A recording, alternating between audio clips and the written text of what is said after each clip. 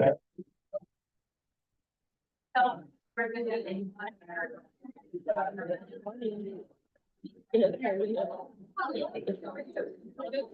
lot of people. It's great. Nice person. It's great.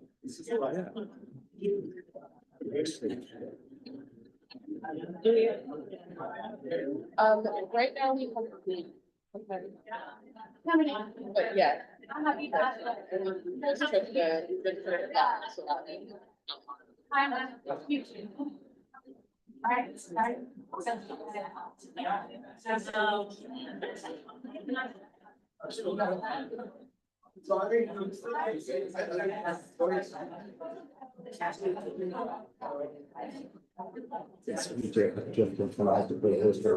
I know, yeah. It's his building. Yeah.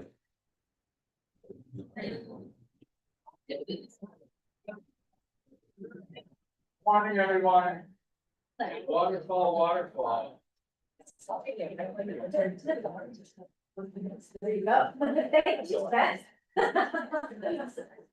I'm going to turn it over to Juliet to kick us off for the board meeting today. Good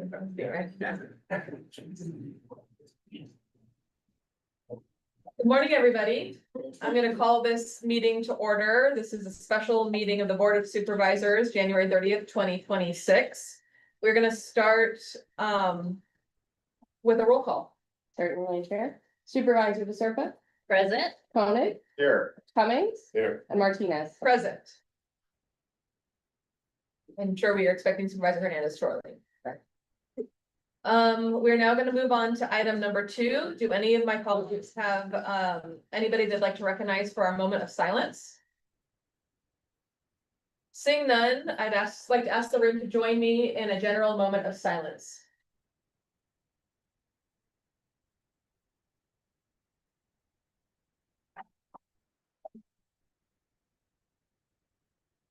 Thank you. There is no flag in this room. We're going to have Okay. to imagine the flag. Okay, I'm not saying a US flag, but we are so It's outside. outside that direction. Thank you, Director Gaffney. So let's please rise and join me in the Pledge of Allegiance. I pledge allegiance to the flag of the United States of America and to the republic which stands one nation under God, indivisible, with liberty and justice for all. The last few minutes. Thank you. I just want to start off by welcoming everybody today and thanking those who brought us together. I know that this took a tremendous amount of planning, and so I just want to extend my gratitude. I also want to thank everybody who came to observe today. It's wonderful to see community partners in the audience. And to my colleagues, this is something that I don't think the Board of Supervisors ever done before.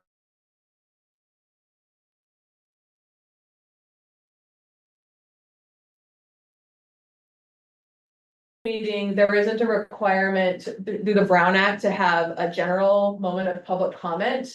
So we're going to be holding our public comment period at the end of today's agenda. Our agenda is scheduled to run through about 3 or 3:30 today. And given that there's going to be content shared throughout the entire day, we felt like it was best if the public had an opportunity to review all of the content that was shared throughout the day, and then save our public comment period for that end.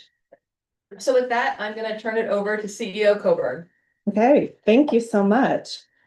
So welcome everyone to our special meeting of the Board of Supervisors. We are going to be conducting a study session today around our strategic planning process as we work towards developing our County Strategic Plan 2032.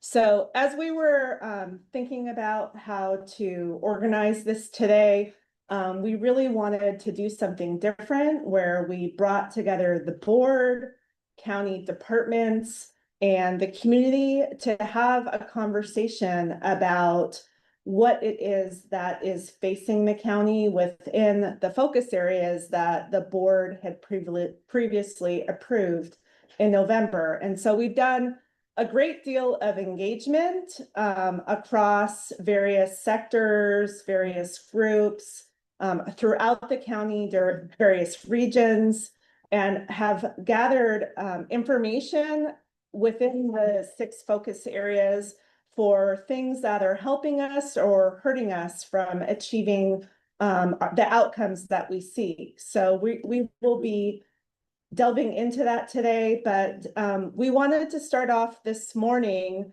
by having a conversation about the board's role and as it relates to this work here, and kind of set the foundation for moving into what we're going to be discussing in various breakout groups. So we are hoping that you're going to find this day very rewarding and moves us forward into presenting ideally the proposed strategic plan this spring.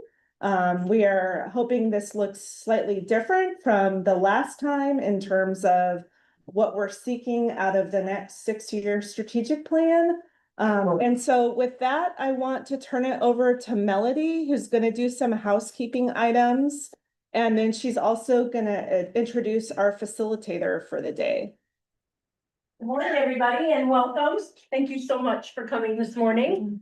So first off, housekeeping items. If you've not been in this facility before, bathrooms around the corner. So just go down the hall and around the corner is where the restrooms are. I want to remind everyone, please silence your cell phones or turn them off if you haven't done that already. We're going to be taking photos throughout the day as people move around during the data walk and do other things. So I want to, if you have a problem and you don't want yourself in a photograph, just let the person taking the photo know you don't want to be in the photograph, and they will, let you out, but we will be taking photographs. For the supervisors, I want you to know in your little snack packs there's also markers, pens, Sharpies, whatever, but there's also Post-it notes. You are color coded. So when you make a comment, want to write something down and attach it to any one of these things, we will be able to identify later who did what. So stick with your color throughout the day. And there's colors also at each of the stations, so you don't have to walk around with them if you don't want to. So just wanted you to be aware of that. That's all I have for housekeeping. I want to introduce our facilitator today, Aviva Argote. And I just want to say I've known Aviva her entire professional career. So I'm a little biased about Aviva. Aviva has helped us do other department head retreats. She's been with us as a faculty member for our LEAF Academy, teaching adaptive leadership. We've had a long relationship with Aviva, and she's here today to help facilitate this session. And I'm so excited that she's here. Aviva lives on the East Coast in Cambridge, Massachusetts. Her background is in front of you on the bio. I want to highlight a couple of things. She has an MBA from the Kennedy School at Harvard University in public policy. She taught and was the executive director for the Hauser Center for Nonprofit Organizations, which worked worldwide to help nonprofit organizations really develop themselves and do their best work out there wherever they were. And currently she's an independent consultant and working on her PhD at the same time. I don't know how she manages to do it. She has two perfect children and an amazing husband, and we're very, very excited to have her here today. Welcome, Aviva. Thank you, Melody. Thank you. Good morning, good morning, good morning. I'm delighted to be here, and as you can probably see and feel, CEO Coburn said, I want to do things differently, and already the room is pretty different from how it often is set up. You'll notice that we're not set up for PowerPoint. We're going to kind of create our slides, so to speak, live. And I want to begin by just walking through our outcome, the agenda, the roles that we're all holding and our roles and responsibilities. So to begin with, our overall outcomes today are first to develop a better understanding of the strategic focus areas. And second, to define areas of alignment and divergence. And what we're calling islands of possibility, right? So that might be possibilities between the convergence and the divergence. Also, we're looking to identify potential principles to guide through decision-making that's yet to come. Engage in a shared direction in the conversation, and then develop documentation, right? So as I said, we're creating the PowerPoint, so to speak. The documentation is going to come through this graphic record and also at each of the stations on the boards. Our agenda, we already began with the standard board agenda, and here we are now in the welcome and the overview plan. We're gonna begin, again, a little differently with, what, how, and why of the board, to start with kind of a bigger picture conversation. Then we're gonna have a break and move into the strategic plan update and what we're calling the data walk. So you'll see these stations set up all around the room and literally in small groups, walking around the room, one supervisor at each station at a time, rotating around. We'll give you all instructions and directions on that. But that data walk will be a way to engage with the strategic plan focus areas in some level of detail. Then we'll have lunch, and then we're going to move into the focus area synthesis, pulling from those small group discussions that were happening at the stations and beginning to synthesize and see what's emerging. Following that, we'll have the next steps to identify the follow-up steps, and then some final reflections from the supervisors, followed by the public comments. So this is the flow of our agenda today. I'm going to talk about roles because we're doing things a little differently. I wanted to make sure that we were explicit about all of our roles, right? Each one of us here. I'm going to begin with the facilitation team.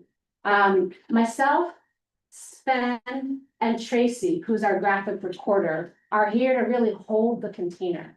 Our aim is to hold a trustworthy container where we can have this conversation. And we're going to do that through typical facilitation of talking and asking questions, managing the movement around the room, and also graphically recording what's unfolding in the conversation. Then we have the supervisors. You are our key participants and engagers in this whole session. This is a board meeting, and unlike some board meetings, maybe we're going to be moving around quite a bit. So just to let you know that, and our intention here is to invite you to stay at the level of strategy less than detail, so that we can move through this planning and the strategic focus areas and start looking for what are the threads of connection and the areas of divergence together. We have county staff leadership who are being invited to contribute as needed when the context calls for it. We have, I believe, the supervisors, analysts also present, and your role is to observe and listen. You're also going to be invited to join your supervisor in the data walk as you move through the room. The CEO analysts, you're here for logistical support and note-taking. And then members of the public, you're invited to listen and observe, and then the public comment will be coming at the end of the session. So then we have some rules, and I think about these as actually our responsibilities. And there are three. The first is actually to engage in keen listening. And this is for all of us. The kind of listening where you're listening maybe for where there's some difference and listening maybe for where there's something converging. So that kind of listening is what we're asking from everybody here. The second is to practice curiosity. So that's an invitation, actually, right? So that when we bump into something, either that we don't understand, to engage, to ask a question, to inquire, to hold a curious stance. And finally, to observe from above. Melody mentioned that I'm coming here from the East Coast, and I had the opportunity this morning to watch the sun rising over, is it called Sunny Point? Sunny Cove. Sunny Cove. And there was a whole flock of birds, right? Just flying through. And I thought, there's the image I'm going to hold today of observing from above. So the invitation today is as if we're looking at this from a little bit above the context, to start looking for patterns, to start identifying what's happening in the whole here. So this we call our ORs, outcome, agenda, roles, and rules, right? So like being in a raft together, right? These oars are meant to guide us as we're going to navigate through today. So am I missing anything? Okay, all right, good, okay, all right. So we're gonna get started, again, maybe a little differently than most board meetings begin. And we have this triangle up here, and I recreated it right here on the floor, because I want to invite a preliminary exercise, as CEO Coburn said, about the role of the board, right? So we're starting from this sort of above context. And the invitation is really to take this triangle almost like a lens, so that we're going to look together through this lens and take that lens as we go around through the day, looking at these strategic focus areas. And I'm going to offer a little example about one way to use this lens from an example in my own life. And then after that, I'm going to invite each of you to answer one question about each side of the triangle, the what, the how, and the why of the board. And I'm going to ask you a question from each one, and we're going to invite your staff analysts to come and collaborate with you if you'd like. So here's this triangle. And the example that I'd like to share is when years ago, when I became a legislative deputy working for the first district supervisor in the county of Los Angeles, Gloria Molina. And I was excited to take this job. I had been a field deputy for her for a couple of years. And the what, right? So here's our triangle, the what. I thought, okay, the what of my job is to be a source of information. I was supposed to be her eyes and ears. And what she actually directed us to do was, we were supposed to be able to tell her what was going to be on the front page of the LA Times before it came out. So I thought, okay, I'll do that. And then the how, I figured, well, I'm a legislative deputy in education and the arts. So my how was to become an expert in my field. I was really supposed to learn about the whole education. We had, we were looking at the LA County Office of Education and looking at the incorporated, unincorporated areas. And the why, I figured, well, as her legislative deputy, why I'm doing this is to support her in making good policies. That was how I started. And then I began. And I discovered, which you know very well, that policies are never made in a vacuum. In fact, they're really complex.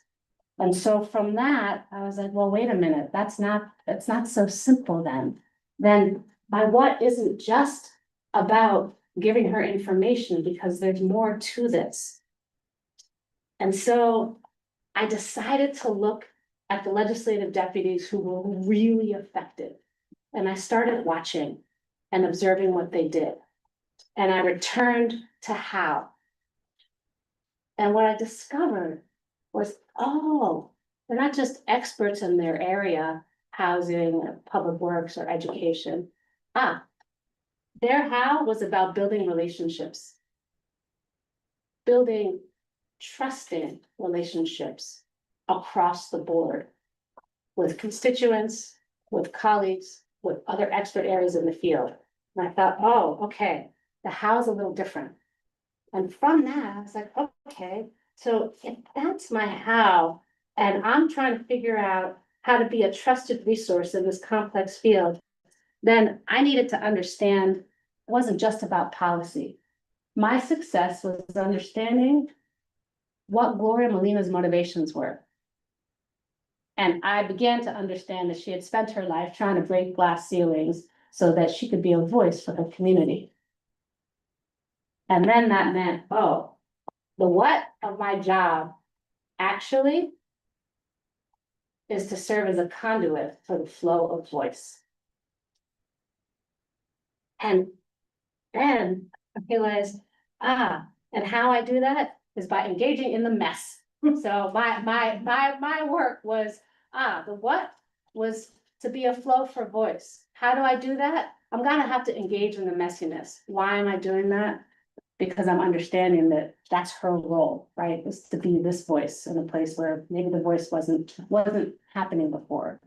So this very simple little triangle actually was really instructive for me, and it helped me get a lot clearer on what I was doing, how I wanted to do it, and why. And it's almost like then I could take it and move around it and look a little. So that's where we're gonna start here with this triangle. And I'm gonna invite you, I'm gonna ask you a what, a how, and a why question. And invite you on your color sticky notes. Again, Melody said you're color coded today. That's just for our tracking purposes. But think about a response. And the first question is, what's the primary function of the Board of Supervisors? And you may want to think about these questions kind of like me, and you might walk around and then return. But what's the primary function of the Board of Supervisors? And I'm going to encourage you to kind of take a countywide scope on that. The second is, how does the Board of Supervisors create the greatest value for the counties? How does the board create the greatest values for the county? And then this last part is, what's the potential that you have today in what I'm going to call the unique circumstances? Here we are, January 2026. This is a different time than any board has ever governed. There's a lot going on. So what's the potential that you have? So Tracy's writing this up here. What's the primary function? What's the greatest value? And then what's your potential? What's happening with it? So I'm gonna ask, do you have any questions? And I'm moving around because I see these as connected, right? As connected questions. Any clarify? And I know this is different. This is not, I was gonna give you about 3 minutes if that feels good. We could do 5. This could take all day. I know that, right? Just meant to be beginning. Let's do 5. Okay. And let's see how we're doing, because I'm aiming to stay relatively on time. And thank you for beginning in this way, in a way that I know is probably a little distinct.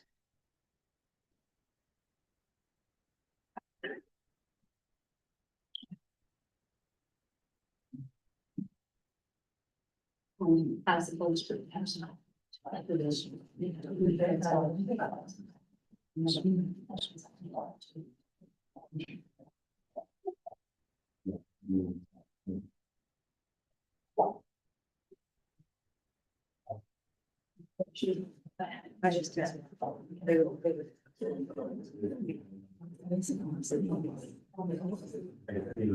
I saw the numbers.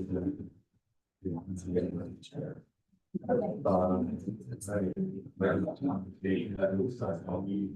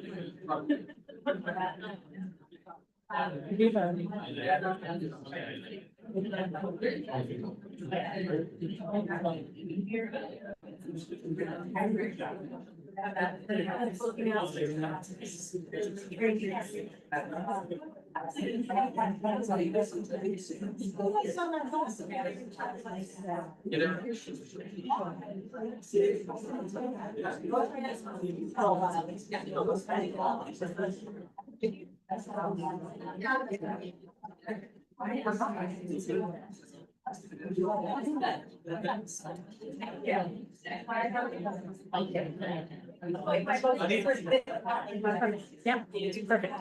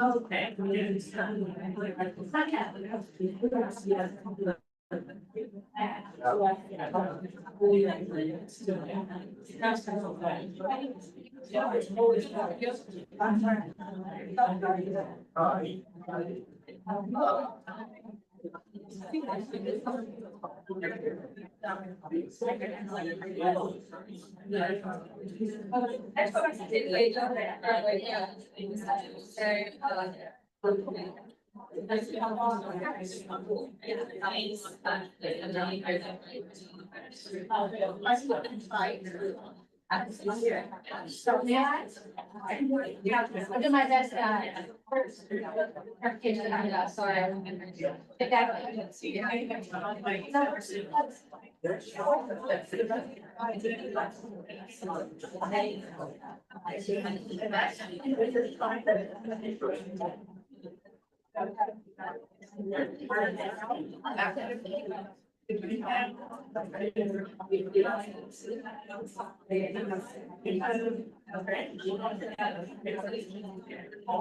Yes.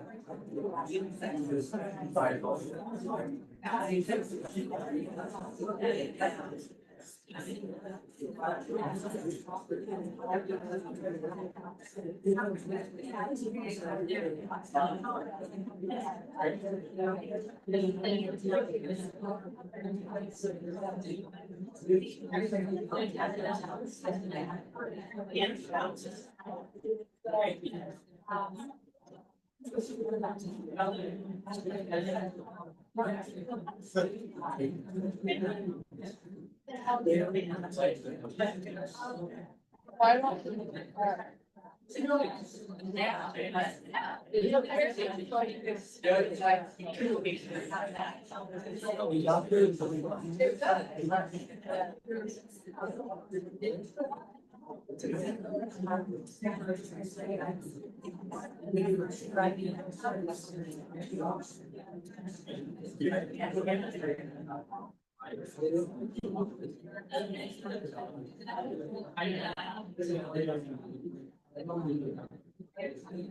You have. Power. You can do that. Yeah. You're out of the same place. So, yeah.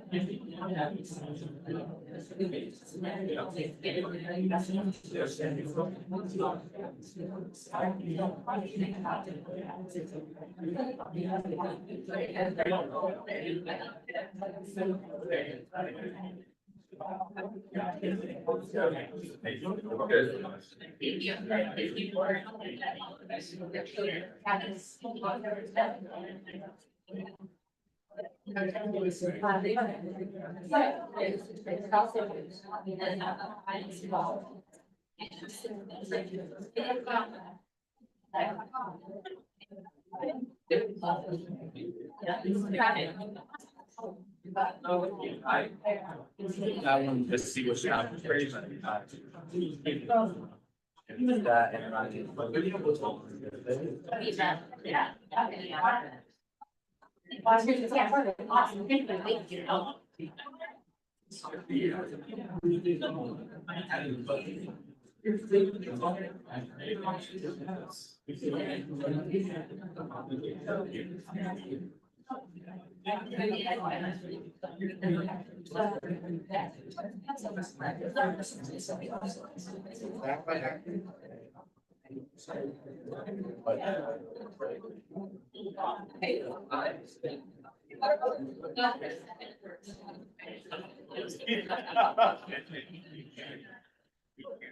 So you wanna be,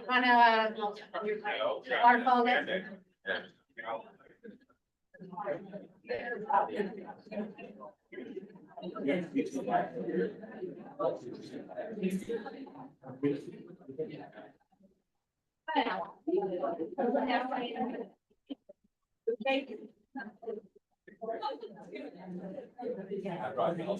Yeah, well, I have a gavel. I like to use it. Huh? Gavel. Yeah, I like to have a gavel. I got a lesson. What? That training?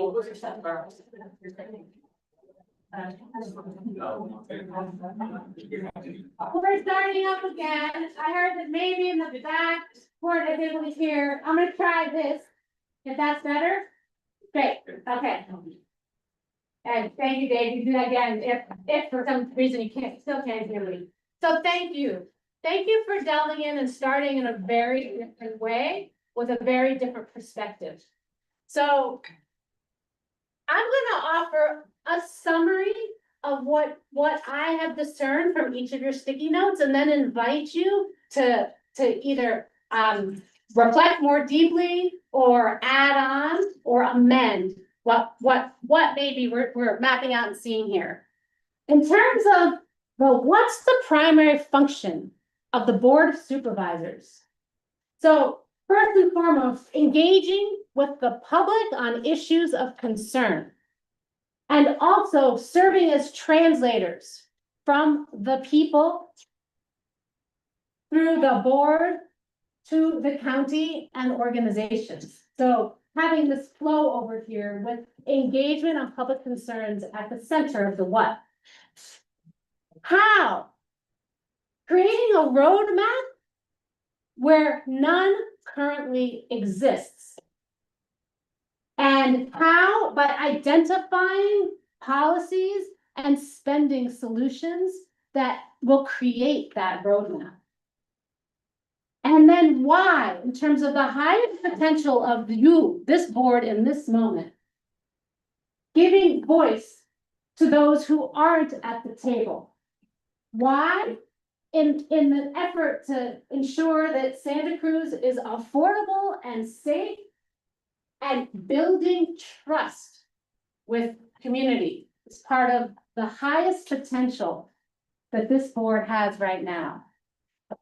So I recognize those were sticky notes, which don't even really invite full sentences. And then I took your sticky notes and did a little summary. So I'd like to invite any further comment or amendment or anything added that I couldn't quite get from your sticky notes. Yeah.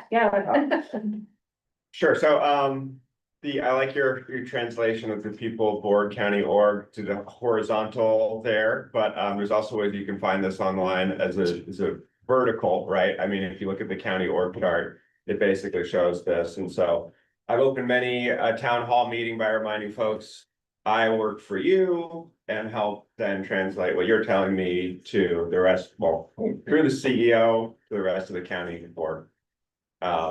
So I've always found that helpful. Yeah, how I think, one thing I'll add is it's really hard to interpret what people actually want, and we get so, to your point, we have to listen to as many people as possible to do our jobs well. I think my personal belief is every person has some piece of the truth, and you have to collect as many of those pieces as possible, put it together, try to understand the whole truth.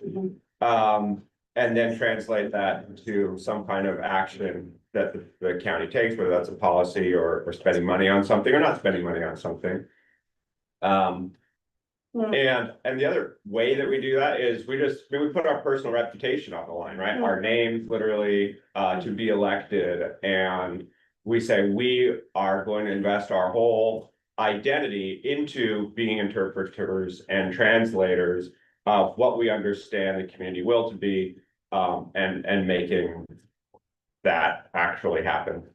And then the Santa Cruz, I think the highest potential we hear everywhere through the national dialogue about how affordability is, we're facing an affordability crisis today. I think nowhere is that more true than in Santa Cruz County, highest housing costs in the country, and what, every other cost of living is super high as well. And you have this challenge of our two largest employment sectors are tourism and agriculture, and those don't tend to have super high paying jobs, and yet our population has to compete with people working in tech, many who do live in this county but don't necessarily work in this county. And our housing stock also going as second homes for people who work in tech. And so I think affordability is kind of a key part of that, but then the outcome is if we can actually make our community more affordable, I think is a sense of safety for people. Because affordability in terms of not being sure if they can afford housing, not being able to sure if they can afford food, or if their car is going to work tomorrow, they're going to be able to get to wherever they need to go, is a sense of a lack of safety. And so the outcome of more affordability is a greater sense of safety and well-being and happiness. Thank you so much, Supervisor Cronin, for that. So maybe we'll, revise this to be in the vertical Yeah, potentially. horizontal's great. And add, okay, great, thank you so much, thank you. Any other comments or additions? Yes. Sure, why not? I think that, you know, part of my district choosing to elect me at this time was a shift. You know, I'm the first woman elected in District 5 ever. And I think that when it goes to the why, I have an opportunity to bring a different voice to policy setting and direction that represents my own lived experience, which is different than people who've had a voice in this in the past. And my professional expertise has also been very like kind of grassroots, community-based work my whole career. And so the why, that give voice is part of it, but then using that to set vision and plan, like the strategic plan and direction and policy. I think that's this role of the board. And then, Supervisor Koenig put it really well. The what we do is very complicated. There's so many levers, but it's like using our leadership on each of those levers to move something forward. So whether that's with the county as an organization, like with the staff and supporting staff to accomplish things, if it's with our state legislative leaders and providing leadership and support for them to advance something, it's with our community partners, or it's with our residents who are really hung up on something that's really impacting like just day-to-day life with our residents, providing that leadership to move things forward. Thank you for describing that, and also your hand motions were really helpful because I was watching how you're saying that they one leads to the next. I could see sort of arrows in some way there. Is there anything, I know we might add here this piece about sort of, well, Supervisor Koenig can talk about sort of personal reputation, and you're also talking about basically it's your collective leadership in that right there. Great, thank you. Any other comment?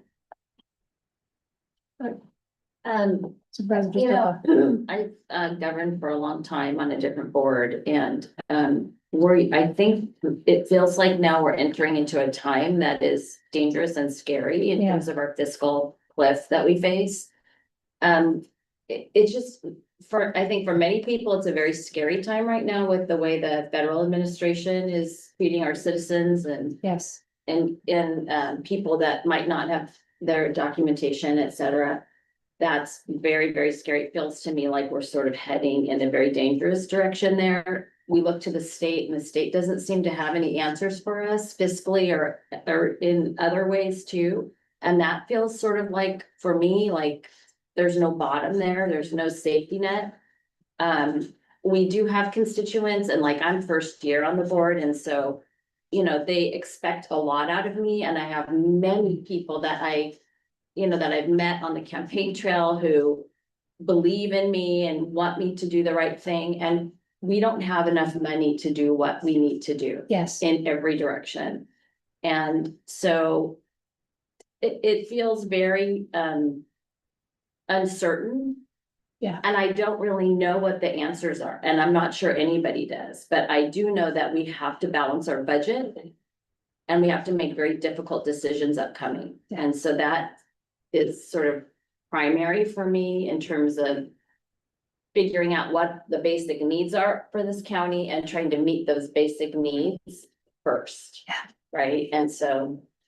Thank you so much for so eloquently describing the context that this sits in.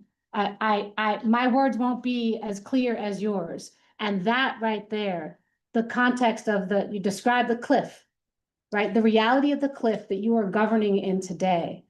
This is a different time, January 2026, than any of previous boards of supervisors have faced. And so how in some ways, you're describing, well, our why is to make sure that the basic needs are met, even in the face of what today is presenting. Thank you. Thank you for naming that. Any other, yes, please. Yes. I'll be trying to be brief, but I think as part of the what is our responsibility, and it's really to manage the public's fiscal resources. Right? I mean, our budget, the funds we have are the public's funds. Yes. And so as part of that, when the public has issues, our goal is to try to figure out, is there a solution that the staff can do on their own?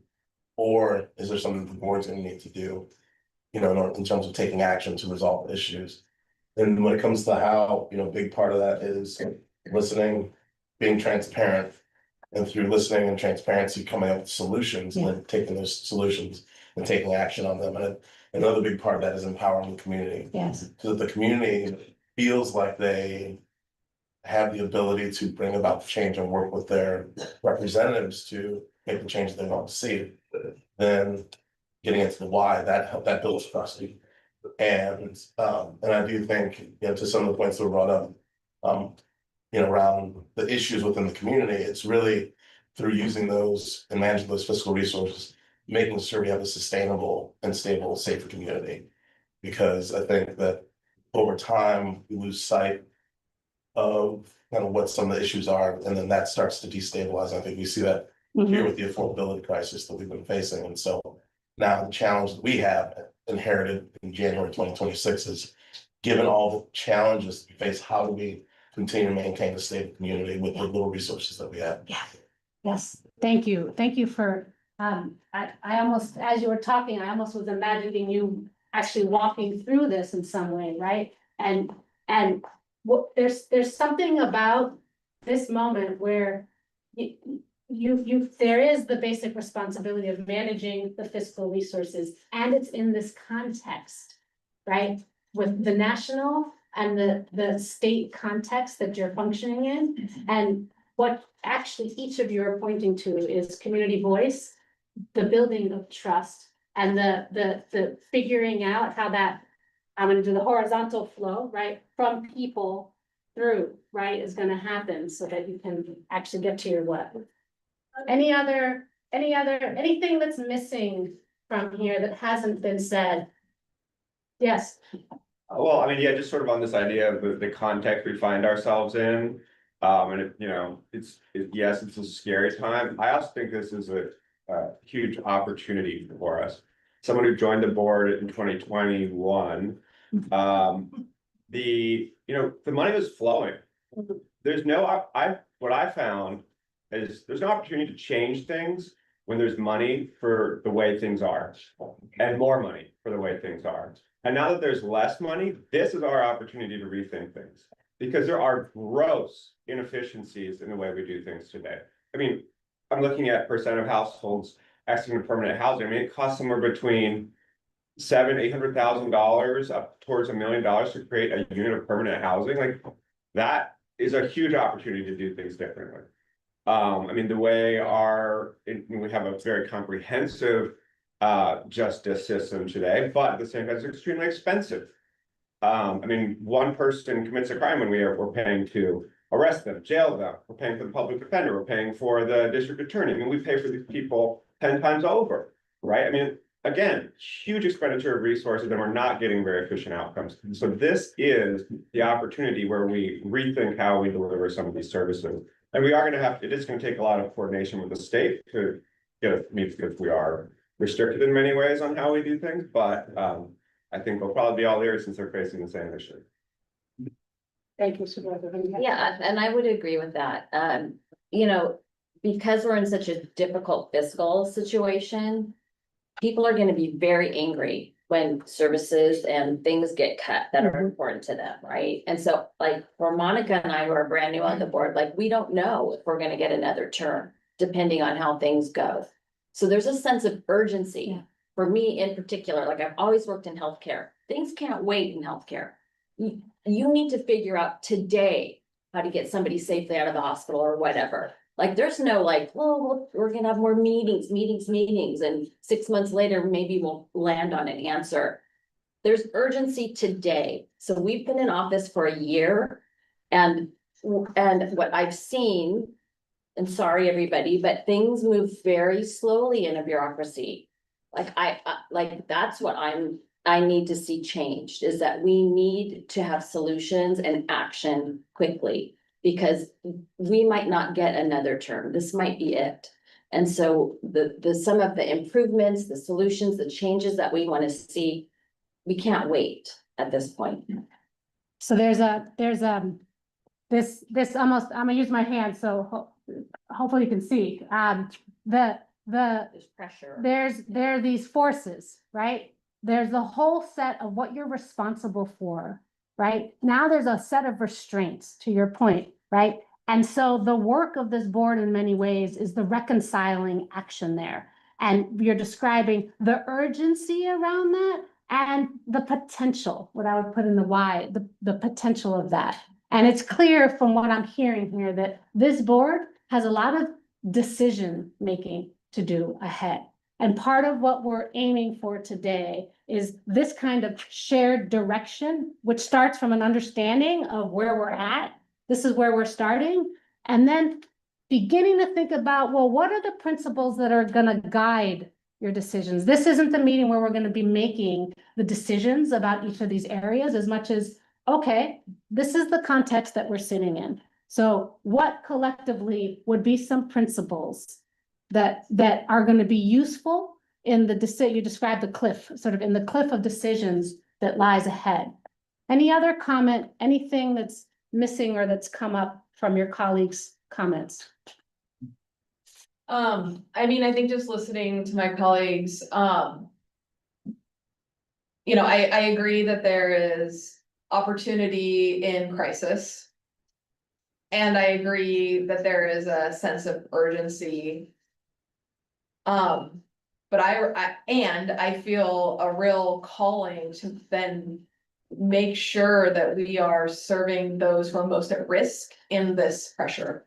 So like the folks who are on the brink, the folks who are struggling to keep food on the table, the folks who are, you know, struggling with whether it's affordability or chances of lost healthcare access, loss of just basic needs. That's really the pressure. Like that is happening to us at the federal level, and it's coming into this community. We were already very fragile. And so if I had to like elevate, it's like that our mandate really is ensuring that those who are most vulnerable, most at risk as a result of all of these other external pressures that the county's doing everything we can to support them.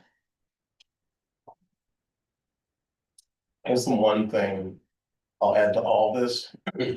It's about prioritization. So, you know, I'm just thinking back when I was mayor during the pandemic and everything started shutting down. And for me, the thought was, well, what are we gonna need the most? And knowing that people weren't gonna be able to go to work, you know, food access was like one of the top priorities. Then, you know, people might, since they can't work, they're likely gonna lose their housing. So what kind of protections can we put in place to keep people in their homes? You know, what can we do to help support the businesses that no longer?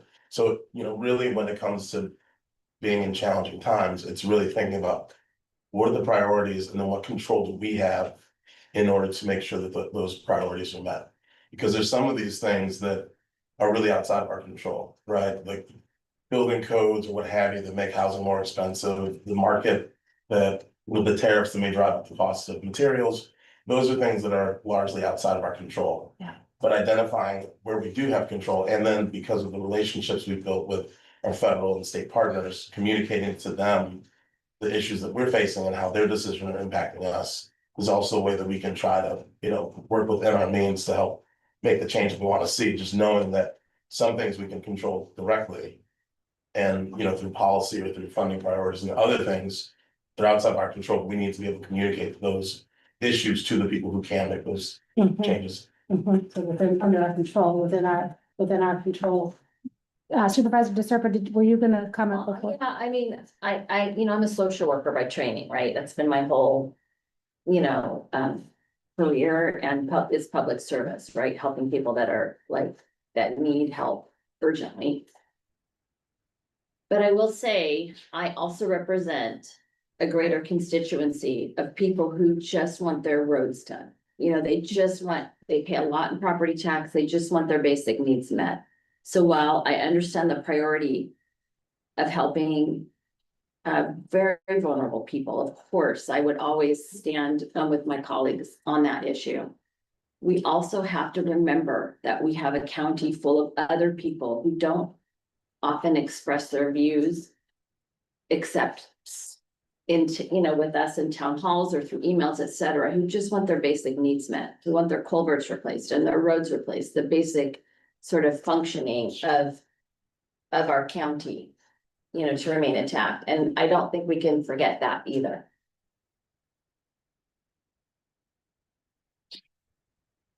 Any final either reflection, something that hasn't yet been named?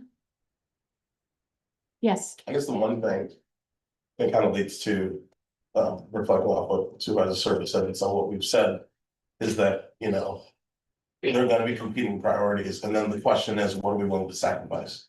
So I think that's the piece that maybe hasn't been called out, because we have a finite amount of resources and something's going to be cut and something's going to have to be sacrificed. So I think that's why for us, it's really thinking about to the people we represent and the issues that we have in our districts, like what are we going to be willing to sacrifice in order to meet the needs and priorities that people we represent.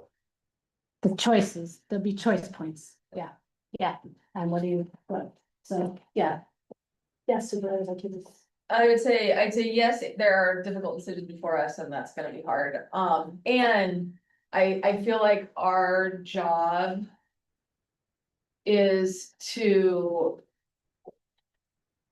find ways to not come with like either or thinking, like zero sum, finding that path where we find alignment and we take, what's working over here and innovate to make this objective happen.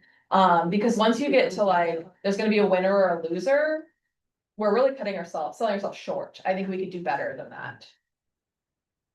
Right, what if instead of sacrificing the services we're providing to the community, we're sacrificing, some of our way of doing things, or changing the way that we do things in order to be, the word efficiency, is a fairly loaded term these days, thanks to some of the things that happen at the federal level, but, search the thesaurus for alternative word of your choice, rethinking the way we actually deliver things so that more of our effort leads to direct benefit for the community.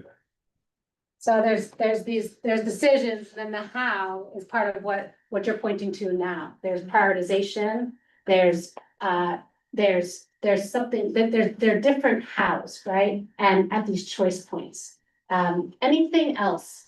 Well, just one other thing is that I think that's one of our greatest strengths as a community is we're kind of this Goldilocks size of not too big, not too small, right? I mean, look across the 58 counties in California, you've got LA, 10 million people. I mean, it's as you I'm sure understand, very hard to deal or govern efficiently in something a community that size. And you have close to 30 counties that are less than 100,000 people, don't have near the resources we do.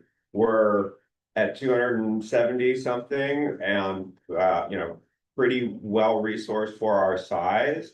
And we have this incredibly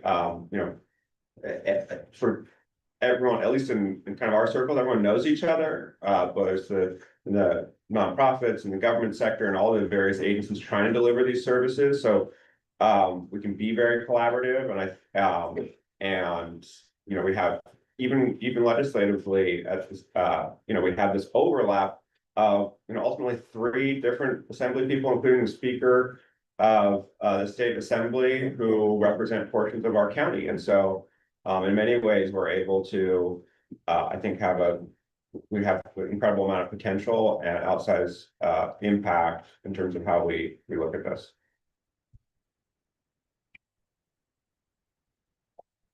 Thank you. Thank you again for putting this kind of thinking at the beginning of this meeting. right? This is gonna remain here. We're gonna move into a 10-minute break. If other things occur, again, you have your sticky notes. If anything else occurs, we're creating this together here. You can feel free to make a note and put it up here on the board. We're gonna come back in 10 minutes to transition from this towards walking around the room.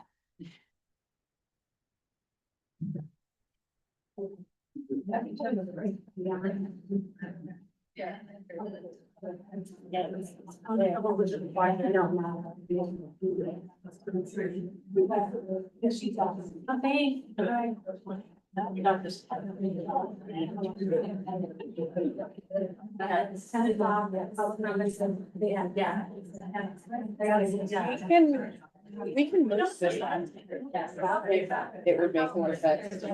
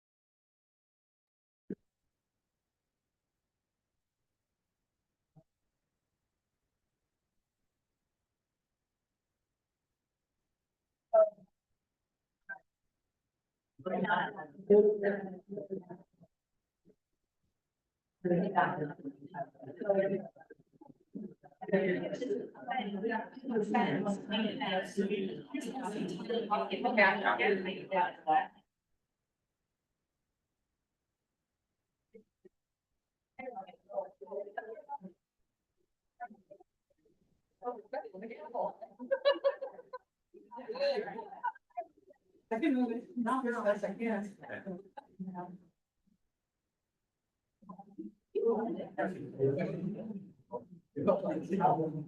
All right, thank you everyone for coming back together. For the next part of our morning, we're gonna engage in a data walk. And I'm gonna explain a little bit about what that is, just briefly give a little bit of update on our strategic plan. And so, as we've heard this morning, you know, when we think of the county as an institution, a lot of us think of the sort of cement building at 701. It's a static thing, but institutions are not static. They're moving all the time. They're built of people, and they don't ever stay in one state. Right now, in our current context of 2026, a lot of those institutions that we rely on are being upended, and we're asking a lot of different questions about what's, you know, what is the bedrock that we're standing on. The strategic plan is really about making these choices and prioritization that the board was talking about in the first part. What are the things that we're gonna nurture? What are the things in our systems that we're gonna hospice? And what are the things, where are the opportunities to build bridges to a different kind of future, to a different kind of system and institution that we want to exist in? All around the room is our data that we've collected. It's where we are today, right? Walking up these charts in some sense walk us up to the edge of the cliff we were talking about this morning, right? And give us a chance to look over where we've come. I do want to give a quick shout out to Sarah Emmert and Haley Kolbach, who are here and have really put all of this together. It's been an incredible amount of work. We've done over 90 focus groups since we presented to the board in November to think about what's helping us achieve our results and what's hindering us from achieving our results.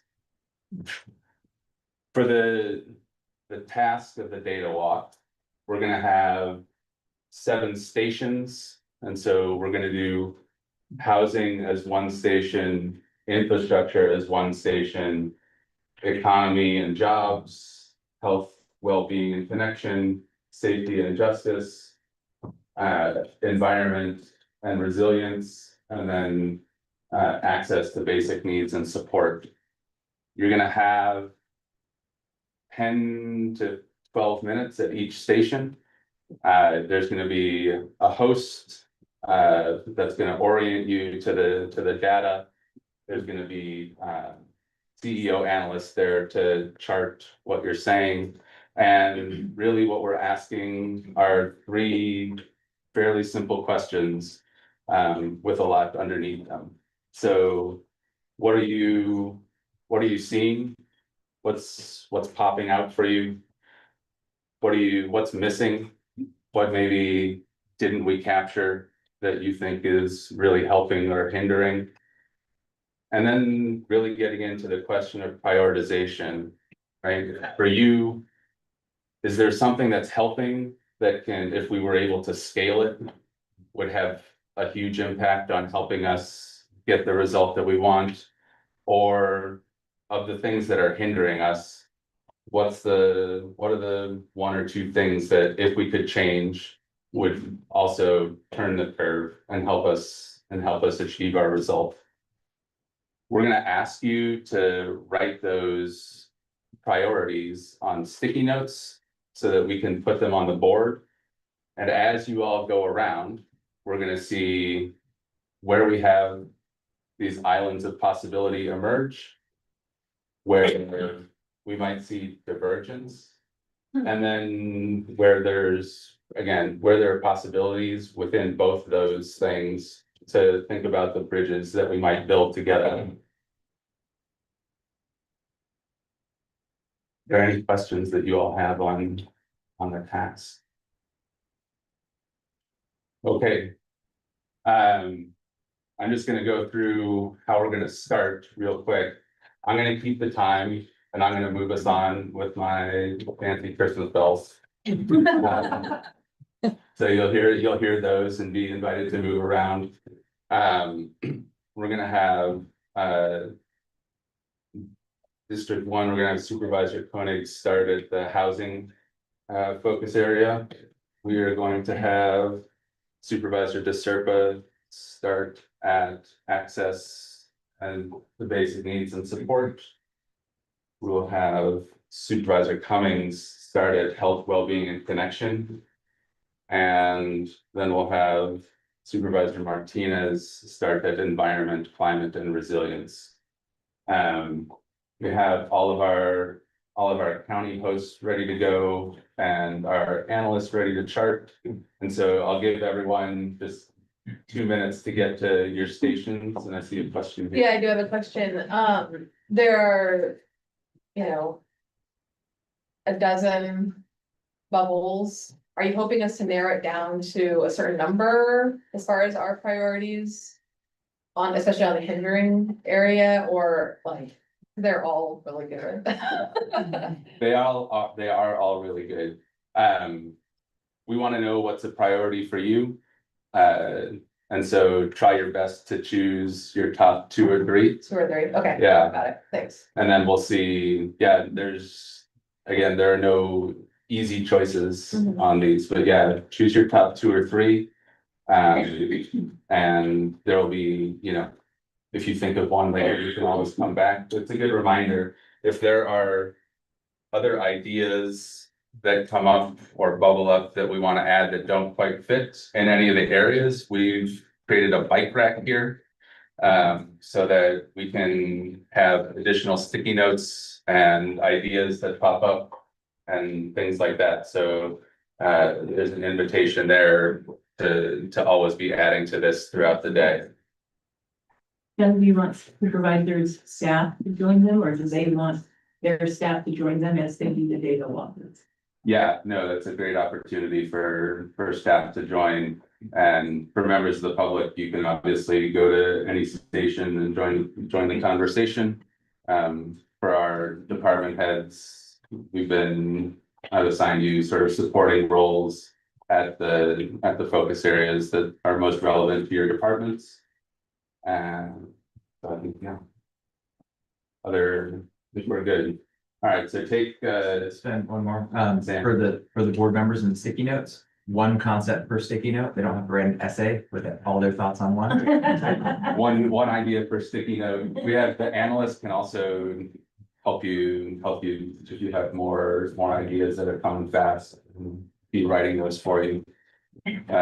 So yeah, but make sure you have sticky notes and a marker. All right, so we'll do 2 minutes to get ourselves oriented and sorted, and then we'll start. And 10 minutes per station. I'll keep the time.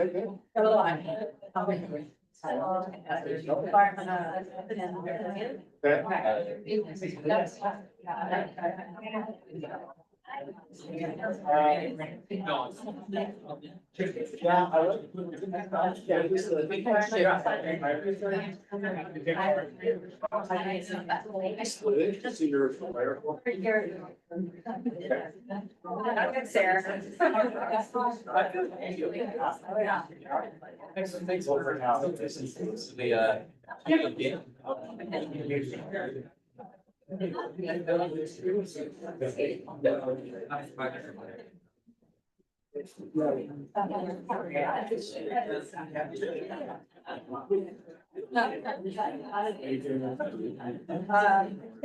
now, a nice long break. Yes. have you seen this yet? I think I did. Yeah. All the red boxes, green boxes, I think, you know, the graph is really just it's a different. But, you know, in terms of prioritizing these things, the right way stands out as illustrated, you know, we have like it's more than just the chart to get you excited about it. It's very exciting part. It's crazy. I thought that you were fine. So you're in 1985. Yeah, boom. And hence, the grade, right, and the. I was meant to find that. And we were, so. I really went out of that. I mean, it's nice. Well,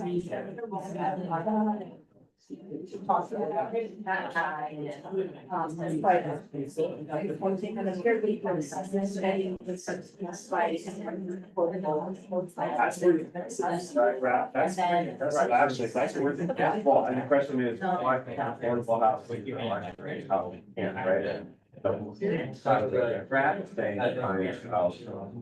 green line is to market rate high.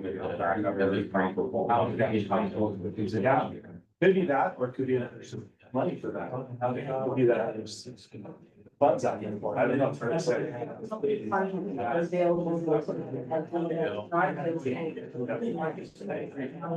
Is that like the Minto and some of the we see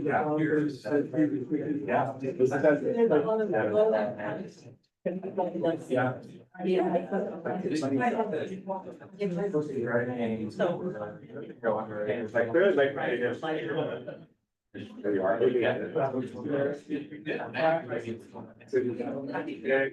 I wonder if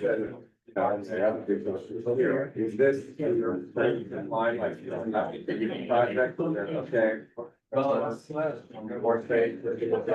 space. Right. Yeah. Yeah. So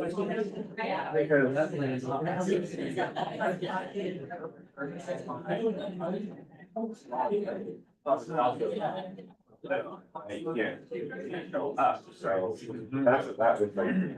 That's, you know, glad it's going up all day. So, you know, there's a lot to do about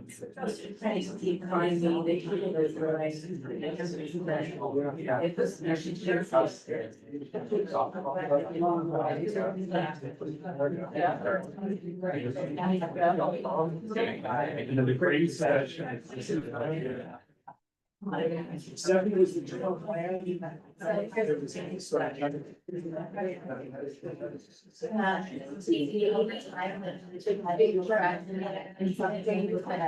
very fine item. Fine, or we can have to look at that. And again, it's better. Before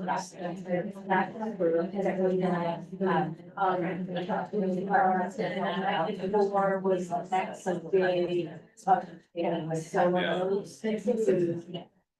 also access, everybody online, or my phone.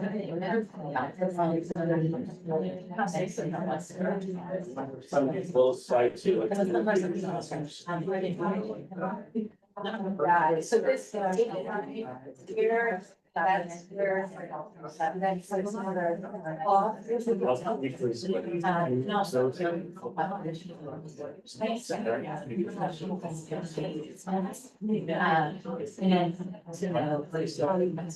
the other factor.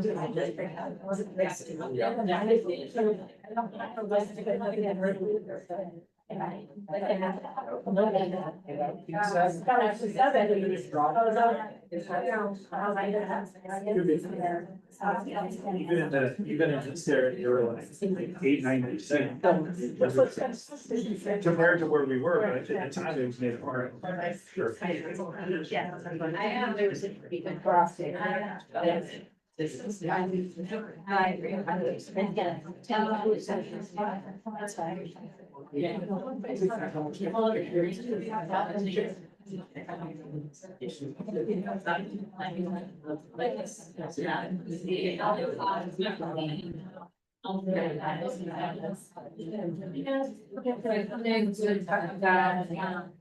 What we can't change what we have.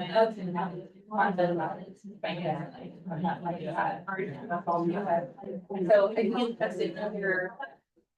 What area is most of them use me?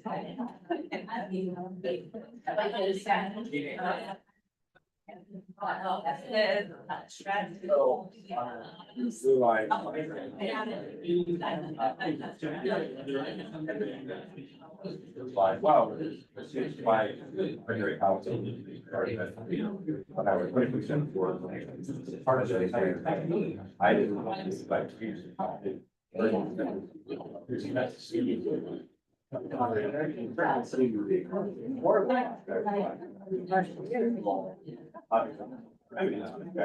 Market rate. Yeah.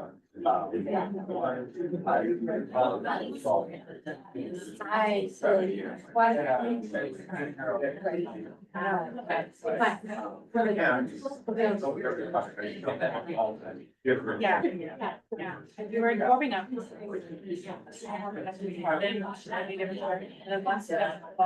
So.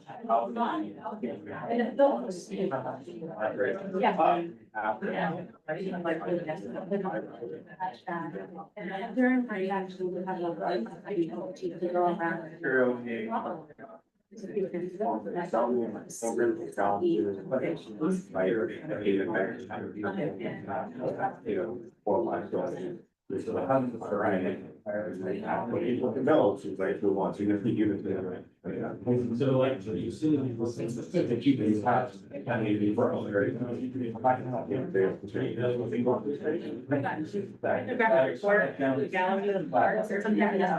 Photos to get in contact with like. Yeah, I think natural.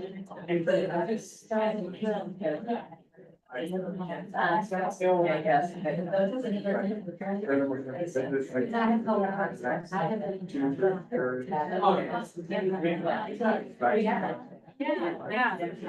Let me get in there once you get back on stage. And I was, I had your back earlier. Yeah. I think it's not split. Yeah, it doesn't look like it, does Wait, so.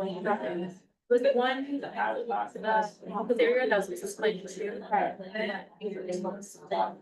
And then well, maybe they have it. Oh, right. Oh, They have one. That's kind of.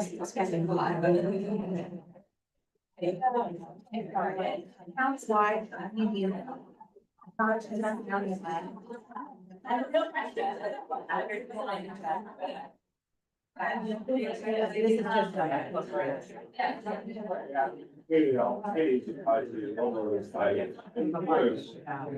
This is just. Downtown. Straight height, right?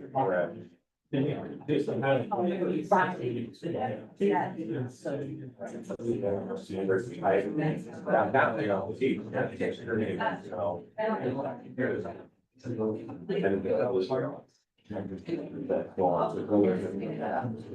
Right, so I know I. And so, then, like, Oh,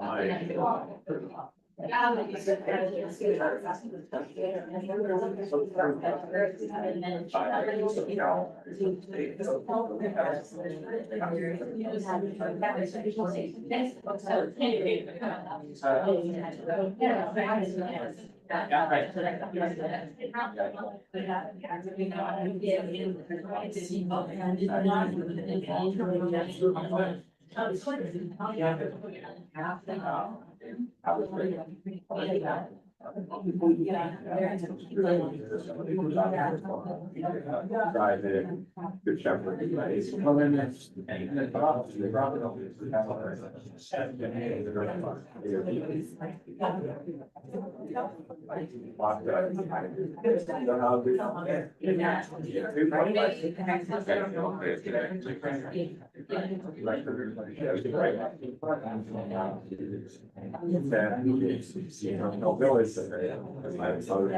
He's not doing. Every 5 minutes.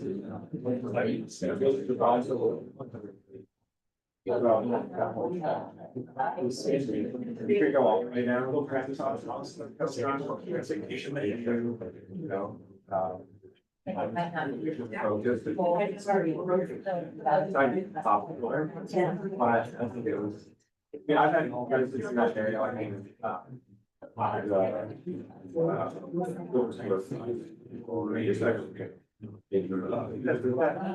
what's the plan, like, what do you want to see there happen to this, right? Because this area has been planning. And actually, he plays something. Sort of, yes, but I think we can do more. You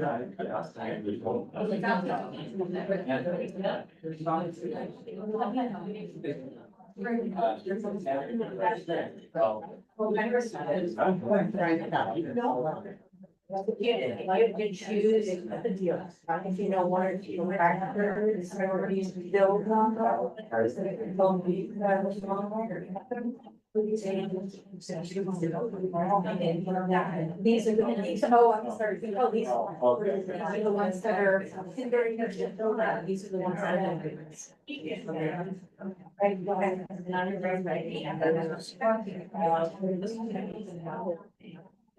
That's what I want.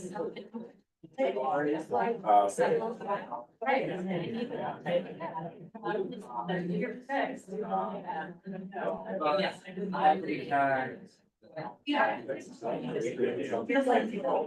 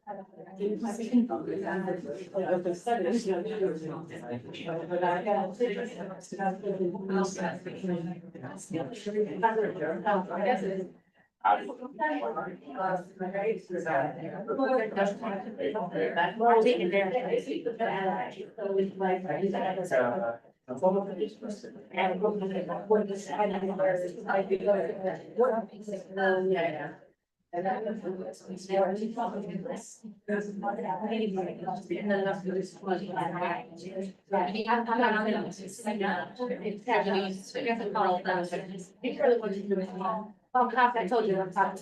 I'll let her know. Somewhere. Oh.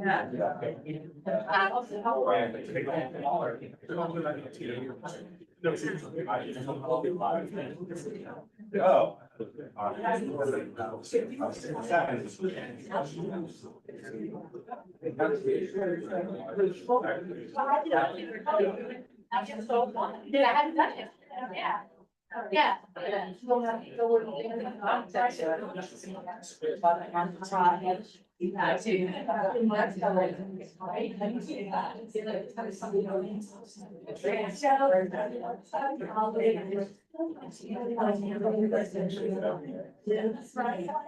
It's not.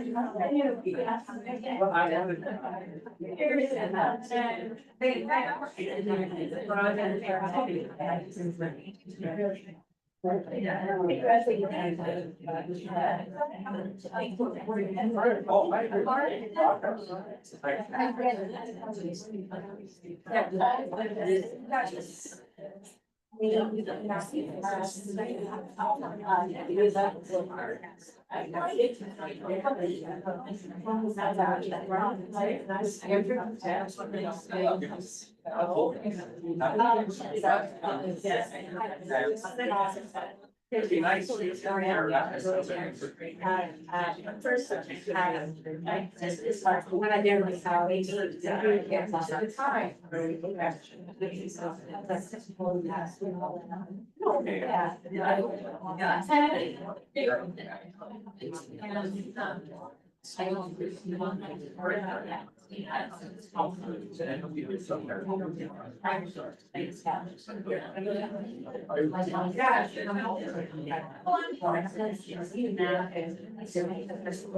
We've been talking about some intention and other things like.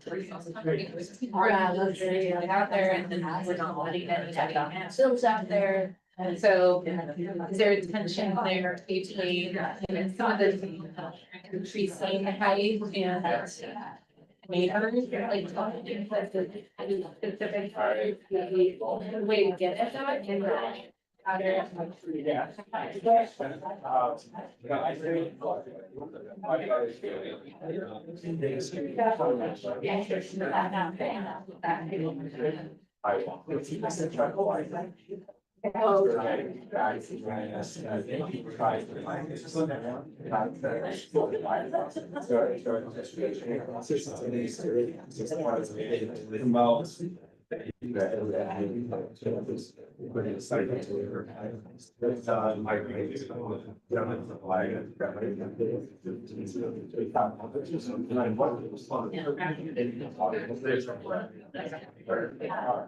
I know.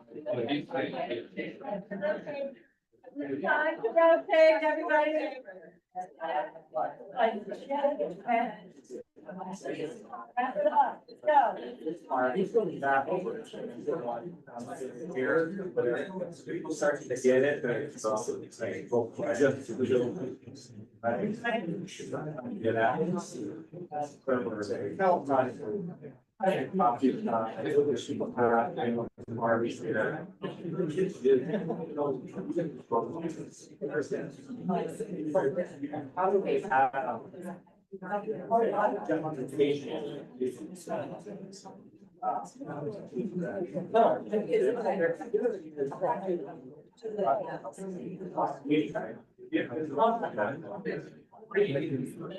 Maybe rather you really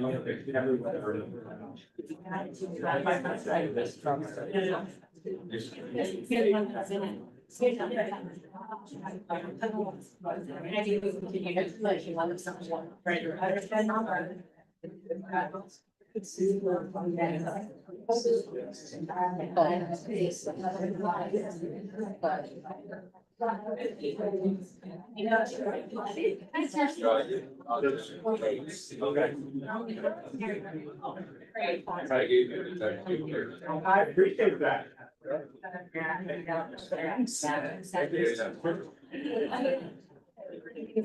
Oh, my.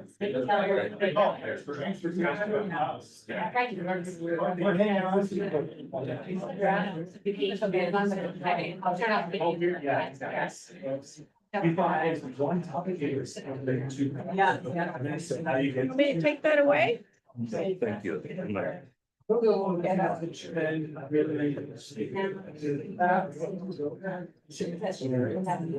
States obviously are having series.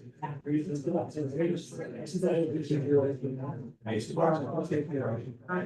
Also, why we're bringing it up. So what's the impact you do? Never. That you would say, what's your? Okay. Send them to me. So, and I'll.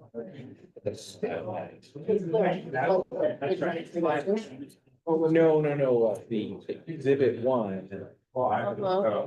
Ordinance. You just want items. But yeah, I think. Couldn't do it, because if it was something me, then I was like, well, yeah, I'll just let you know that it's the. Ordinance. I can't. You can get in there. Just let us. Right, I might run into the problem that the system stopping me from.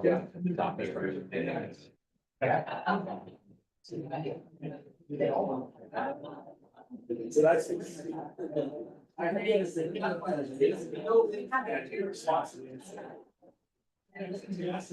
I mean, for this time.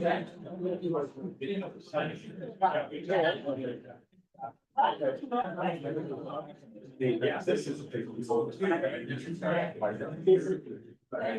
Like this is. Yeah.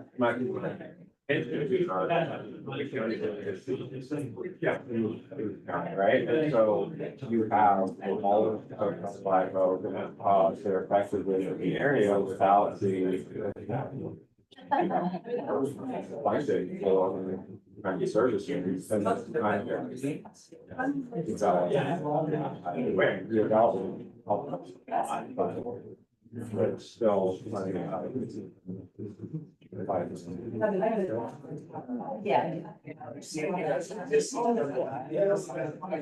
Talk about that big side. And just. That's kind of this in there. Maybe give it a second to look at. Some of these things are a little bit funky written, but. Discuss the costs. Climate change. Yeah. Well, or any other. You can think of anything that's missing.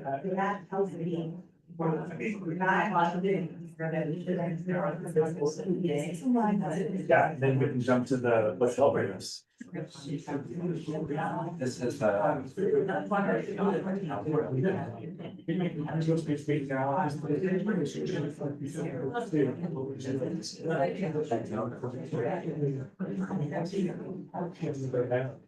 Yeah, I mean, this is. Is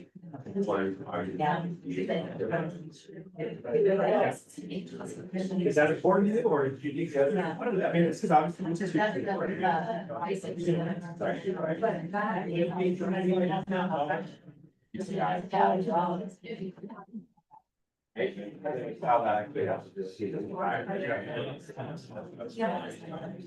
I mean, I wouldn't say it was clearly kind of like being part of that way. But where you really see that, no, we have this problem, you know, they did put us,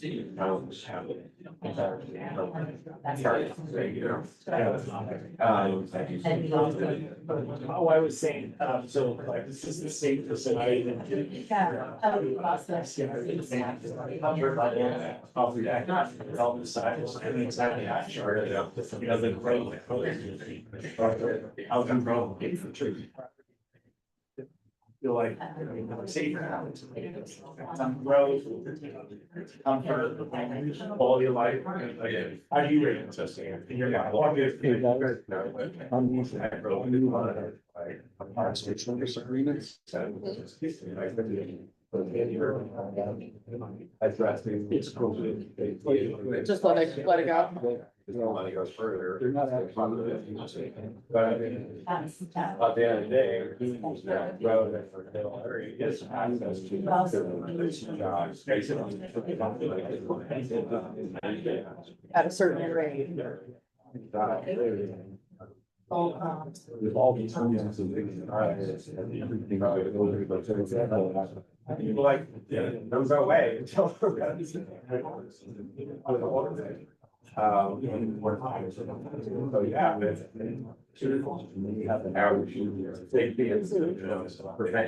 Limiting our. It's to one level one, yeah.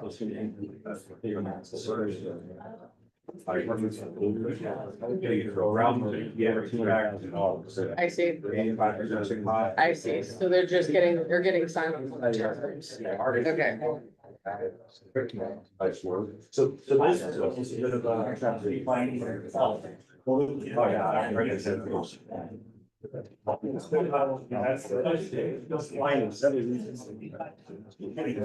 Thank How do we? We're like, okay, so I have the. Let's go negotiate. Okay.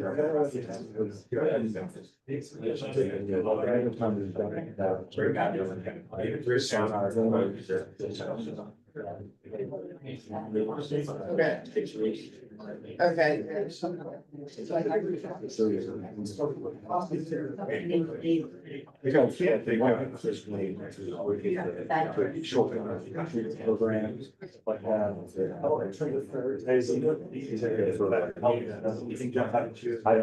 From an operating. That's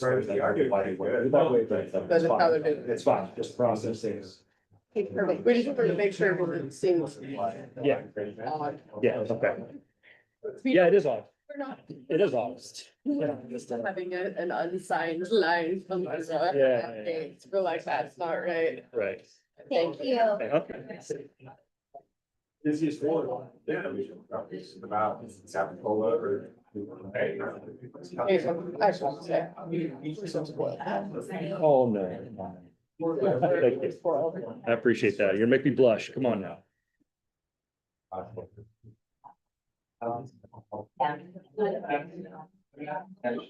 Yeah.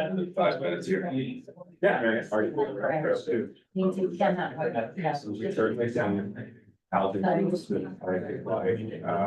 Minneapolis.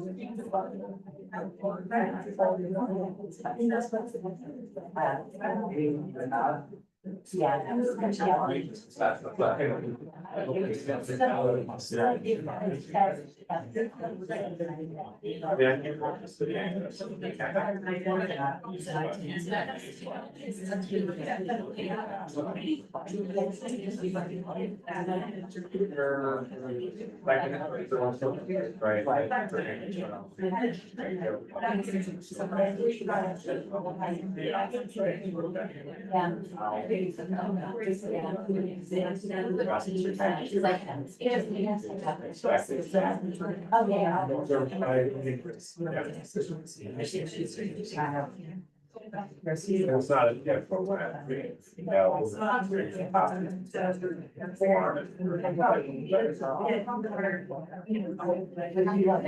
Yeah, if they're, really public, like travel road. Greater participation.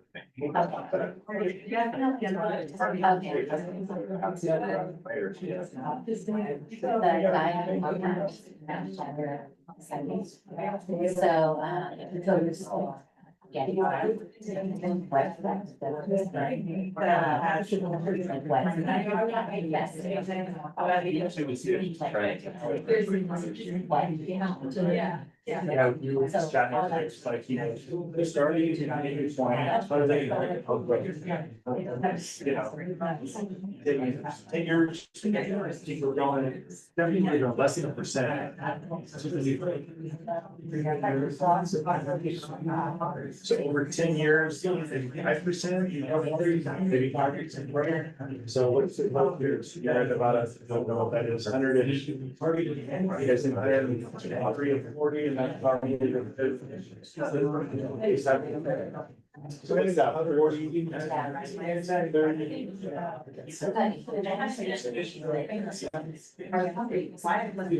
Three percent. 30%.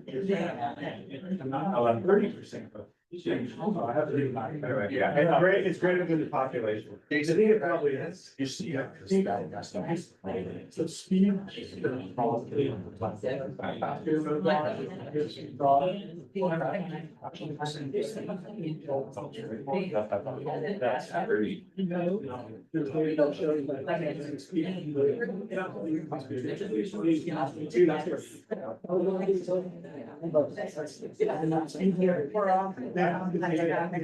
Let's try it. This one.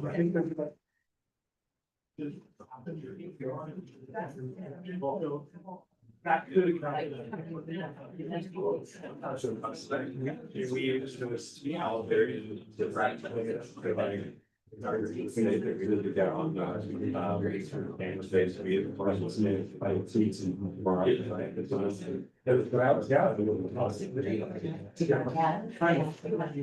That's a 27% increase. It's not 30%. Compared to the growth of all these. That's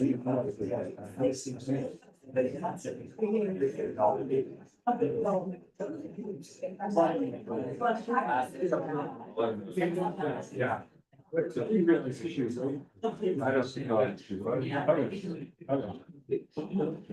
You know, he was tied to population growth, and it's one element. Yeah, it is kind of spiky. It's hard to say what's going on there. You know, clearly this is COVID, right? Yeah. It's like, way down. Then you gotta ask some city drivers.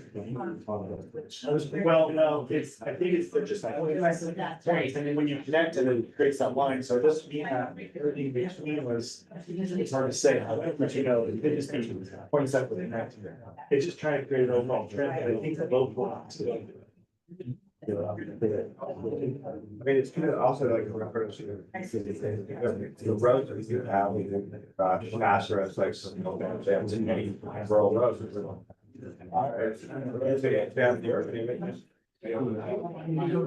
They're all.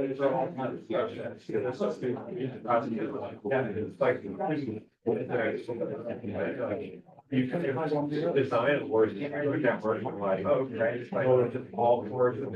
Oh, yeah. There's no. Conversation, bring rotation, and then to a way right here, that process.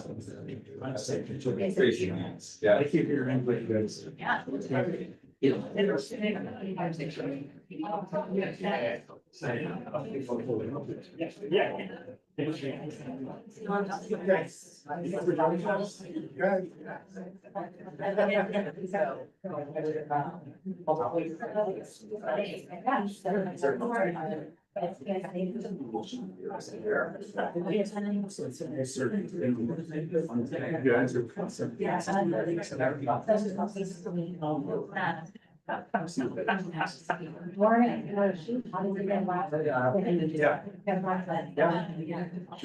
Yes.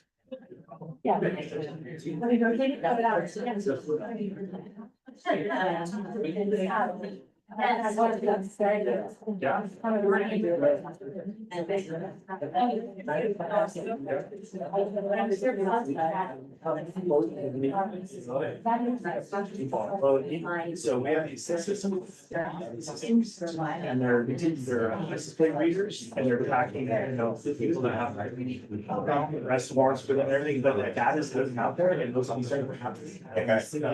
Right. We don't have this count, and we're insisting.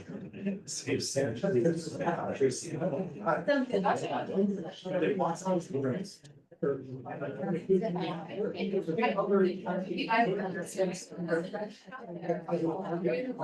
I think we're like, still, right? So we're gonna have. That's gonna be a conversation. We can start either one. Either one, but they can go to the next one. Yeah. So we're going to start, we'll start at transportation and housing. Sure. You're 20, all right? Yeah. So we can start here if you want.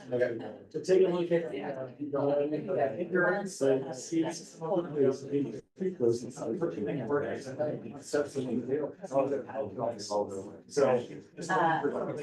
Yeah, you got jump sides, you know, yeah. You want to start on your side or right? What resonates? You know. And then. I didn't know any.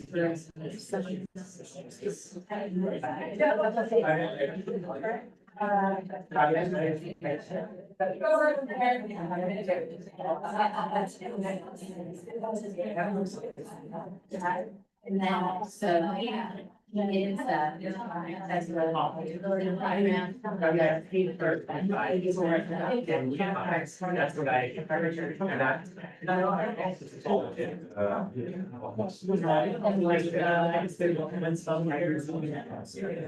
There's. I don't know, just so you know, this is. This is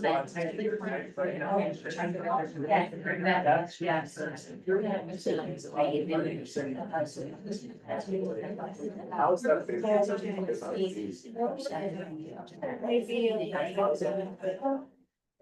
Well, so, I mean.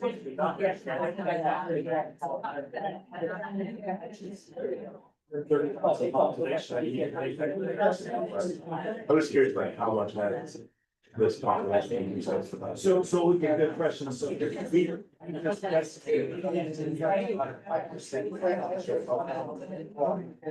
a lot of them. 5% or 5%. So it's Hoping that we that. Right, but it's also. Is that.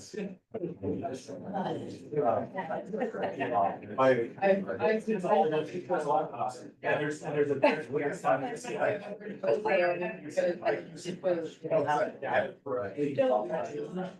think in the last couple of years, it's like, we've seen a lot of.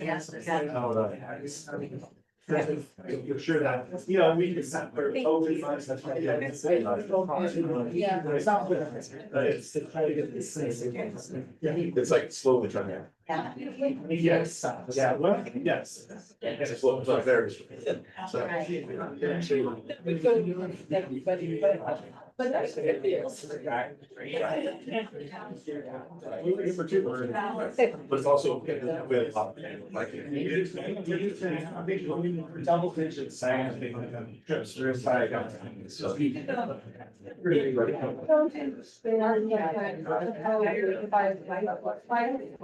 Yes.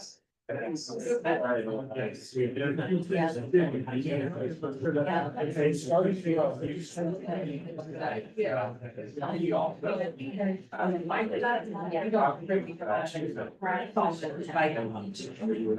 Just building. Right.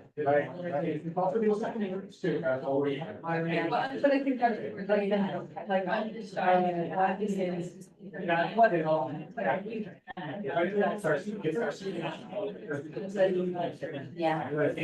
That was just in our infrastructure. Is it? I know, but I'm just like. Yeah.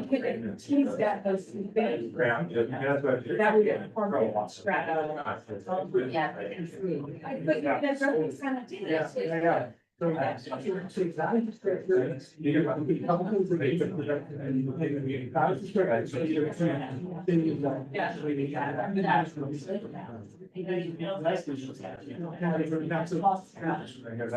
being said, what's resonating. Yes, that's it.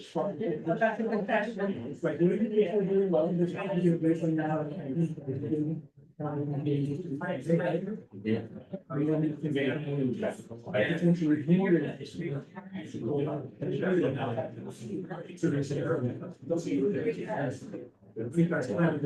The whole thing. Yeah. Yeah, it's very fun.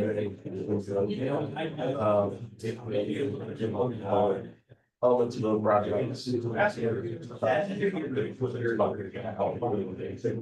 On baby stuff. The fact that maybe some that aren't necessarily, I mean, it's a challenge. I mean, having the using it really is challenging to prioritize those for some of the artists folks. So how do we create the foundation? Resurface those roles, but then also at the same time, it's like, you know, also we the more you put housing in those areas.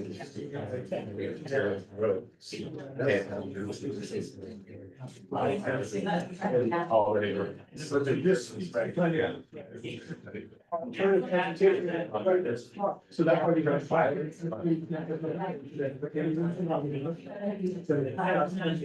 And that is awesome. Also, it's like you were saying, like, or you were probably being focused, structure investment for housing, is that supposed to be? Yes, it's also just a challenge, I mean, the Challenge. it's gonna be a challenge to, you know, some of the. They still have needs too. So balancing. And then the other thing too, I mean, we're trying to get people, I think this came up in the meeting, right? We're trying to get people out of cars. And, you know, trying to get cars on the road, or we're converting from gas to electric. Probably will, cars still there, and I know that we've. Out here. Yeah. So that's hindering, that's hindering.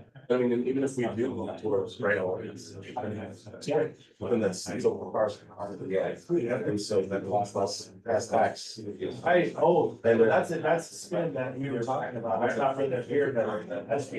It doesn't keep a car centric, it was a revenue station. So that's the challenge, that's an additional challenge. There's, you know, that's the underfunding. Right. The one other thing to note. And, you know, the fact that we have been incredibly geologically, it's here. It's the environment, you know, and we're getting more.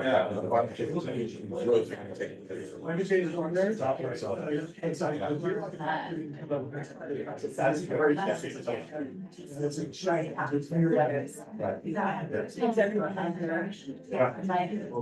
Figuring out where, like, you know, where can there be cost savings, or where some opportunities like that, you know, some of the village federal state subsidies, you know, some like these projects, especially in rural parts of other opportunities to.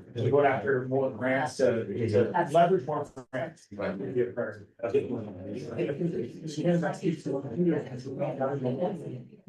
It's a funding stream, right? It's a challenge, so that's a challenge. Yeah. So that's what you just.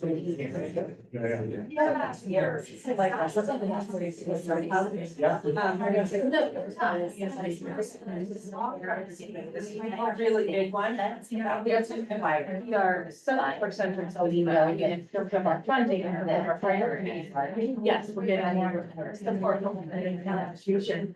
But where I see it, part of one it's because Spread out. yeah, well, because we don't have where we need it. We can jump to there. That's a good. Really good. That's a big. Transition. And I just think that I don't have a copy of. Also, I mean, it's rather trending. How we can move forward more efficiently, you know, through. What? Juliet said she was there yesterday. The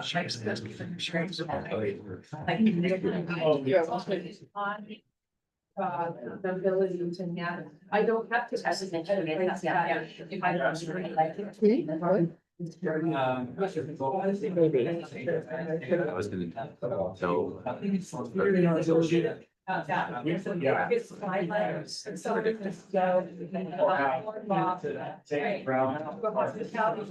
I'll check. forever, like, they didn't get my life. And the one. Wrote a couple of posters about his. Started it out. That they keep. Focus housing in urban areas. On how needed them in corridor. Think about your priorities. So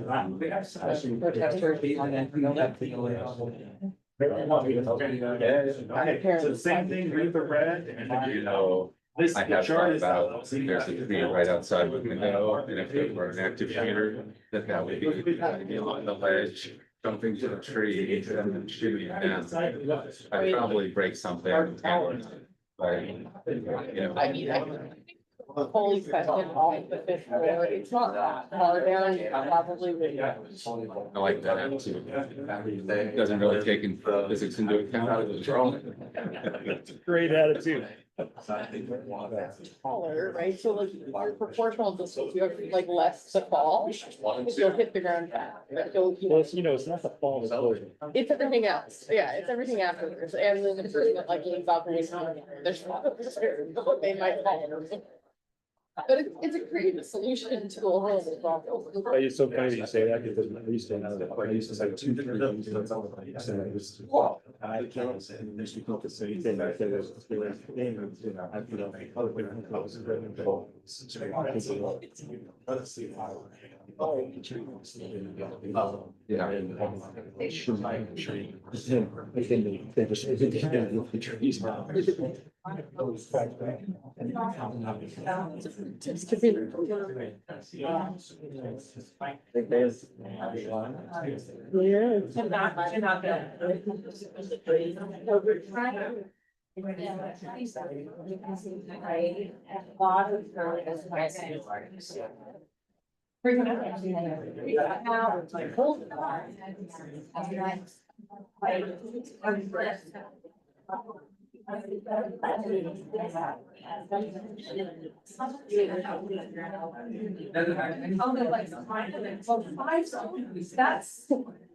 That's 2 days, right? I mean, that's pretty big, right? And you don't have your mindset, it's not.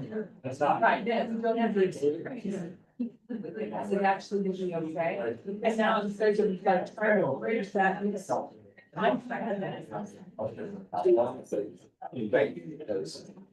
Change a lot of times. You no longer. I mean, first. Yeah. One PSR homes now, one to go down. So. We can do those already. Okay. Yeah, so.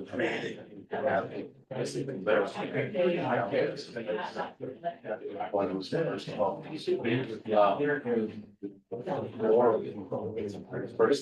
More into a whole.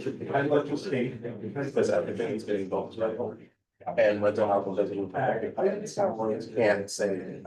Especially as you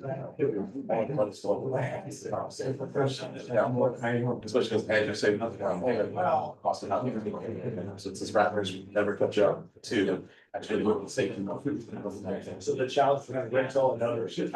Even though maybe we're building affordable units, they might go rental. And that's not helping us to build estimates, people are. It's the same. Oh, yeah. Trying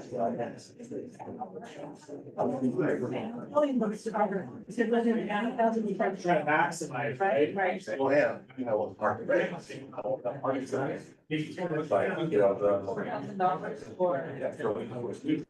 Well, some of the true. Is that your question? I'm just saying that's the trend right now. We look at.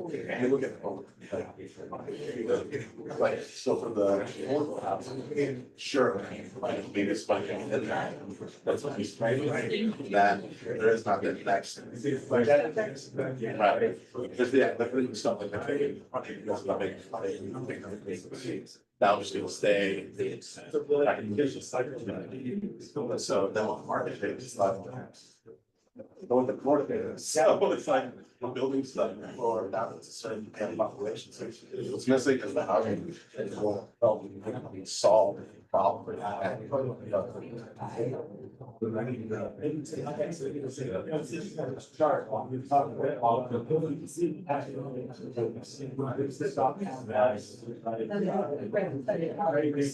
So you can see that there's also.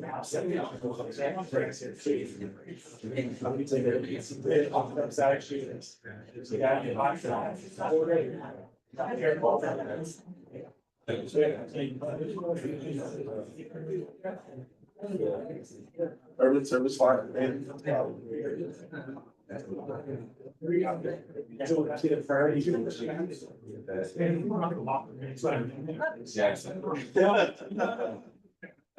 You know, this is a long range. We've got Yeah, no, years- that's really, no, that's really. Here's this, not. No, but I mean, it's still like something that doesn't jump out there or something. It's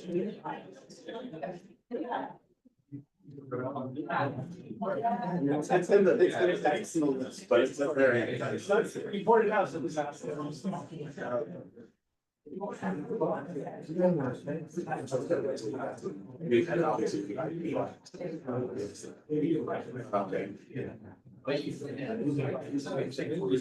Challenges. Since you left there.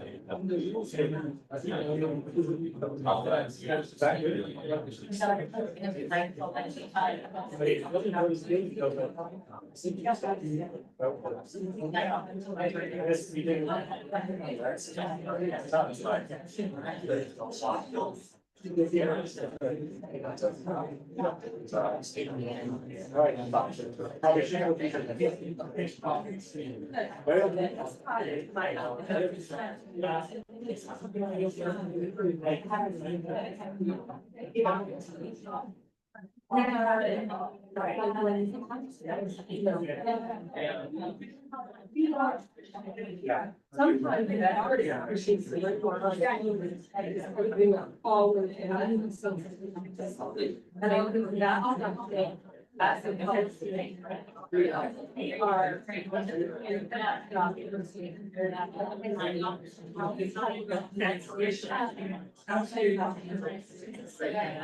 I'm not sure. You can manage the risk. Yeah. And you know, when.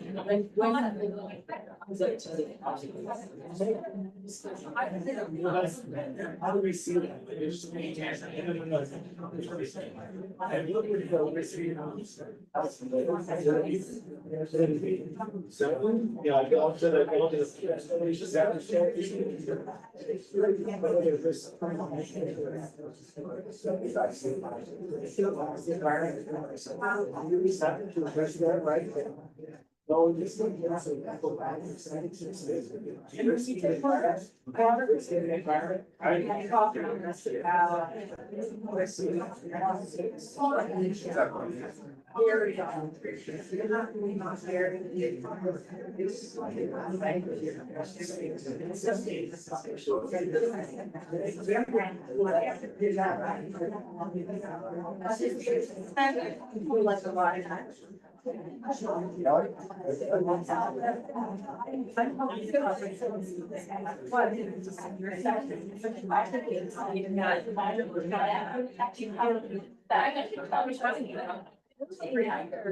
That's a big factor. And how to ask all the others.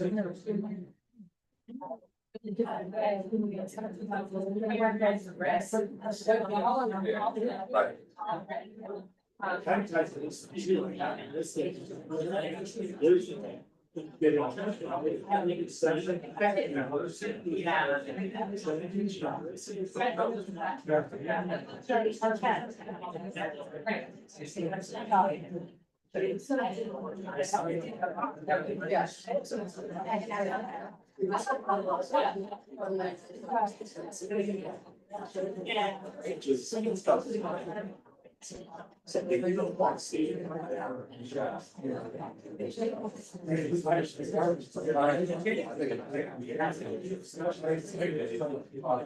like, they start splitting lots and putting on housing and it's a traffic issue, skating out, disaster. And then Well, no, I think too, there's, you know, a understanding of some folks who, you know, sold a market, and they show up on the company to look at a house.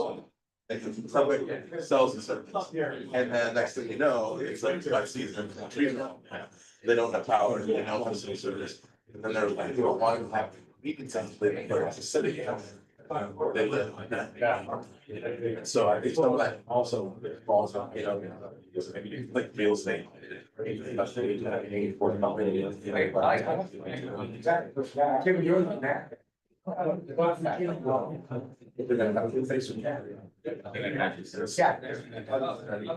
in terms of. More transparency. Because the concern that I've made is the state is now. Taking a house and translating it, saying. Because of it's having one thing, we try to do one. And it's like, whether or not, go back to the lower. So if you're saving a bunch of money, I'm like, then where's that savings realized? Versus so just realize your profit is back in the. So that's. Most likely the market's gonna change the land. Always gonna try to get it. And then at the same time, we're like, you know, these units are gonna be really expensive. And especially if you're drawing on the rent, then how do we?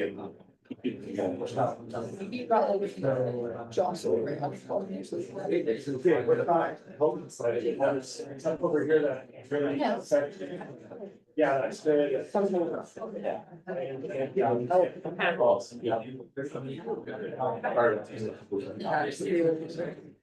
About the fire.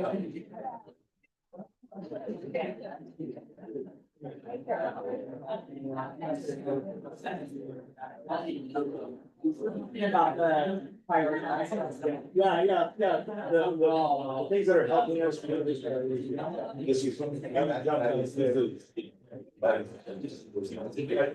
At 5%.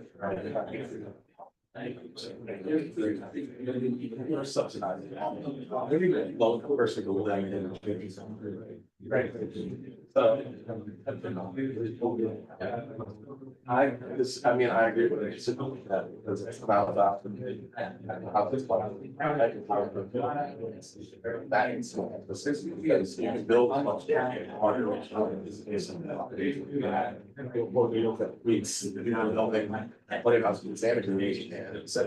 And the overall census from studies have been done. Affordability crisis, and we're still the most, but it's 3 years in a row. The most expensive. Even though there's a bunch of new houses. Even though it's much big house, and it's a, and I got to grow. That shows us that. But maybe it's just more people coming in. Our incomes. To the, it's not actually growing. For the need is.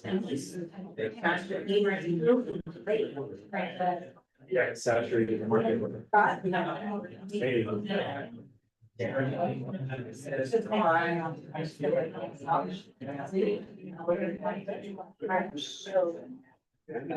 I think downtown things are a good example where we have Laurel and Pacific, and you have the taxation south. They finished at the same time. Taxation south, and like application. Laurel and Pacific, still has a bunch of vacancies. Really? So they didn't fill up? And it's been like over a year. If one fills up in a week, you have one. That's Can you go to drive the price down there or somehow they're happy with it? Don't be right. I mean, that's the goal. That's theoretical. So sad. See. What we saw during COVID, I mean, so then that means the issue there was that very developer who person built. Why are you gonna build another apartment complex that they're going to fill? Right, because you have to, you have to strong foundations. And that's one of the things we ran into, on developers, three, we're talking about, a lot of people get out of buildings. It's just, Doesn't come up. That's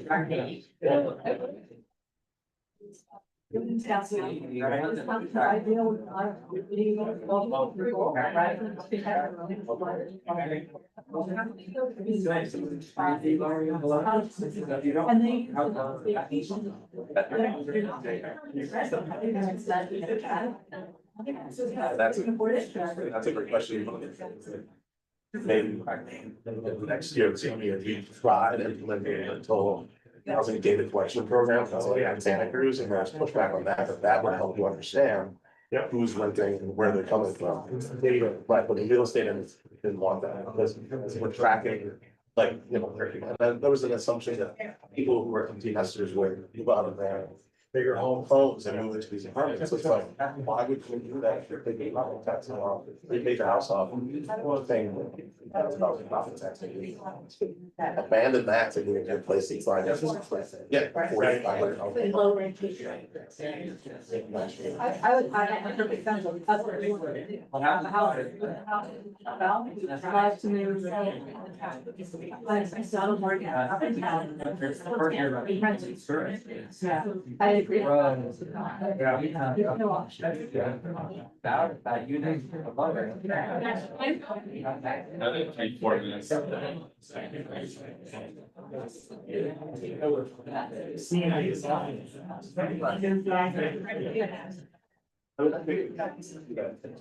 It's rezoning, so for people, like, maybe help workforce needs. Yeah, said yes, but if it's just more housing, well, so that's housing. Right, so, yeah, it's good for. Right. I mean, it's like, when we meet our workforce needs, so we meet with our workforce over here, then building architecture, building monthly hours, because we've met the demand, but if we're building. Prices, and we're gonna miss the opportunity. Because we're gonna be happy. Exactly. What do you think about, like, that's not gonna be. I guess so I think what it is. Yeah, so about four. So it makes it more simple. Like, right, we're like, we can get this house and we can't. Like, that makes sense. And I think that's something that people have five senses of that. What people want to see is we're gonna build these houses that needs the house. Because everybody says affordable, and then if you stay 10 units in a 100-unit complex, they feel this way. Right, and that's what people, that's all we're feeling right now. It's happening.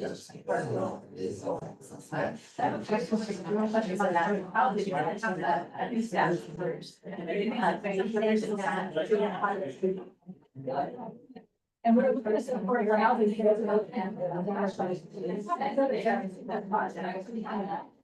So. Yeah, sure. Now.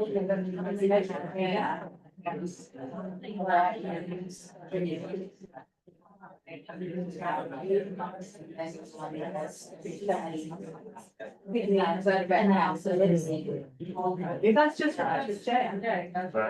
all these buildings, there's being you have to go to every single one to get on the. Well, listen, that's what we brought in preference, because those lists, you can go outside the state. We got a place with examples, and then come in San Diego, another part of the. You don't have to do it. And so that's where the challenge is. Meet the criteria on the list. Doesn't really matter what we want to do. So that's why we're trying to figure out how we actually prioritize getting people who here, our citizens into that house. Yes, I am.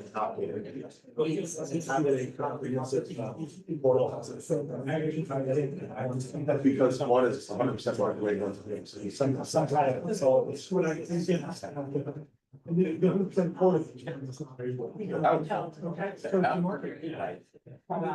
I'll move on, yeah. The supervisor comments go ahead. How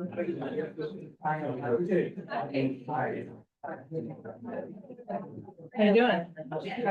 Like the. I know, three more.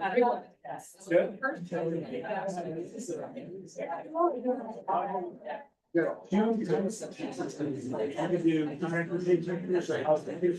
gonna stay here. Wherever you want to start. Well,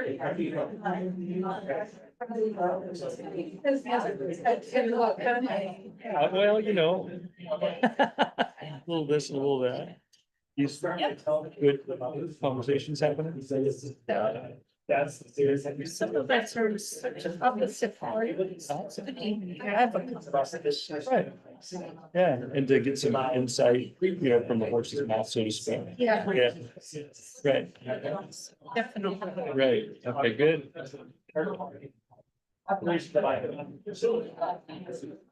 So this thing.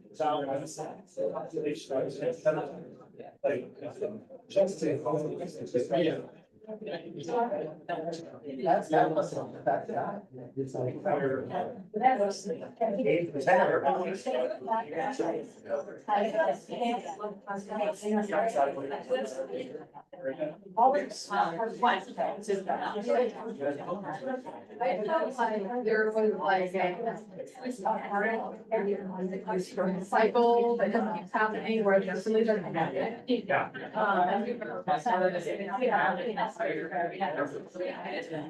So these are all that.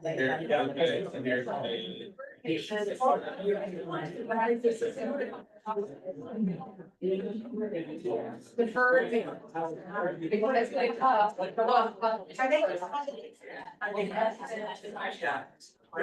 also have to have that areas that are,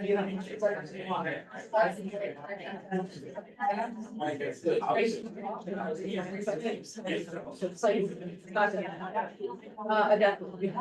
And then like,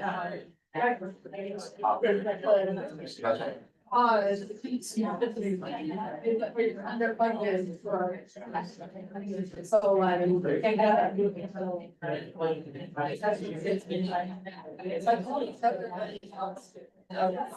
Oh, true. But. That's. Well, actually, I don't know if I was. I'm not gonna listen to your focus.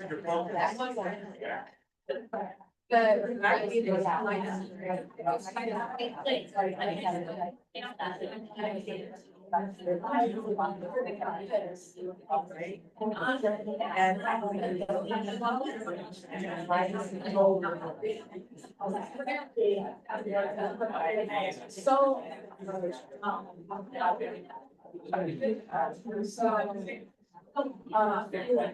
How.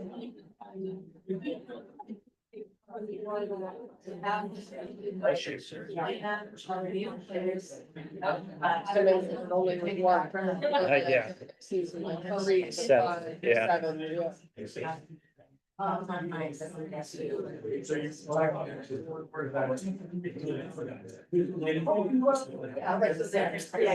Wait.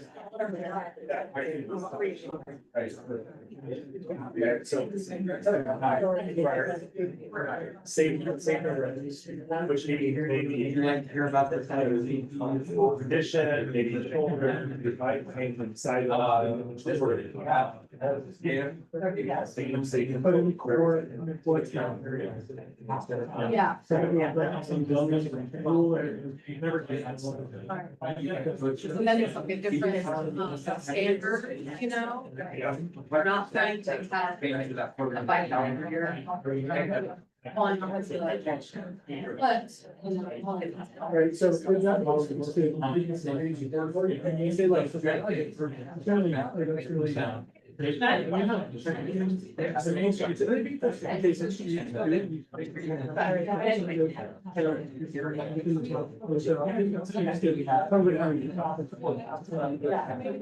yeah, yeah. This is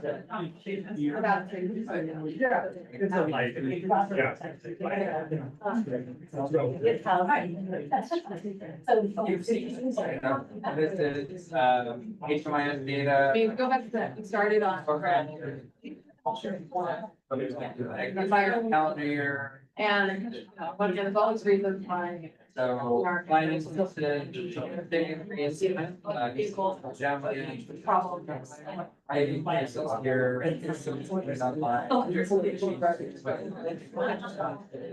But then if you think about like.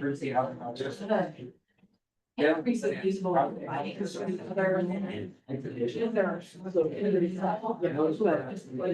Like science and online. Store, like just like any other. There is like. Right. So what's the big thing about providing 6 miles?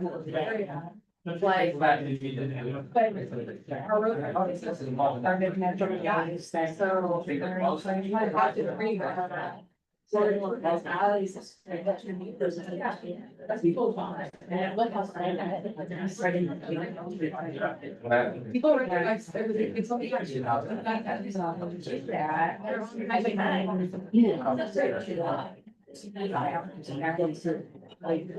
So highly active people. It's your. You know, yeah, every night. And so all of where.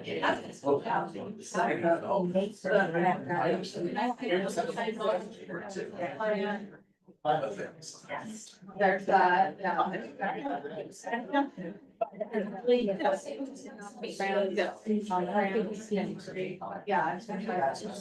Saving that. Highway nine, where there's shady park. This is. Certainly. That's one. Or just like, just go this way really fast. That's that one little. That's a good term. Jason. That's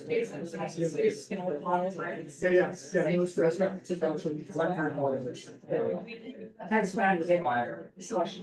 Exactly,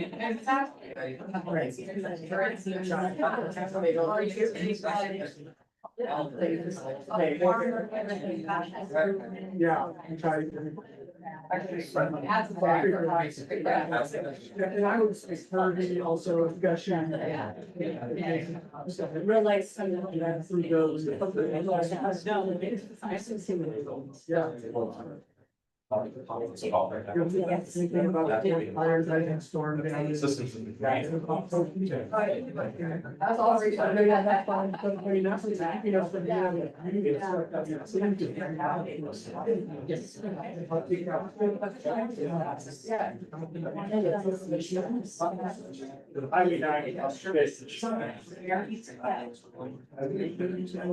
going on. It's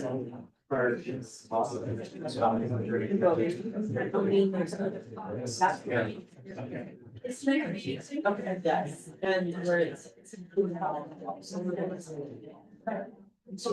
Yeah, so there it is. Right. Yeah, so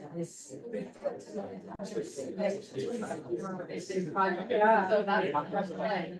When they get a bird, you can do that. Soon. Give up. That's the problem. Well, yeah, it's such a valid. Yeah. Because I just. We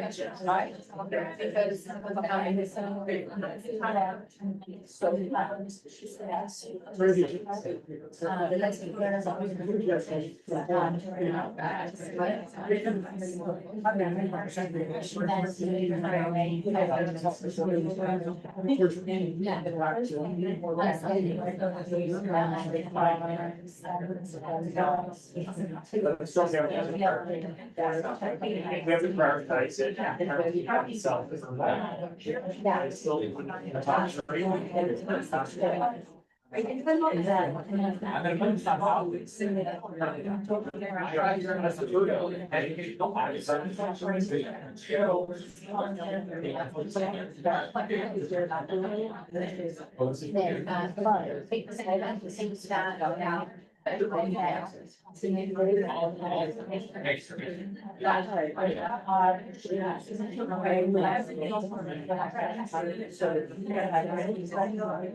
And so.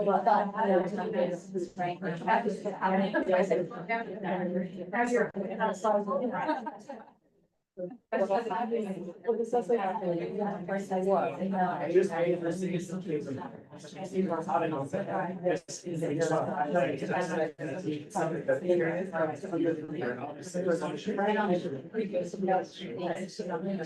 not, our vision in your community. It's important.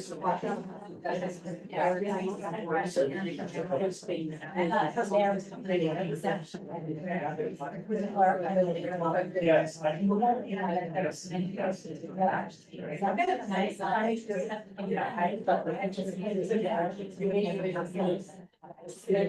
That is not everybody's.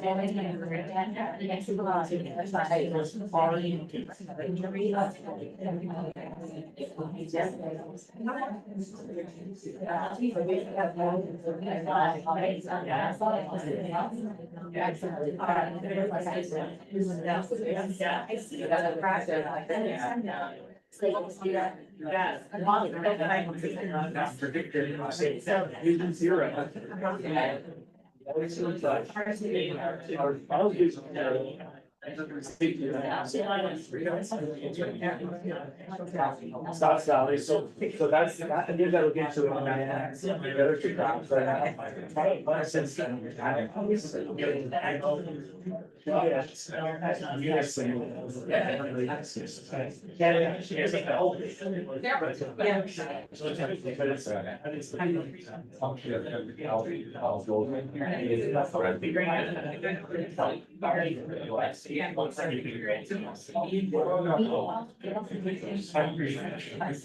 I was one of my, you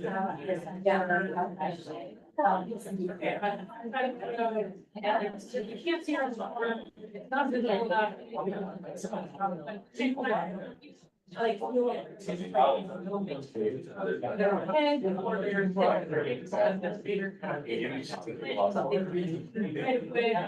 And I don't feel like there's not clarity. Yes, you know, it's a whole redwood thing. If no one comes, will not be. Yeah. If you don't like share. Yeah. Do it, like, before whatever that is. Yeah. You need to like lay in the messy, without paying help. You know, like, you know, I know it's very technical, sometimes you don't Utilize. out there. That's where people, I know you're on, they don't talk to. Number of times. I think that's not helping us because. There are people that. It's nice. Feel like that's hearing us, so it's like this, goals and responsibilities.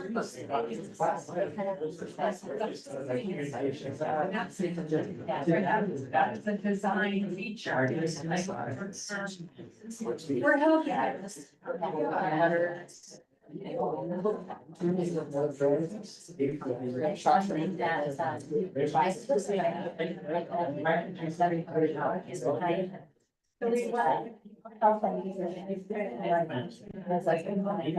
Something that really for a while there, how to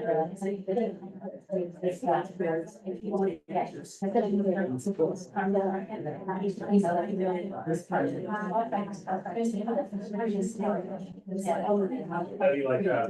And I'm not sure how they acknowledge what it does. Yeah,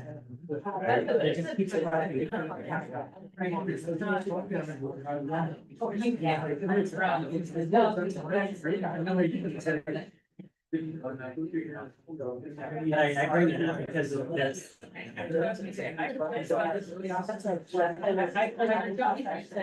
want to go about home buyers.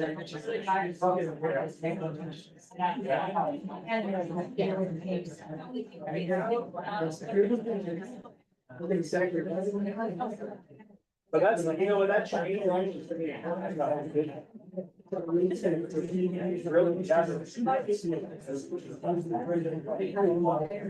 Yeah. You know, it's really should. There's a little taste, You know, I've been around here for. both online. Left is hidden. But I'm like, you know.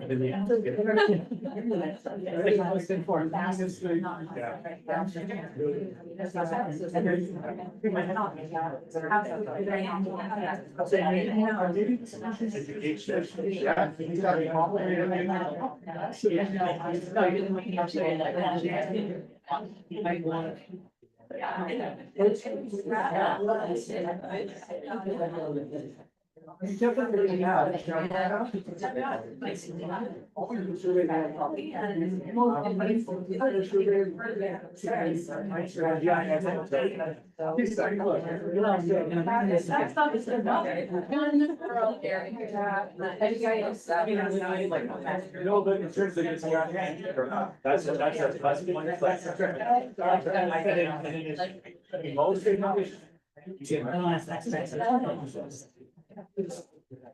Where all this down. County.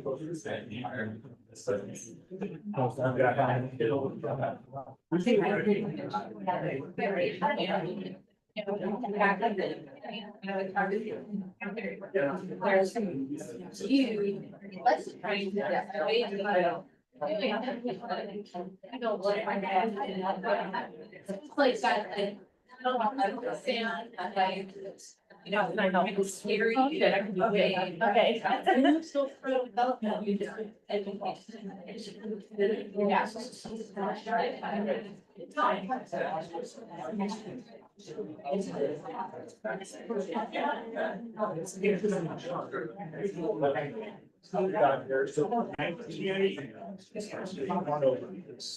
Oh, you already studied it. It's interesting, we were looking, we're trying to figure out what happened. Having some good conversations. Yeah. Some sides. No, I'm staying. Yeah.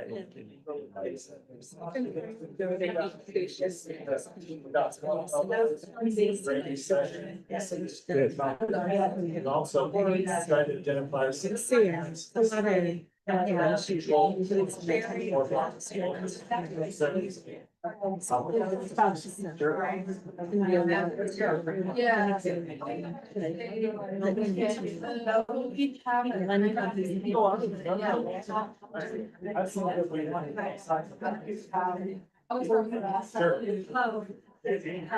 Obviously, there's not.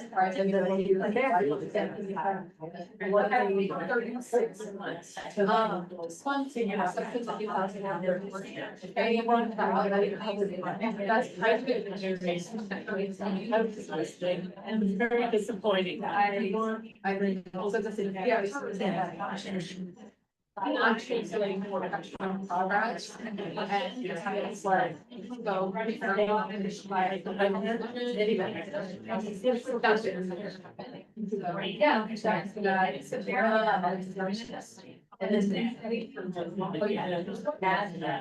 Yeah, and so I think the next one too, like I feel like hazard. And I think that. Let me know there's a lot, but also like. I'm not sure where I'm on the average.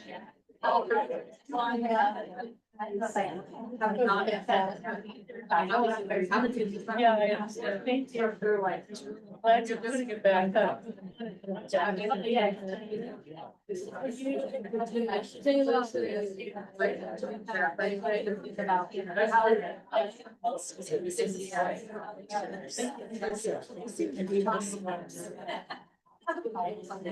hanging out. Okay, so I was gonna say, I think pretty much Liz and what you're like, the only, maybe the only people on the site today. Yeah.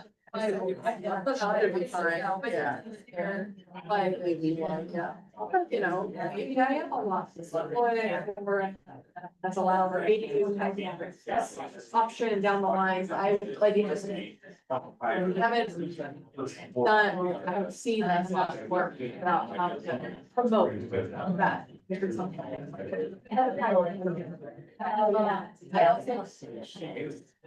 Huge amount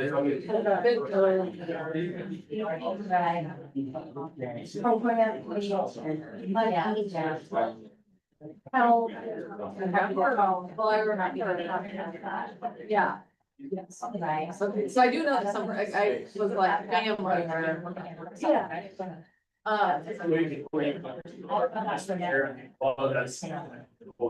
State law, you feel like we push back on that.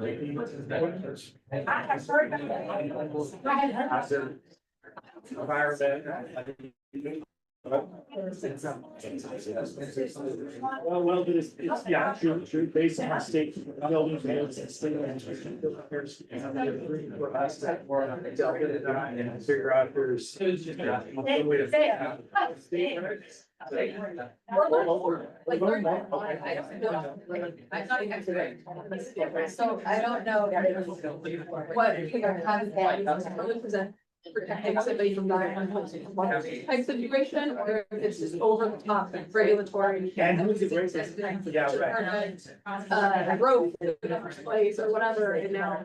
So is it, where's the line between the state minimums and the budget? But it's a party, you know, yeah, I don't know. I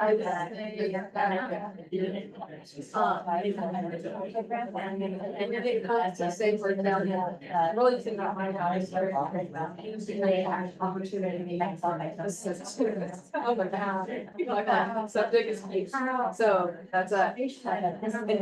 And widening, yeah.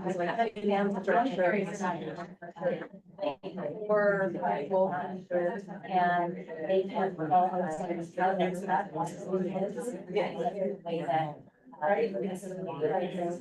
I started environmental, I mean, it's just like, so those things.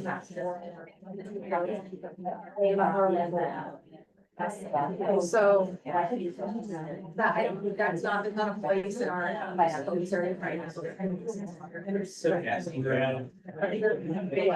Wastewater subsidy.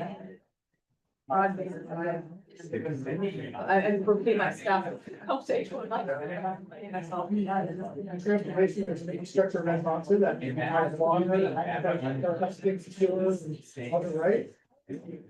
That could be almost what the main here. Yeah. Sure.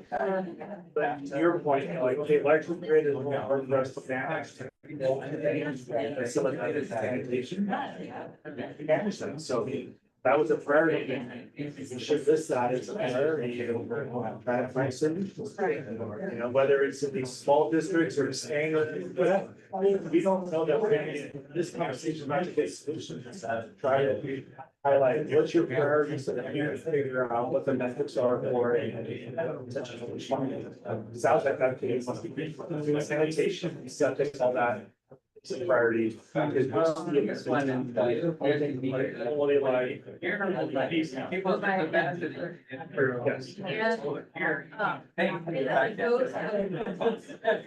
Well, that's like having it as part of it. We have tried to make it easier, but I just don't But have. I also feel like there has to be some not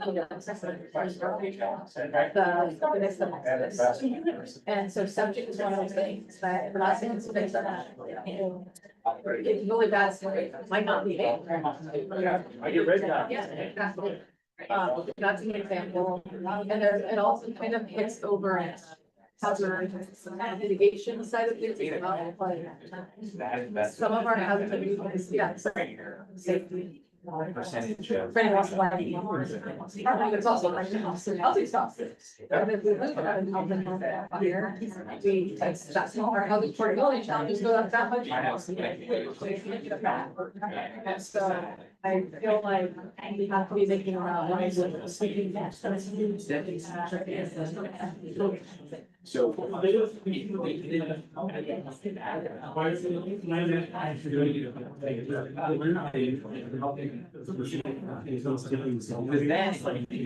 back.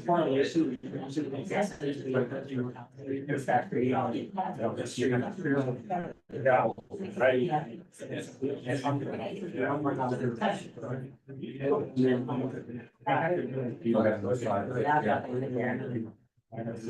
Right?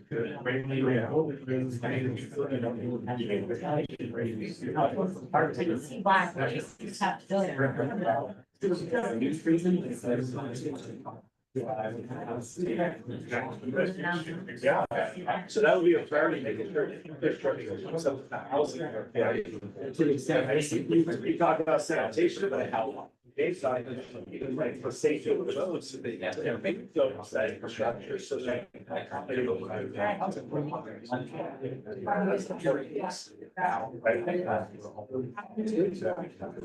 Well, it's actually 5 minutes anywhere. Like. Is it in transportation?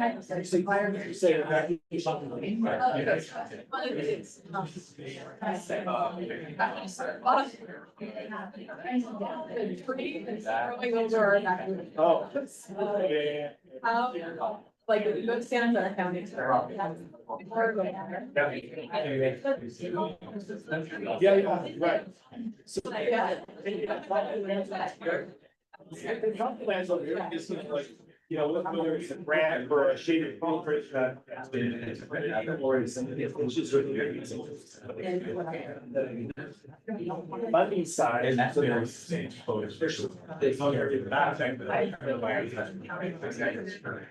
Not even that, not even specific plan, just like, just not doing it, is like. Education. Education. You know, education. Yeah. I mean,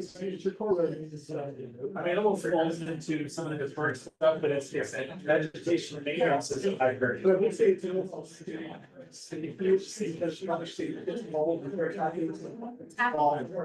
involved with that.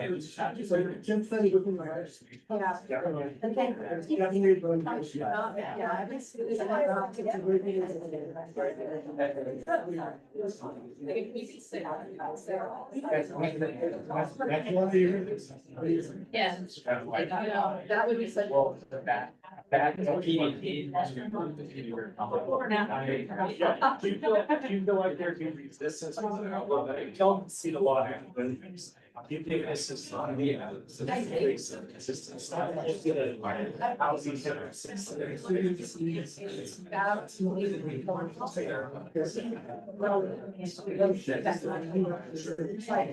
Like, we're not. You don't want to go down. No, this was. Our county, the criteria, there's this amount of space, that's more, this type of evacuation. We're being paid for that, right? So then it's just like, whatever. We're gonna create that. Right. Oh, yeah. Is there anything else you want to on that housing? The priorities or.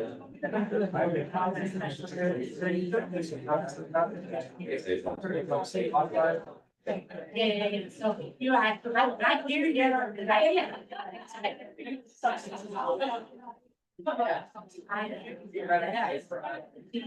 It is that also solid. And so like, I know about that, but then I'm coming to, that would be one of the. It's not more. And it's, you don't need. Whatever we can.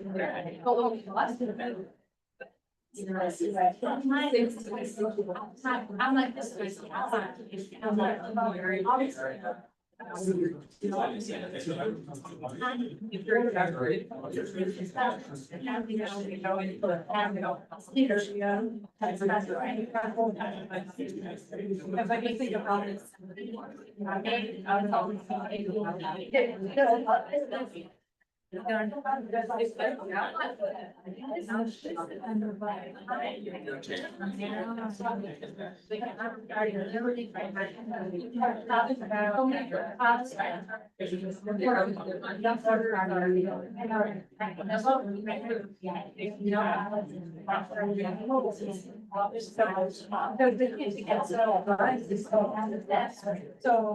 Almost like updating the build plans to include saying those elements. Yeah. Yeah, I mean,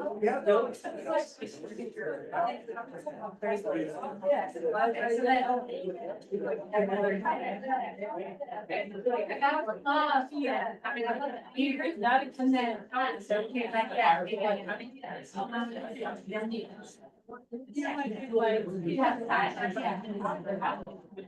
You know, I just have to walk.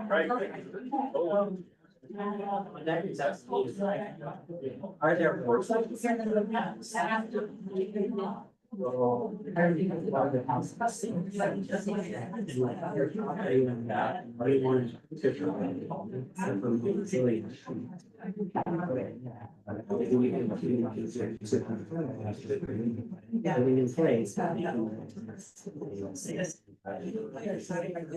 Well, like, you know.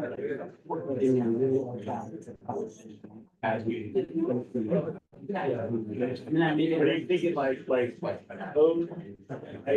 Someone's gonna upgrade something and we make you upgrade it to our house? Because that's, that could almost be. No, I get it around.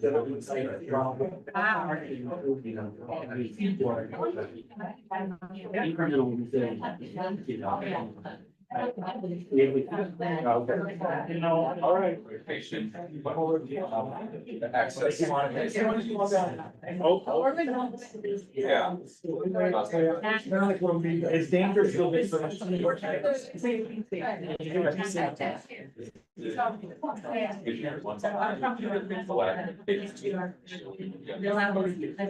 Oh, together. As long as there isn't a main vegetation. I did all there. There's a whole HCTV show. Yeah. Right.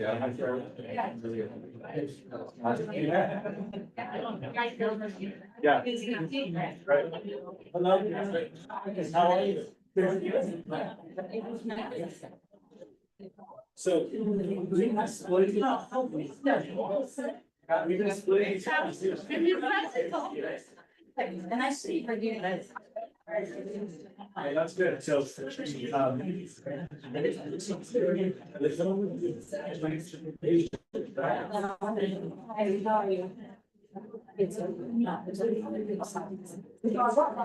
and you've already studied the church, that we can start in the church.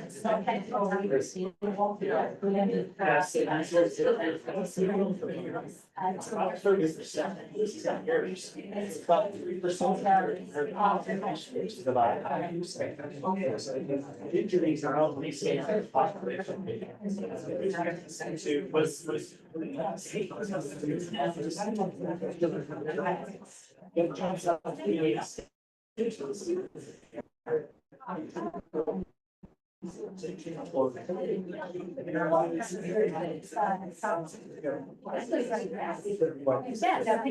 Everything else is available. This does cover just. What comes out on the right side? Yes, I think. That's what's right.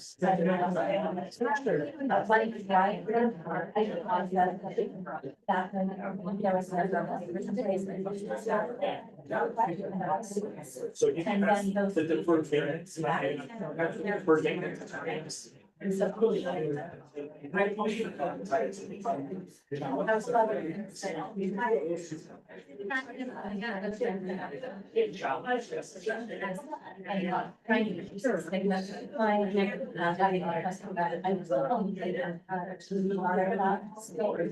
we really push that and we're yes.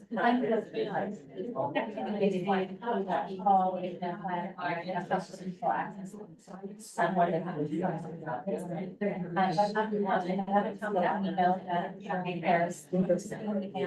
That's a very good.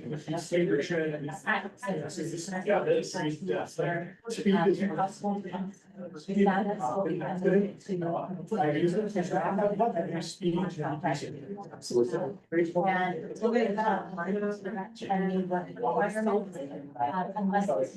But that's enforcement too, right? No, I know.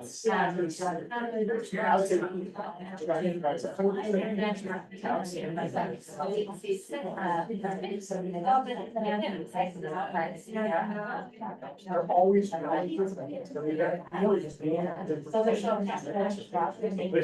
you know, like if we get into some of these things, like, we get the speed trailers, and we've got the radar. And that is the janitor.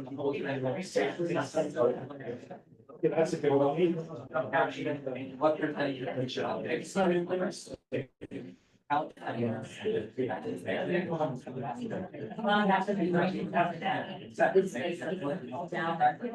Streets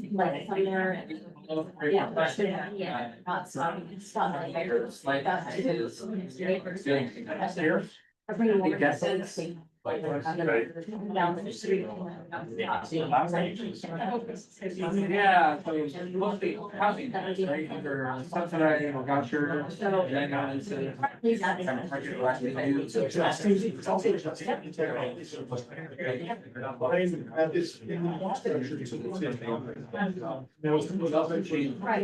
not like Google Maps. You say it's you, but it's like. It's very brand new. So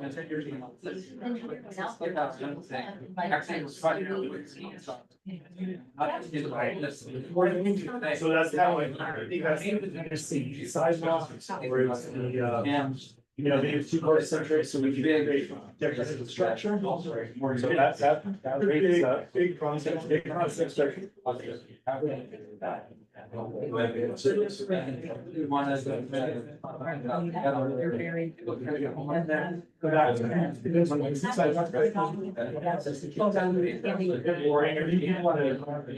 Get, you know, part of the same place and the pipeline or something. I don't want to get into no permanent leaders. Yeah. Well, it kind of ties to our mission zero, which, same section, how the medical health. That summary of that, come out, so it's been the priority. Implementation of that safety action plan. You know what, let's put that up, implementation or. So this is one of the things we think we're doing well, like capital projects actually, like implementing this. Yeah. Is that also on this day? We have this I don't think we have implementation of our vision zero. Yeah.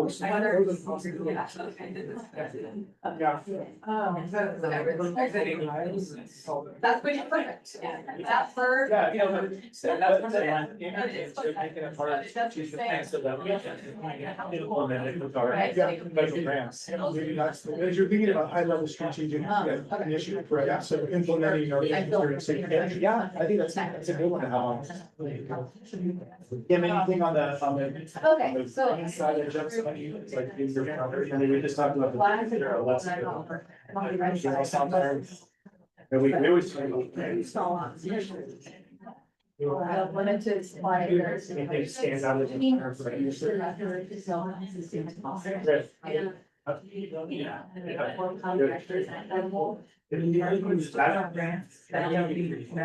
Oh, that's a great idea. That rail trail, they lead us into housing options too, so whenever you're ready, we can transition. I know. And I know you'll see this, it's pretty interesting, so we were kind of figuring out what's going on. Where stop flow here, and, you know, we clearly can see that the dot-com bust, it's a great recession, so. This is some really good investments on affordable housing down here, you know, state money, funds. But there's still whatever reason you talk about in green, so in this area. What turns out that view is, I can see is the leading hindrance for housing. Well, I mean, I think like, yeah. Highlighting that. Because. How do you change this?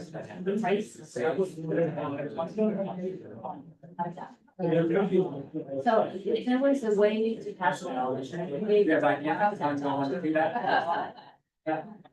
I mean, remember, I don't. We talked about that earlier. Really not about it. We have fish. That's we didn't want something limited. Yeah, so there are like independent. The mortgage broker, does, other people, and I'm here to like, well, I don't think that number. Other than for a while, I don't know, but I think.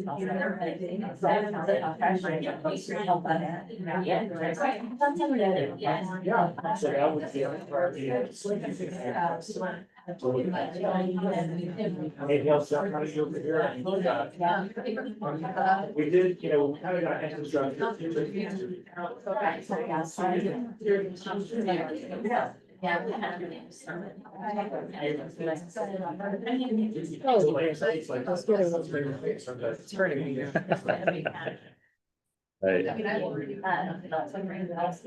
oh.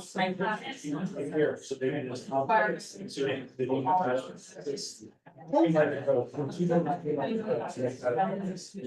Right, good, so that's that. And so.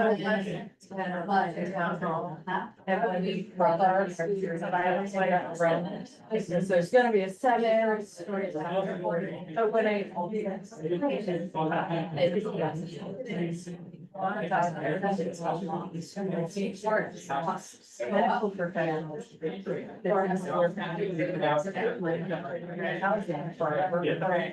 So that's recently.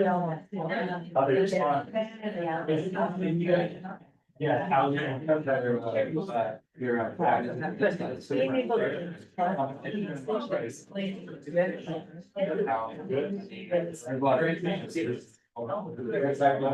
And then you mentioned there's this static quality and so you have ladies with aging housing. Having more harsh. We talked about that earlier. They may not have a mortgage, and my property tax is low, if they move to something.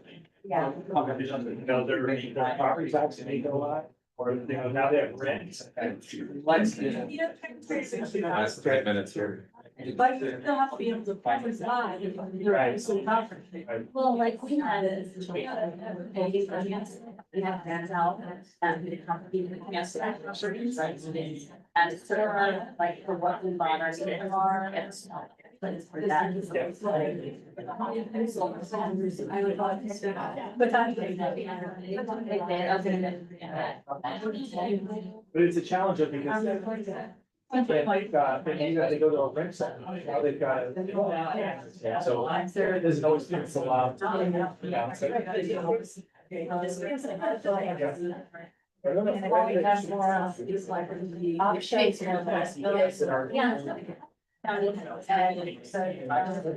And it's just like. Somebody's. You know, like, really. Downside. And then there's a step up.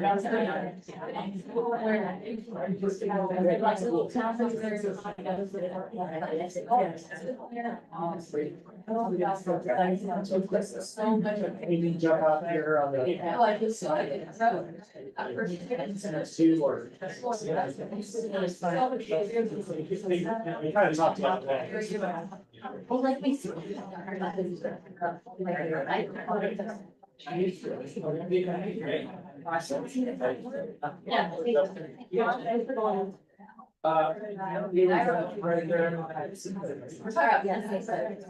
Yeah. So. You know, because you guys like, you're like, no, you probably, you know, you're already. Right. That's like, Think about this.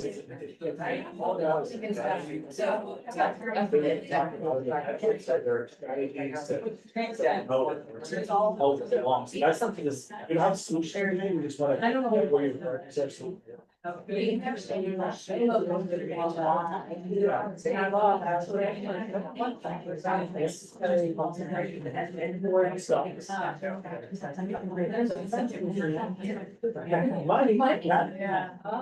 Or if there was some pushback.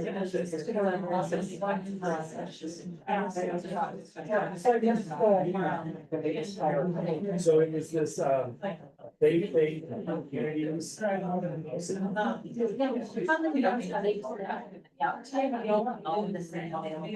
You know, with people some of the strategic trends and we have. Yeah. Yeah.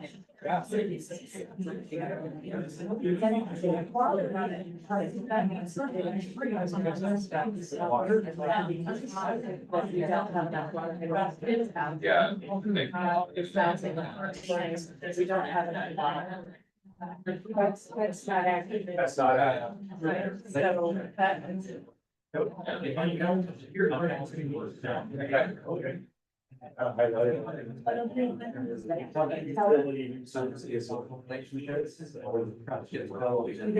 It probably goes hand in hand, right, especially. Yeah.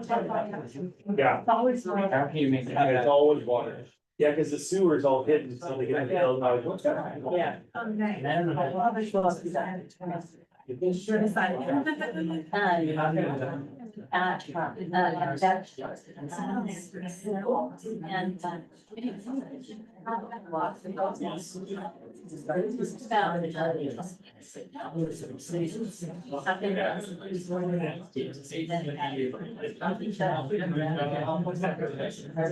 it's easier. Yeah, it's easier. Happy to do it.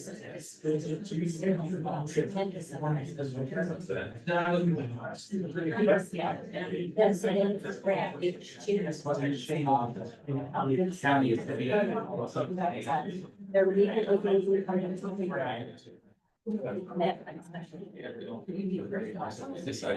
think I know. Then they realize that, oh, we don't have to, of course, that's basically what's done here. There's like hot housing. So, and so they contracted with this company called National. And, they built on the. And. 1 year. But the county.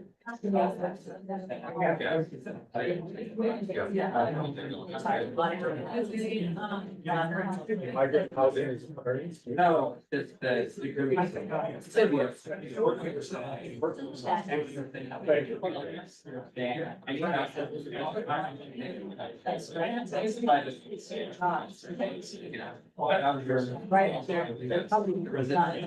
Very.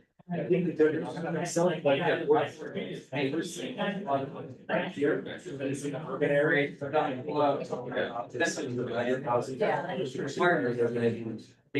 Working, which is more like our facility now and just I know find this thing. Next to where this takes. I don't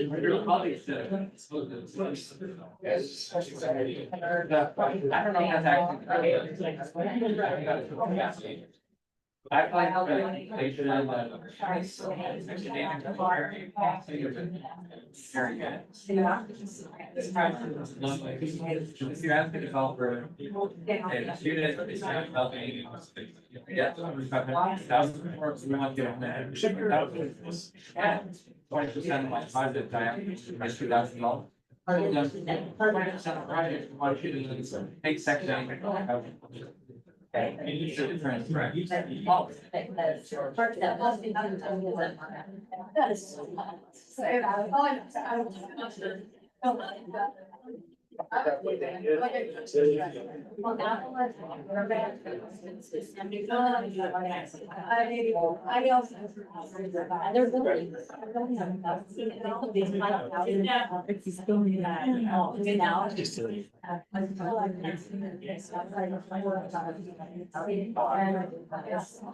It just needs to go to the contest. I think it's just on. I could live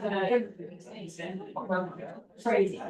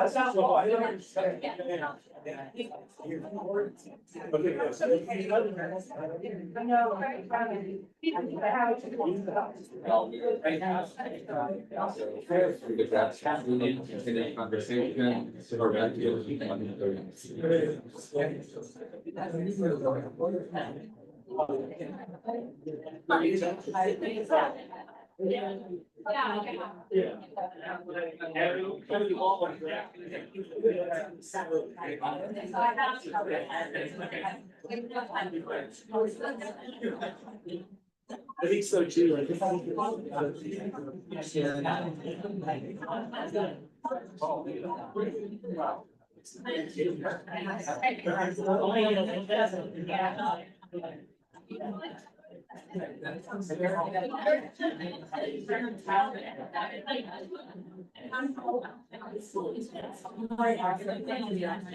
Yeah. You're bringing. Yep. Here we have. Awesome. Thank you, Melody.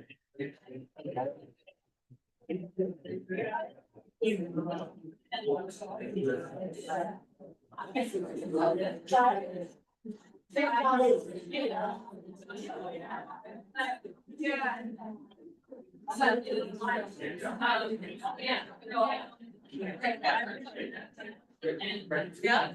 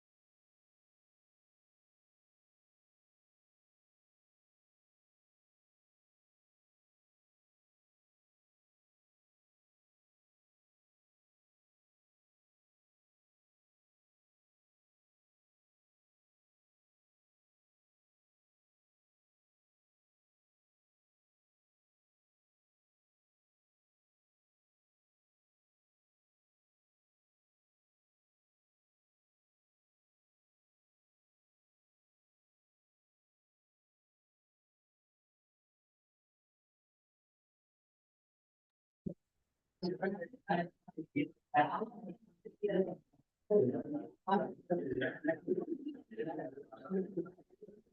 interesting, I found this when I worked with many years ago.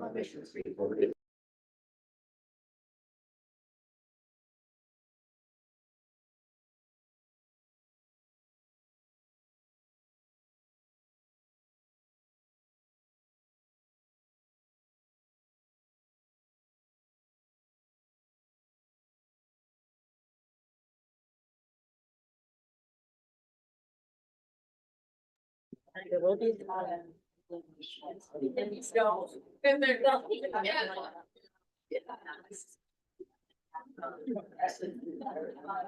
But not even one representative. Well, I know.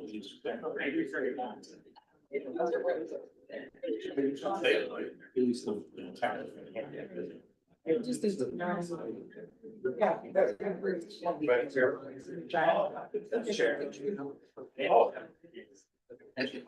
Wait, you want to go there? Poor man over here is all squished. I'm just.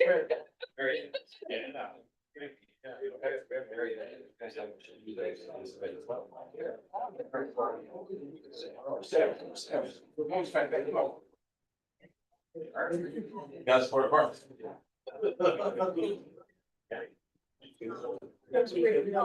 What's that? Oh, good. Did it go out? Oh. Yeah, but awesome. I've already had that, but I already reached out to you and. Oh, cool. Wonderful message. That is fantastic. Well, See, he's asking me to get out of the house. But the Westridge could hear. That was such a powerful. Or. That's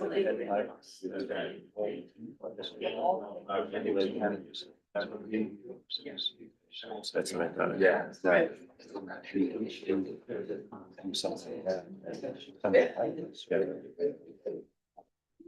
One of those like work related issues, but nothing. I think that would be great. Okay. Oh, yeah. Yeah.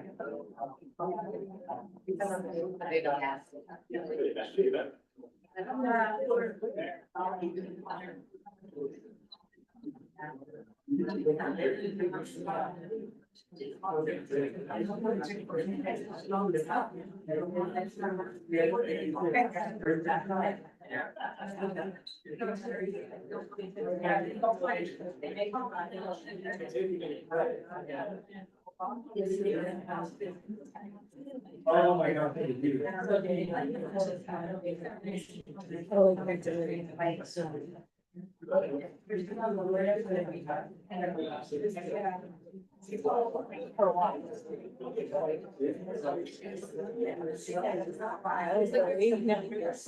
Doesn't find it different outpatient.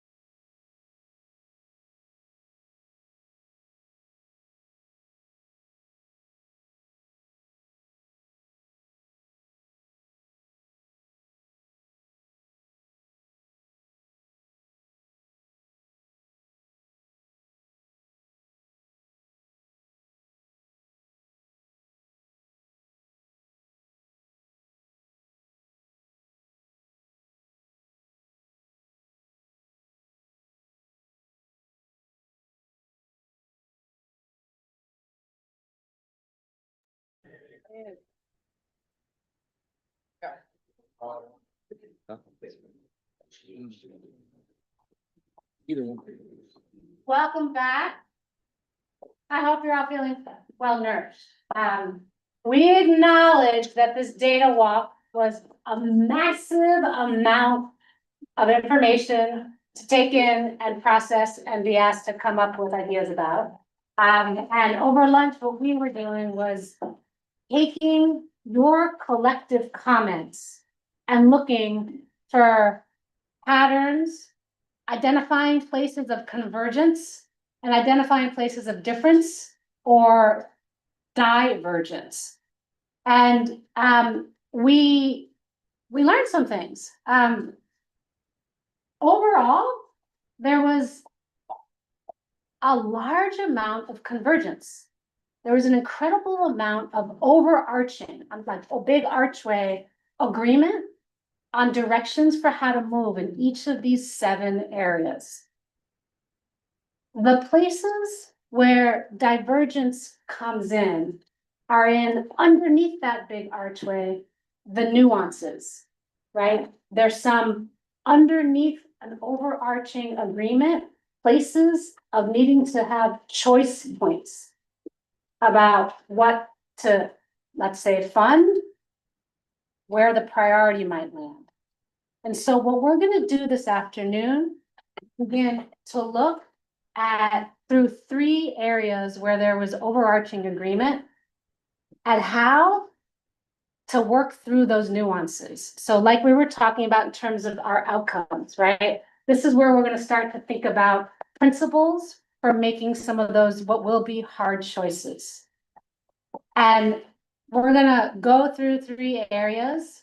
And then this triangle here, the triangle up there, this lens, we're going to be using a particular lens to look at them so that then we can start identifying how would we move through them. So I'm just going to introduce the 3 main areas that we're looking at. The first is housing. Housing came up as an issue in almost every one of these stations.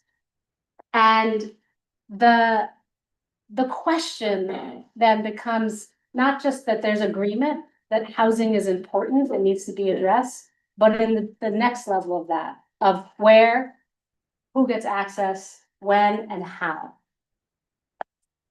A second theme actually all throughout was around flows of information or how information gets communicated. And so these 3 circles, the people, the board, the county, which I know you described are on the website in vertical format, right? Where information flows from constituents to the board, to the staff, back to constituents, right? So how that information moves collectively through becomes the question and something to think about. And then infrastructure. So infrastructure came up either directly or as an indirect road to some of the ideas that were coming up here. So thinking about infrastructure and its role in climate, in economic development, in infrastructure itself. And so we're going to be looking at housing, the flows of information and infrastructure to begin to think about where the nuanced choice points are going to be. Yeah. As we've been talking to you about the strategic plan, within all the focus areas, we've said we're going to take a certain lens and approach, and we've talked about health in all policies. We've talked about financial sustainability and operational excellence, and then we've talked about equity. And those things are often, not always, but often in tension with each other. When we think about health in all policies, we're talking about the well-being of people, making decisions always in the interest of folks' health and how we all experience that. When we talk about equity through our statement, it's about belonging and access. And how do we make sure that people are included in those decisions? And then on the fiscal sustainability and operational excellence side, it's about how do we get stuff done? And so you can see there's a tension in, can we get stuff done? Can we have the urgency that we talked about this morning? Can we do that while we include everyone and make sure that they're feeling belonging and part of the process? And can we do that also in a way that generates well-being for the folks that need it the most and are the most vulnerable in our community? And so what we're hoping to get is some discussion in those three areas about how you all conceive of those trade-offs and thinking through within each of those areas, like a health and all policies lens, effectiveness, a fiscal operational excellence lens, and an equity or belonging lens. What are the trade-offs that we can surface in each of these areas? So just a reminder that even though around the room, there's a lot of detail here. This, what we're doing right now, this part of the session is actually not gonna be diving into the details as much as figuring out how to navigate through these tensions. Yeah, we want to start with housing. Yeah. So let's start with housing. In housing, we heard about it in almost every focus area, its impact on, all of you mentioned affordability when we started this morning. It has an impact on people's ability to access basic needs, to access jobs, their engagement, their involvement in the criminal justice system, their access to help, and also the type of environment they're living in. And so there's an urge and an urgency to build a lot of housing fast. There is an urgency, I think we've heard from folks, to make sure that the housing goes to folks that live here, right? There's a theme of like, who deserves the housing the most? And then there's also, the housing sort of as a right that we need to, for folks' well-being, that we need to have additional forms and types. And so I'm wondering from you all, right, if you're thinking about those lenses and having them in tension, what are your reflections, and when you hear those, how are you thinking about what your priorities are, or what you're holding as primary between in terms of well-being, inclusion, or effectiveness? Cool.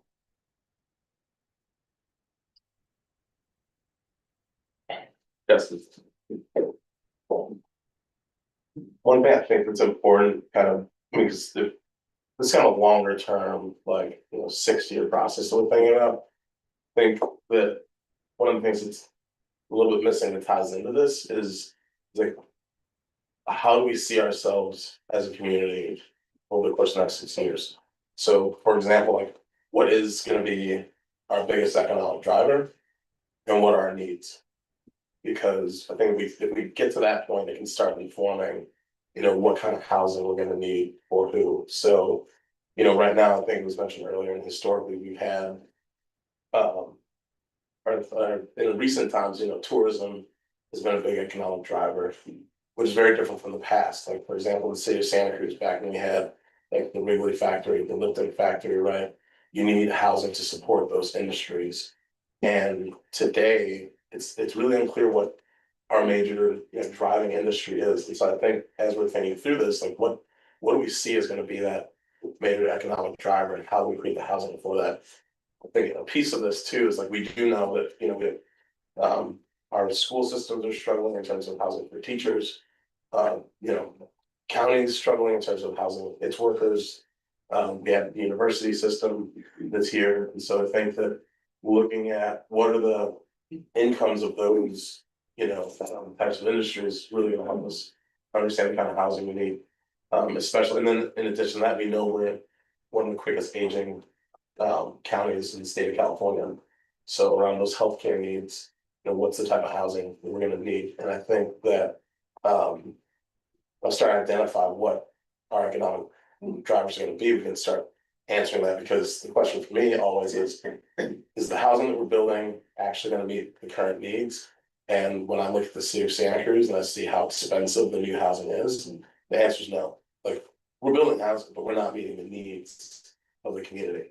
And, I've been talking to some folks about when we looked at the market rate building that was built on Laurel and Pacific, and then directly adjacent to it, Pack Station South, which is at 6% AMI.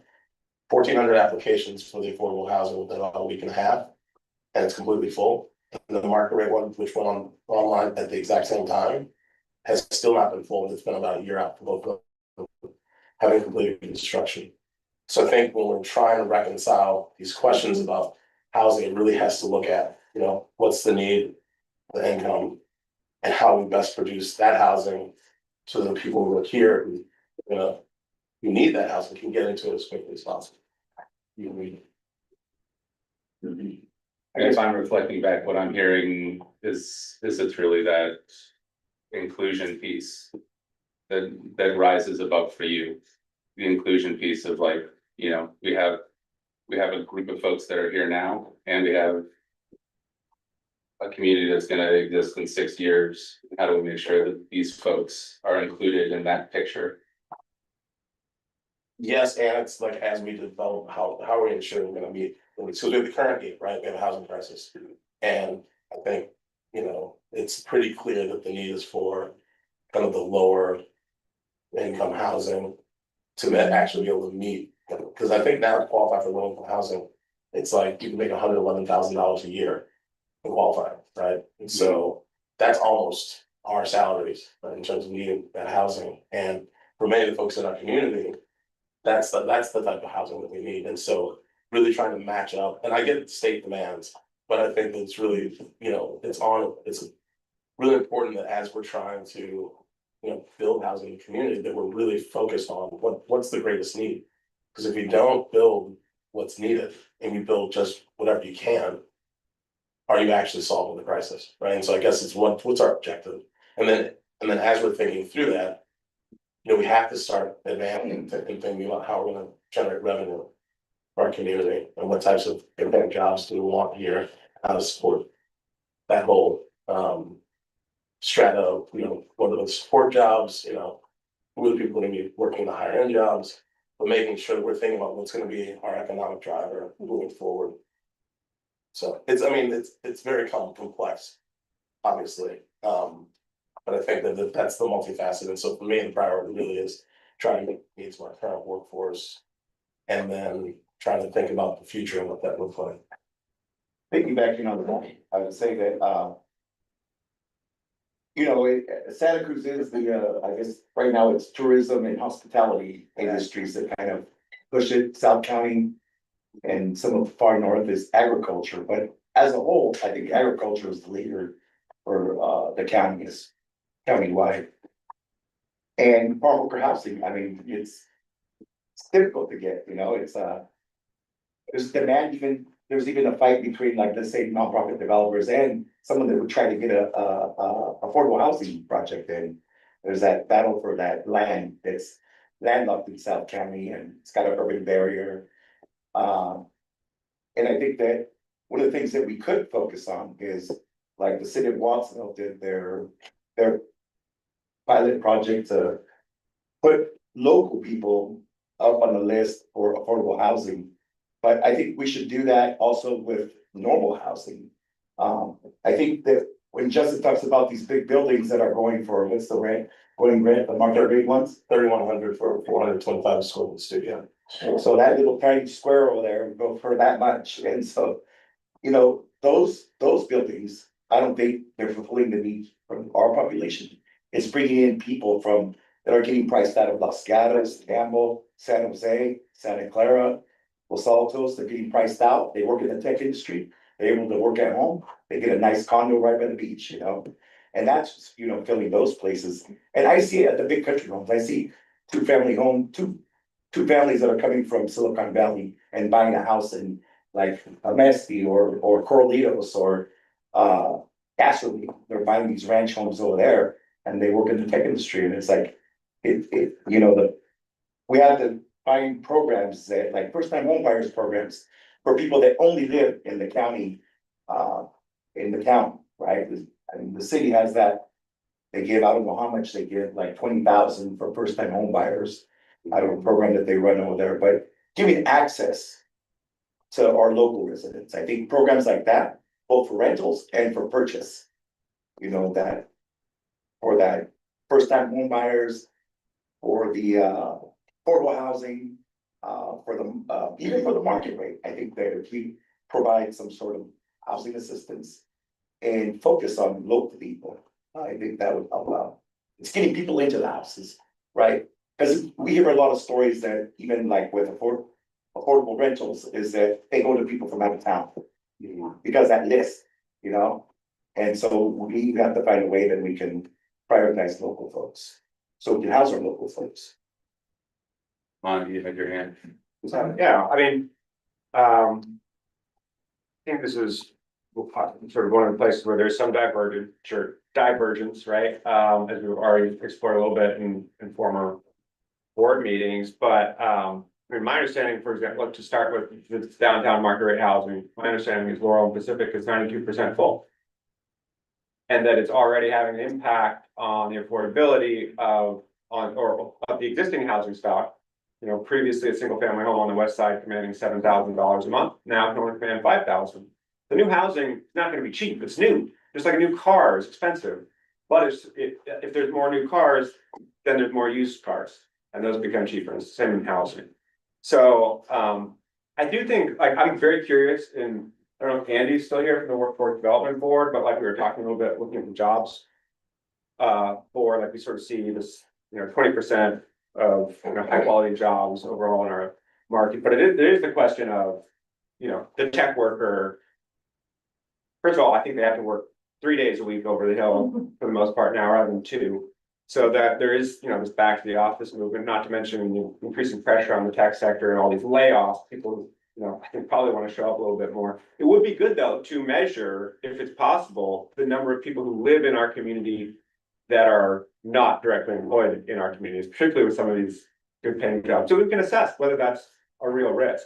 I mean, I think our housing market is so tight that if the projects that are currently planned all come online, that we will absolutely see some relief on housing prices. I mean, you look across the country and we're seeing examples all over the place. I mean, there was a report that came out the other day, LA is seeing like a decrease in rent prices for the first time because 15,000 units came online. You go to Austin or Minneapolis even, where there have been these building, but rents are static or declining. And so I think that there is, I get that sort of boogeyman of people who are not contributing to our community, taking up housing in our community. I would like to see that actually qualified with data. I'm not sure that it's actually as extreme as people believe. I do think that, when it comes to creating ownership opportunities, there is absolutely a risk if we ever build more condos, which it's not happening, that like people might decide they want to buy a second home but near the beach, and that then competes with local workers. And so, yeah, maybe that's where we need something that protects that for people who live and work locally more. I do also think that there is a real risk to taxing housing to create more affordable housing. I saw this most recently with the Swenson development in Aptos Village. We've got the affordable housing, 3 bedrooms going for like $438,000. It's a dream come true scenario for a family. And then all the rest of the units going for 1.4 million. And the reason there's such a big, and of course, the only people considering those are second home owners trying to get out of Central Valley or retiring to here and maybe selling a home that costs more somewhere else. And the part of the reason you have such a big spread is because the low income, the market rate has to directly subsidize the affordable units, right? I mean, I'm all for finding sources to pay for affordable housing, but if there's any way we can take the burden off of housing itself, I think we just get more of that missing middle housing in between, right? I mean, it's, the problem is people buying second family homes or first single family homes as a second residence, like it is something like the transfer tax that we look at as opposed to taxing new construction with the necessity to create more affordable housing. Yeah, I mean, I think it's a good, and I'll let Aviva jump in also.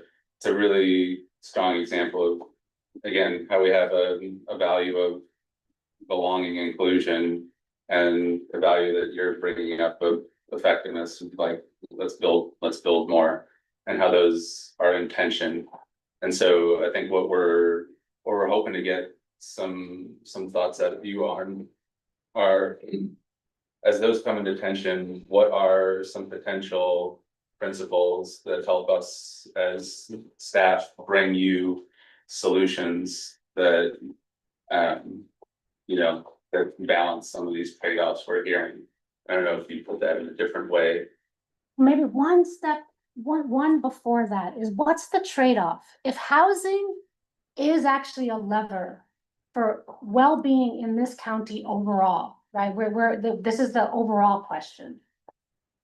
What is the question that this board needs to be asking about the trade-off? Where's the trade-off here?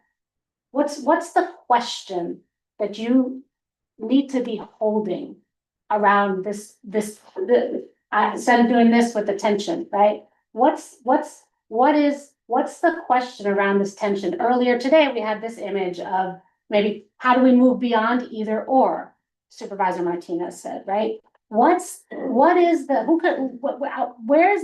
trade-off? What's that tension? If you think about housing as a lever for overall well-being in the county.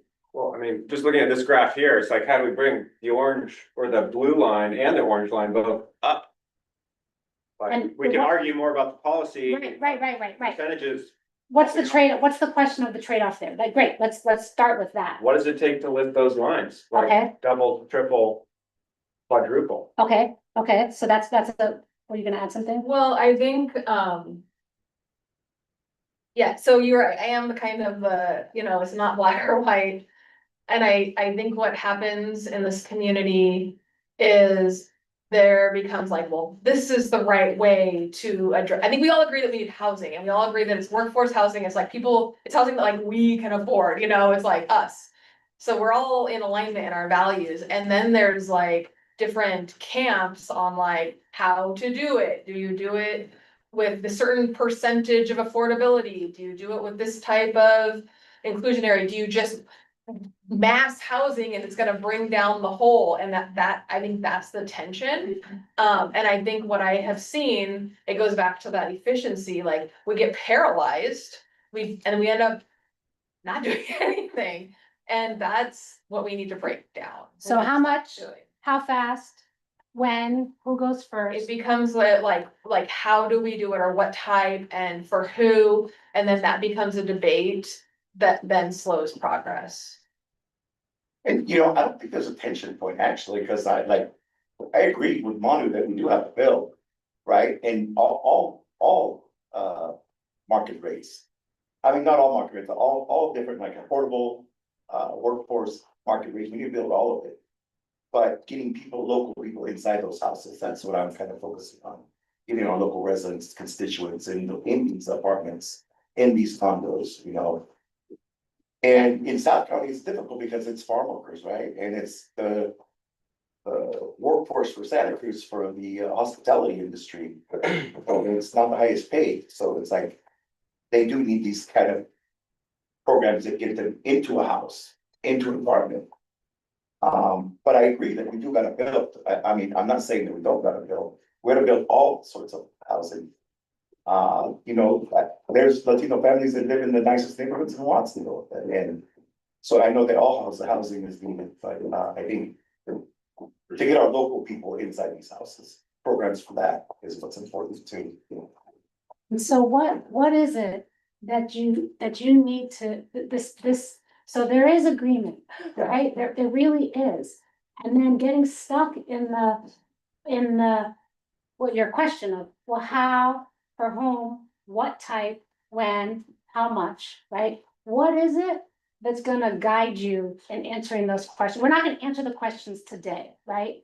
What is it, right? There was one idea Supervisor Cummings was saying, well, part of it is gonna be looking at the workforce in 6 years, right? Supervisor Hernandez, you're saying, and the current moment here. What is it that's gonna guide how you answer those questions? Again, we're not answering them. I wonder if it's the, like, the RENA goals. I mean, we've done a lot of work on our housing element and our housing goals. So if a policy or project moves us closer to the goals that we've already agreed to, that seems like a good criteria. Yeah, and paying really close attention to them, right? I mean, like, in theory, we should see. If there's gonna be market rate housing developed, we should see that like. The most opportunity right now with the change in our zoning that we've recently had around the housing element and sustainability update, like. The low hanging fruit should be there. If we're not seeing. The market response or the building response in the very first year, if we're not like on track to meet our RENA goals, like, yeah, that should be. An indication to our board that we need to do more. I can just jump in, I think it's really around intentionality though. Because oftentimes with the RENA process, you'll have overproduction, for example, in market rate. Than you will in the other categories. And one of the other issues that's come up too is that while you will have these restrictions at the lowest affordability level, as you move up in affordability, you have less and less of those deep restrictions. So, for example, somebody will say it's affordable by design, which means absolutely nothing in my opinion. It means it's less expensive. It doesn't mean it's affordable, right? So if you have a 2-bedroom in one of these new market rate complexes, it's going for $5,000 a month, and you have a studio that's going for $3,100. Someone would say, well, since it's a studio, it's small, that's affordable by design. The reality is, it's just less expensive when in comparison to the 2-bedroom, right? And so there has to be intentionality when we say we're going to create low-income affordable housing, that there's a deed restriction on all these income levels, right? Because if not, then you're building a unit that you're claiming is low income, or you're claiming it's moderate. But the reality is, it's subject to market forces, which means that whatever the market will bear will determine the cost of that unit moving forward, which doesn't always guarantee that it's going to work. Right, and then one of the things we've been seeing lately is for some of these units that are receiving the low income tax subsidies, that there's a time stamp on that, right? Like it's guaranteed to be on for the next 10 to 15 years, and then it goes into market. And so I think it's really important that we're looking at that too, because what that really means is we might solve a problem in the very short term, but in the long term, that problem's gonna come back and it's gonna be even more serious because we will now taken up that space. And while it was affordable for a certain amount of time, it's now market rate, so now we're stuck with the same problem. And then finally, I think it's an issue of stability as well. I mean, I think one of the benefits of the Meta J units is that somebody owns it. Right, and maybe they don't get that much of a return when they sell it, but every penny that they pay into it comes back to them, right? Versus if you're stuck in rentals your entire life, you may get to a point at which you're not able to work anymore. You may have, you get into a car accident, you get some kind of disability, and you're not able to pay. Well, then all of a sudden now you're put out on the street. Now I have to deal with that in terms of homelessness, how do we get that person out of homelessness and into housing? So there really has to be, if we're really intentional about creating pipelines. I mean, I think historically it was like you rent, save, you own, you buy first time home, like, your first home, and then you can stay there or move up. That doesn't exist anymore. And that's what we have to recreate.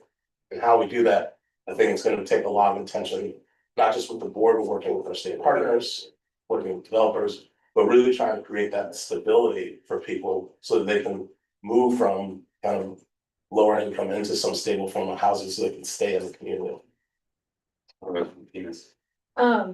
Yeah, what I just heard Supervisor Cummings say was a playbook on how to do this. And what I have to imagine is that there are many, many playbooks on how to create more affordable housing. And I think that where we get stuck or paralyzed is if there's like an attachment to this is how, these are the restrictions we have to put on here, this is the tight little path that that people have to follow to create housing, then it just slows down housing in general. And so I think that's part of the tension is that, my hope is that our board is able to stay at a really high, 10,000 foot level and open up many paths to develop all types of housing to help us meet our goals with, options and opportunities for, local inclusion and for, restrictions where it's affordable, where it's possible, but like, I think that when we get too attached to a certain way, nothing happens. I mean, we did hear a principle or a value around stability, right? What are some other values that might help us?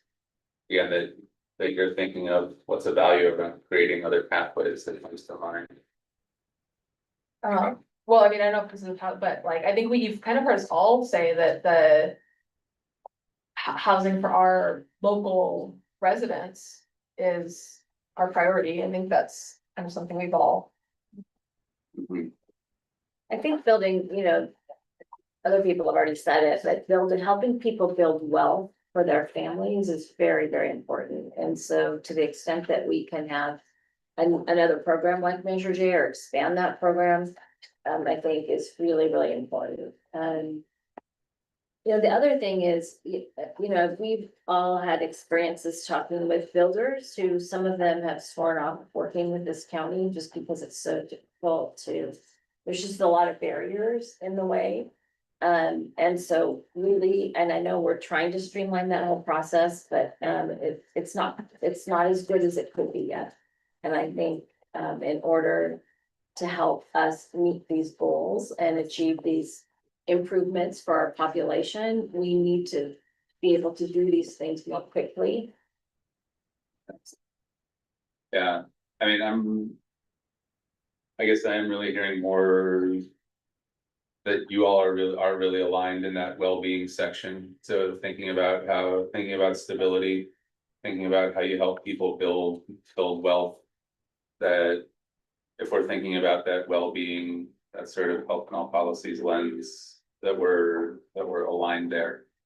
And and I don't know that we're gonna get as far as we might want to today, but again, the efficiency or the effectiveness and trying to get stuff done versus who has access to it are places where we may have to do some more thinking about how the board wants us to bring forward policies on and ways to consider that. There are other reflections as you all just, I mean, you're listening to each other, you can feel that there's that tension there. I don't know if there are other values or principles that come to mind as we're having this discussion. I'll just kind of elaborate on the one Monica mentioned, which is like no wrong door or no wrong approach. I think a lot of what has made Santa Cruz is the ability for people to like just live in the mountains and like live however they can comfortably, right? And that's what those are low cost housing environments. And then as a result of low cost living, they can be creative, and that's led to our creative local culture that supports artists and creative thinking in general. And so even now, those housing opportunities in the mountains are actually still some of our only low cost housing that's still available in the community. And so while I think we would all agree we don't want like a sprawl approach that cuts down all the trees and sacrifices the environment, I think that nevertheless, from sort of a healthy forest is a dense forest, and a healthy community could have a little bit greater density of people even living in the mountains if they're doing it right, like that. That, you know, we're not just talking about the apartments that, you know, are drawn there on the board, we're talking about. That, no wrong way to creating housing for people. And so your answers to the efficiencies of how, when, and in what manner need to be culturally relevant, specifically to Santa Cruz. From the farm worker question to the living in the mountain question, right? So there's the intentionality and the stability and wealth, which you're also describing, I hear, as long-term view. And it has to be culturally relevant. And you also named it's gotta be goal-based and you have to hold yourselves accountable too, right? So those are a set of emerging principles that actually may go throughout these three in some ways. In the interest of time, I do think we should probably move from housing to information flows, yeah. Can I just say one more thing? Yeah. We have we have an aging population here in this county, and we have a lot of, people living in big houses that could be downsized, but there's not really anywhere for them to downsize to in this county. And it's not just simply, let's just build a bunch of condos. You have to build a vibrant community around it or within it so that people will want to go there.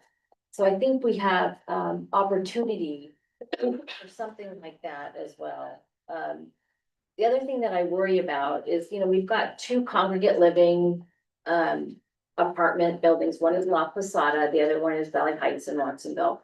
Those are independent apartments that have support. So you're not in assisted living. They're not crazy expensive. You have breakfast and dinner. Lunch is on your own. You have a little kitchenette. You have housekeeping and all of your towels and bed sheets and stuff changed. So you can actually age in place in a place like that. We should be actually thinking about that for our aging population so that they could go somewhere like that, have the social connections and interactions that they need, and then they're able to turn over other properties that would come into the market. You know, I don't see us or hear us talking about any of those types of things, but I think that would be a good idea. Last one real quick. I'll just add to that, you know, I think that also highlights the housing being kind of need-based, because, you know, we know we have an aging community, so we need housing that's gonna support that. We know that we have issues with teachers finding housing, so there's a need for that.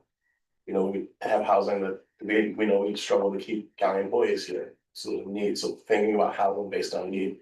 And I think again to that point too, turnover, I feel like if we're front loading the housing to meet some of those needs, especially as it relates to some of the seniors, that actually creates more market rate housing by having the housing come into the market. So I think, you know, we have to think about the dynamics that surrounds our housing environment, how we can kind of make use of what those needs are, and thinking about how that can allow for us to create greater supply just because of the way that the housing will help people flow through the different housing types. And then I guess the last thing I'd say too is that I think the one downside to the state's approach is they're just thinking about the housing component. They're not thinking about the community component. And so if we were to think more about how do we create more walkable communities that can be much more, more walkable communities. I mean, I think to the transit conversations, I mean, we don't have to drive all over the county because all of our needs can be met within the geographic area we're in like a 6-block radius. Like we'll need the buses and, you know, transit to go long distances, but if we can make our communities in such a way that we can meet our needs where we are, then that will really help us meet a lot of our goals around CO2 reductions, around, you know, reducing traffic conflicts, creating better senses of community, and being able to support, you know, those businesses and everything within that geographic space. So just something for us to consider as well as we're exploring how we're gonna meet all the needs. Excellent. The second area we want to transition to is what we heard about at a lot of the different stations was around communication flows. And we have when we started in the morning, we had what's the primary function? And we had the people going to the board, going to the county government. We know that there are lines between the people and the people to the county and the county to the people, and multiple lines from the board to the people and the county to the board. It seemed as we were going around and checking in that there was some disconnect that was happening where whatever the information flows are, it didn't feel to you all like they were getting to the right place or to the right people or happening in the right time. And so I think we're wondering, as you think about how you're making those contributions around the room, what are these principles that you would think about in terms of how we improve that communication that happens? How do we better tell, maybe a better way to ask it is, how do we better tell our story? Can you give an example? Because I'm pretty sure my D5 did not really say anything about this, right? This is not ringing a bell. Around communication. But maybe there's an example that will. Yeah, you have one. Well, there were a couple, so, thinking about climate, what needs to be clear to constituents, right? As you're making decisions about different, maybe infrastructure choices, right? What do they know, what do they not know? How much information do each of you need about the whole variety? I mean, there was, I mean, we can go to a few actual specifics that may be useful around the whole variety of choices that need to be made, right? Where what level of information is required here? There was also another example of what is our, meaning the board's, role in a particular situation, right? What is actually our level of authority that we have to act on certain things versus the states? And even if we don't have complete authority, where do we have influence? So communicating about, like, what's your level of authority in a variety of different places? I mean, we could ask for some more specifics if that would be helpful from the site. So let me pause there and see if that. Yeah, or maybe let's let these guys share and then we'll. I guess to try to name in terms of a principle, it would be leveraging technology to proactively communicate with the public, particularly in cases of county service delivery. It just kind of occurred to me as we were having a conversation around the planning department in streamlined Santa Cruz County the other day. And I know I feel this way, like with the given information environment, like if you're just, emailing me and can't get just text, right? And I think a lot of us probably feel that way. And so maybe that's what we should be doing too, right? It's like you submit a permit and you receive, your plan tech, through technology sends you a text. Hey, we received this. If there's any questions you have about the permitting process, like you can just reply to this text. And of course, we have an AI agent on the other side to answer the most basic questions before someone gets routed to their actual plan tech. But this is like so common throughout all businesses today, right? It's like the primary use case for AI. Why aren't we doing it? And like the same thing if someone, calls to report any kind of incident, or maybe around like, hey, you've got an upcoming appointment with the county health clinic. Do you have any questions that you plan to, ask your health? I mean, there's all kinds of ways that we could be leveraging this. And I just, it seems like pretty low hanging fruit, and that it would really, I think, improve the public's perception of the county's communication. I think another thing that I found has been effective in my office is just being that conduit to connect people to the people who can help them best solve their problems, right? And so, like, people may reach out about, like, early on when I first took office, 2023, we had the storms. The backup power systems that Comcast provided were not working. And they're supposed to provide 72 hours of backup. They weren't doing that. And so being able just to reach out to Comcast and their government relations people, getting them to be able to write, what's like, be able to explain to us what's happening, where the disconnect is between their services, and we found out some of their, encroachment permits were being held up by the county, and some of it was they needed to get out and go and, do upgrades to their stations, but then making sure the community knows, like, that you're in communication with folks, or even sometimes looping them into the conversation so that they're a part of the communication pathway, really helps people feel like that they're gonna get their needs met and they know who to contact. Because another great example was there were people who were saying, like, they were calling AT&T and trying to get landlines. The problem is when you call them, like 1-800 numbers for AT&T, they will patch you into somebody who's, who knows where. And in certain states, they have different regulations, right? So that for some folks who may be here and talking to somebody in Virginia, they may hear, we don't establish landlines. Then it turns out when we talk to our regional AT&T representative, they're like, oh yeah, you can't actually get landlines replaced. And so it's just knowing who to contact and being able to put those people in direct communication that I found was really helpful. And then I think as it relates to the org chart here, it's like there's certain instances where we get a request, we connect people, to county staff. They say we can't do anything because of X, Y, and Z law or policy that may need to get changed. And if we can change it, it's like working with those people, bringing them into the decision-making process, the policy-making process. So then being able to get that policy changed, I think is also something that is really critical for making people feel like they are having an influence on the local government and they're not outside the process, they're working within the process. Because by doing so, they're able to say to other people, hey, I'm actually working on this, and here's how our government's working for us, rather than feeling shut out. And then by getting shut out, they make their own narrative, right? Even if we're doing the work that people want, if other folks get attached to a narrative and that narrative spreads like wildfire, it really hurts our ability to either counter that narrative or really demonstrate that we're trying to be effective. So, well, there's at least two principles in what you're saying. One of them is being captured as connecting constituents to appropriate people or, spot. What's the principle behind or underneath that second point? I think like it has a lot to do with transparency. Okay, because there's you getting information out, but then there's something about the other direction here. Yeah, So it's like the information coming in, and then if a change needs to be made, making sure that people understand that process for making that change, and where changes can't occur. because of okay, Laws, and then where they can occur, doing what we can to make those changes happen. so something around transparency. Does anybody want to add to that principle? Yeah, no, I totally agree with that. Education.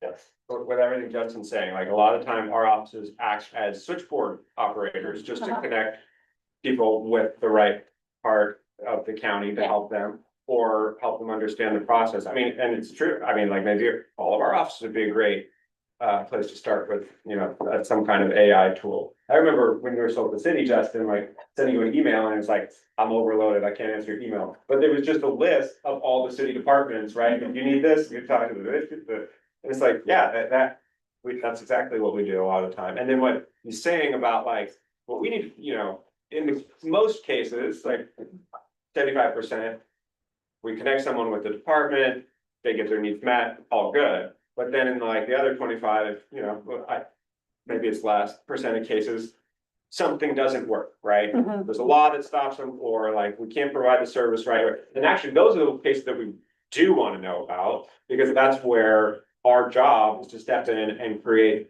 the fix in policy or the fix in operational procedures to make sure that ultimately those needs can be met. So there's something about ensuring that part of the communication flow is not just directing a constituent to the right place, but making sure that you're getting the questions that are coming in. Right, I mean, like ideally, I'd be able to look at a report of everyone who's contacted my office. And, was their case resolved? And what I'm gonna look at is not like whose case was resolved successfully, it's whose case is not resolved at the end of the month, and then like, can I do anything about it? Are there any, so we're beginning to capture that here, and actually all three are sort of your use case. Any other principles around this? I heard you say education, is that right? Well, yeah, I was just saying education because, transparency, I was thinking transparency is like we're trying to hide something and we have to be transparent. But education is just folks that come to our, or give us calls, you know, it's, they don't know the process of like what to get their needs met. And so we have to kind of identify it for them. So it's. Across the board, right? Because I'm also hearing, we want to be educated about what's happening with our constituent, like, where are you stuck in some way? But I think it goes both ways. Yeah, Right? Like, exactly.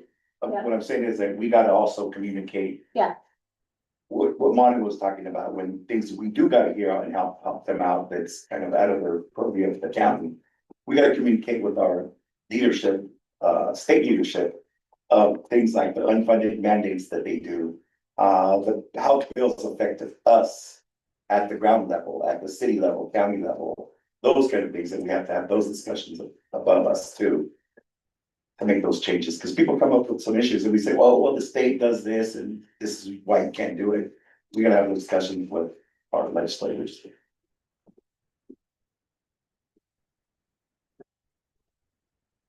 Want to ask one more, as we're thinking about that communication and those pathways. We've talked a lot about sort of closing the loop of the people who are contacting you and creating a list and circling back.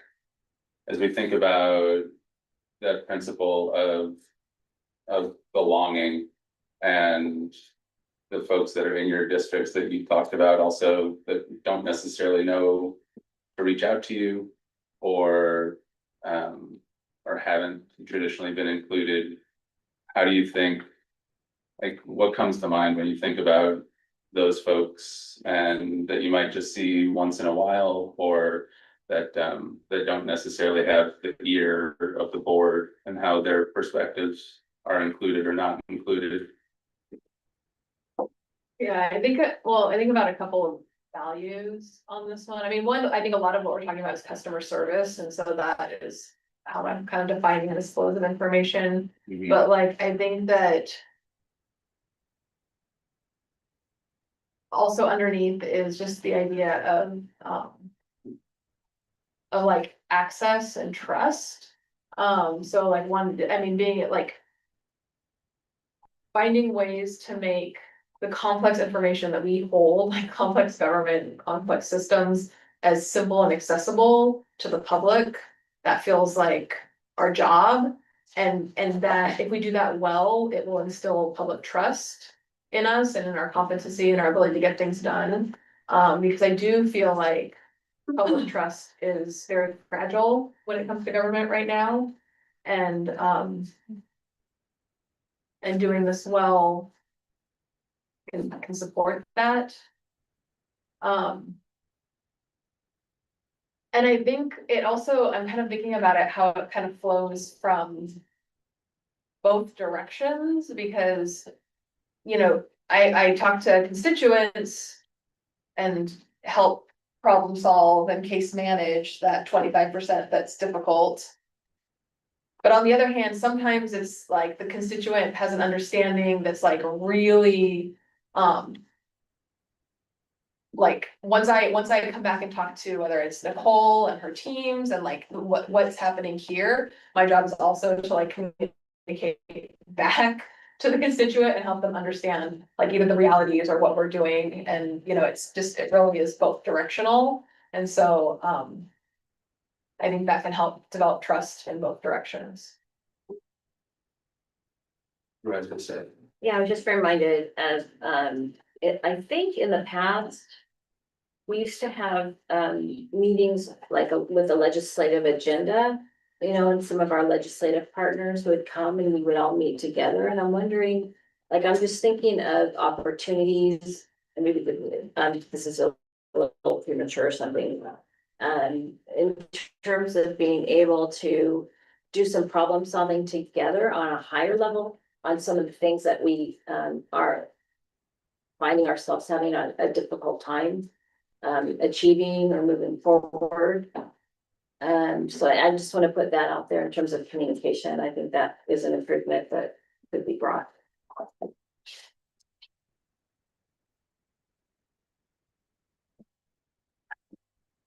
Any other thoughts on I mean, I've heard really strongly, I think, around the transparency, making things clear, helping to build trust.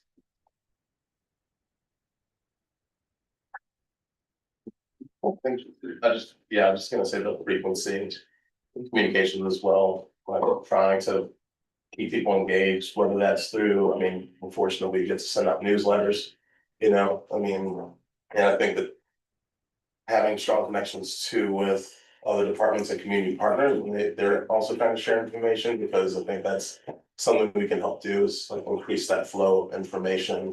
So that folks, because, we all have people we're connected to, and we wanna expand our networks, and so by collaborating with folks to help share information, I think it's gonna also help build trust and build relationships, so that we can have greater information sharing. And then again, with our, like, for me, the robotic unit, it's like every 2 months they have a meeting, and, we've worked with them so that we can provide updates, and just meeting with those different constituency groups to try to continue to make yourselves available. I think that also helps in terms of trying to keep people up to speed, and making sure that they feel connected with and represented. I think that's something that might be particularly important with this, we have languages. We got a whole group that speaks Freaky, we got a whole group that speaks Spanish, English, of course, but it's how do we communicate in terms like normal modes of communication, like newsletters, social media sites, and stuff like that. And I think we gotta think about that as well, like kind of expanding the message, the language barrier. What do you all think about one of the things that is happening at a technical level is that AI and technology are reducing language barriers, but not necessarily reducing cultural barriers. And I feel like you all represent a lot of different cultures in your districts. And so I'm wondering, as you think about transparency and trust, how you think about, again, taking sort of a countywide lens on like that cultural aspect of communication. Through AI? No, I'm saying AI can do, when we've done the materials for this, I can put a document into AI and it spits back the perfect Spanish to me. But it doesn't mean that I can show up in District 4 and speak Spanish or relate and communicate with the folks down there, right? Yeah, or they'll pick English and convert it to Spanish or Creek or. Sure. Yeah, this kind of gets to something I was just thinking of, but I think the connection is what services the initial question was like, how do we communicate with the people that aren't reaching out to us?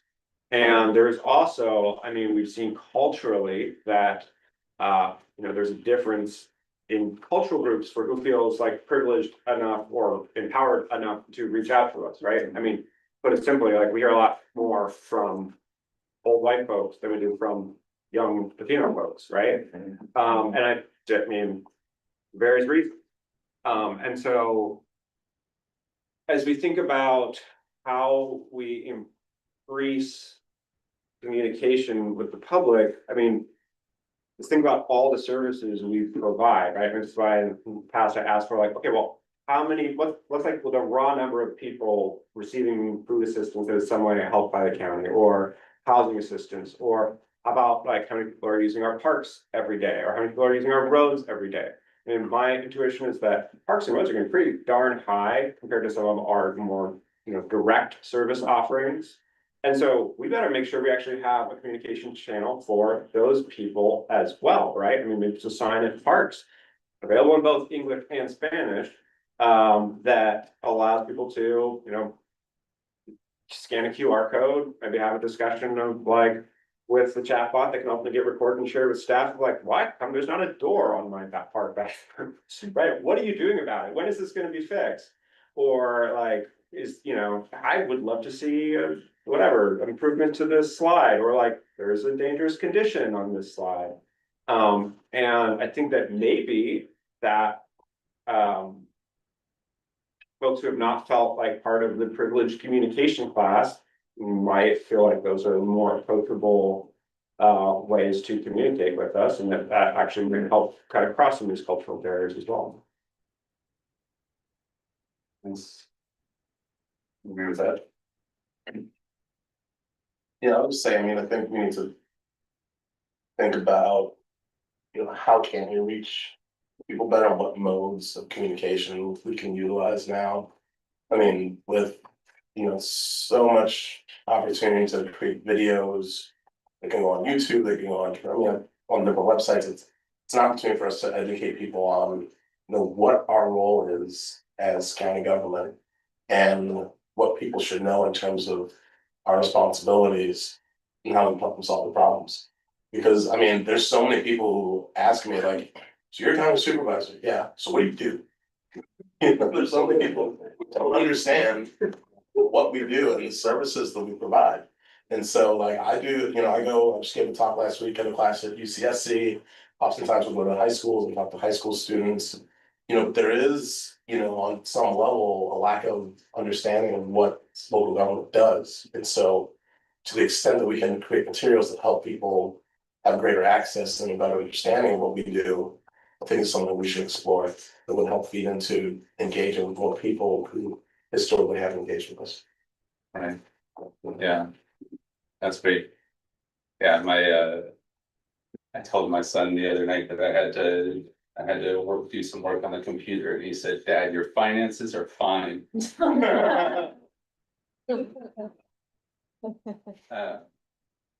So I want to transition us to the last section we want to talk about is infrastructure. Infrastructure came up a lot, obviously with roads.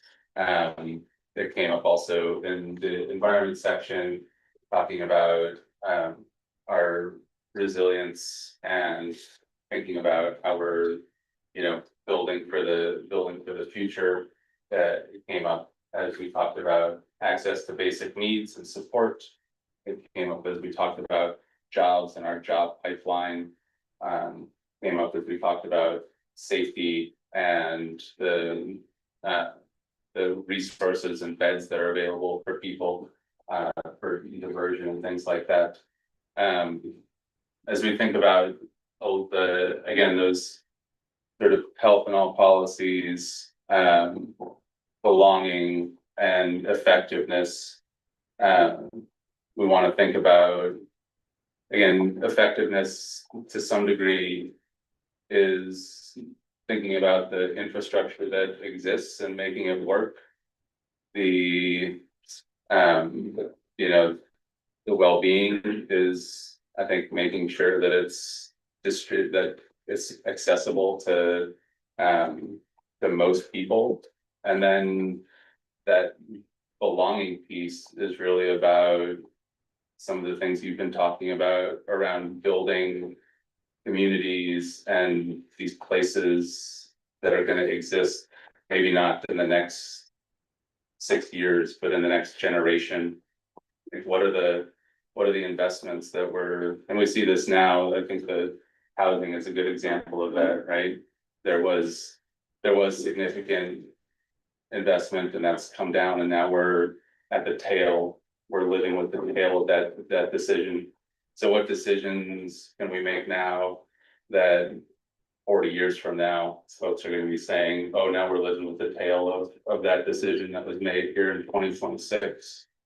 And so, yeah, interested to hear your thoughts around the infrastructure conversation, how you think about what we can do today with the existing, what we might want to do, looking towards planting those seeds for the next generation and what's going to come.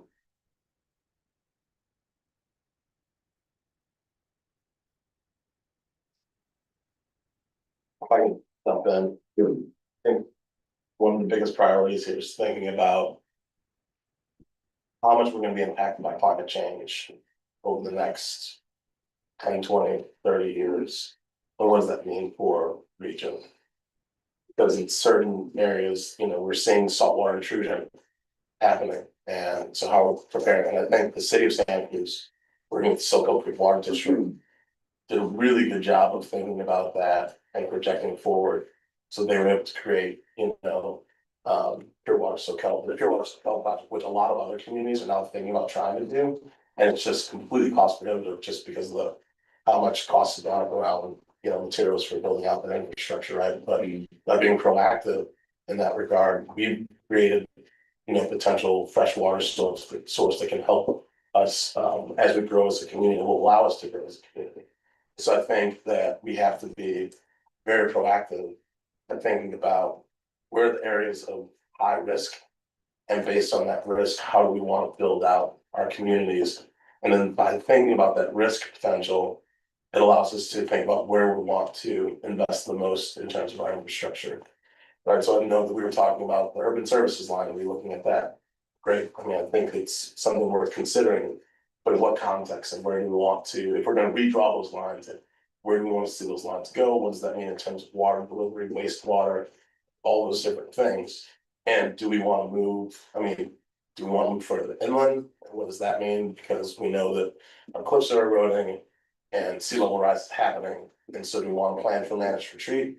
And that also, when we think about managed retreat with Santa Cruz, it's very unique in the sense that we have the mountains are eroding, we have fire, and then we have the ocean coming at us. So how do we, design for the future when we're getting kind of attacked on every single side? Right, and so I think that by doing some kind of planning around those various climate scenarios really will help us think about how we invest in infrastructure and where are the areas where we may not want to prioritize that infrastructure happening and starting to move away from areas of high risk. Yeah, I mean, I think I agree with Supervisor Cummings that climate change is like driving so much of this, like our entire strategic plan. And when I think about infrastructure, I feel this is where, man, I feel like it came up on every single site that I visited today, particularly for my kind of rural residents, before we even get to like how we grow and develop, I think it would be helpful if the county created a shared standard of living that all residents, no matter where you live, can expect. Whether that's like access, like whether it's water access, we've had parts of our district that hasn't had access to clean water, electrical grid, septic systems that can be replaced when they fail, emergency services, communications, broadband, like there's just so much infrastructure that like certain residents today are living without. That there's a massive inequity that exists and we, as the population is changing, whether it's people who are aging in their home because they're, that's where their wealth is, so they have a greater reliance on infrastructure, plus, in my district, like, it is some of the last affordable places to live, and so you have people who weren't trying to move in the mountains because they wanted to rough it, that's the only place they can afford, and they kind of like broadband and sidewalks, which they'll never get a sidewalk, but they like. There's a demand from the population that's higher than maybe it used to be in the rural areas, and it would be really good to have like an agreed standard. It's like a basic expectation that people can use a cell phone during an emergency somewhere, So then beyond that, and we know that not all of us within our control, right? We can't control cellular towers completely, and we can't control, I know, there's just some things that are hard, but then we can put our collective weight and advocacy behind some shared goals. So then, and then when we hit, then we can look at like, okay, now what? Let's look at all the better improvements, because it's where I feel the sense of urgency or like greatest concern from my constituents, it's on this infrastructure stuff, like just basic living. I wanna make sure I wanna comment two things. First, from Monica here, like one of the refrains I hear from constituents is who live in the mountains is, well, clearly the county doesn't want us here. you all want us to move out of the mountains and come live in the city. And you're demonstrating that by not giving us permits, making it really difficult to rebuild in the mountains, or like, you know, basically not acknowledging our lifestyle as valid. And then you're letting the roads fall out from under us. So clearly you don't want us here. And I think one thing that would really help the county shift its public perception is say, no, we actually do celebrate that lifestyle choice. And we want you to do it safely and, you know, not have unintended consequences with an unmaintained septic system or whatever. But we're going to facilitate that because we're gonna expand broadband. I mean, probably call it like the mushroom network, right? I mean, I'm seeing like, we're gonna have connectivity in the forest, right? Like this model of mushroom. But One guy. but yeah, like, and, you know, and maybe we can't commit to a PCI pavement conditioning index of 70, but like, we're going to address the culvert, so like the likelihood of your road washing out in the next major storm or being accessible, you know, is gonna be higher, and we're gonna mow alongside so that you're not gonna be trapped in the firestorms, right? It's like, those are our basic commitments, like you're gonna be safe and you're gonna be able to, you know, then be connected in the mountains. Like that's false. And I mean, actually thinking what Justin was saying about like the larger climate issue, you know, I don't think we ever talk about this, but like the biggest issue I have with downtown Santa Cruz being the largest place of development, it's also like one of the most flood prone areas in the whole county, right? It's like,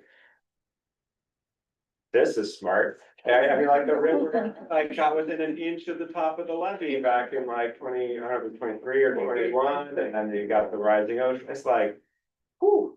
And so like one big justification for like the county doing like a specific area plan and focusing some growth somewhere in mid-county would be like, actually, I think we need to get to the next marine terrace as far as some concerted effort for, you know, a sustainable urban environment that will still be here, you know, 50 to 100 years.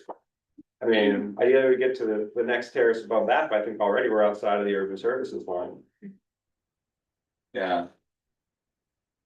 So that's just like, we don't tell that story ever. Yeah. Ever. Like I've never come up into any conversation except in like my own head. It's like, wow, that I don't know. I hope they're planning for flooding on the first floor of all those downtown buildings. And I will just say that it comes up in conversation and it's just like, so building back downtown again. Yeah. And it just gets glossed. People completely gloss over, but I mean, that's the planning that needs to take place, right? Because we have to think about risk and future risk, and do we really want to put something where we know it's high risk versus shifting course early. So it sounds like there's some core principles here around addressing the infrastructure questions that actually have come up across the board, right? I wrote down proactive, high risk potential, like to plan, and that's a bad summary of some of the words that you were using, but to ensure that when you are doing your infrastructure conversations, that's a principle that's guiding, and that's gonna connect with the education form of the communication, right? So that if that is a guiding principle, then when you're communicating with constituents, there's some knowledge around that. And then some other principle around, these are not quite your right words, Supervisor Martinez, you know, the shared standard of living, or what you called basic expectations for residents.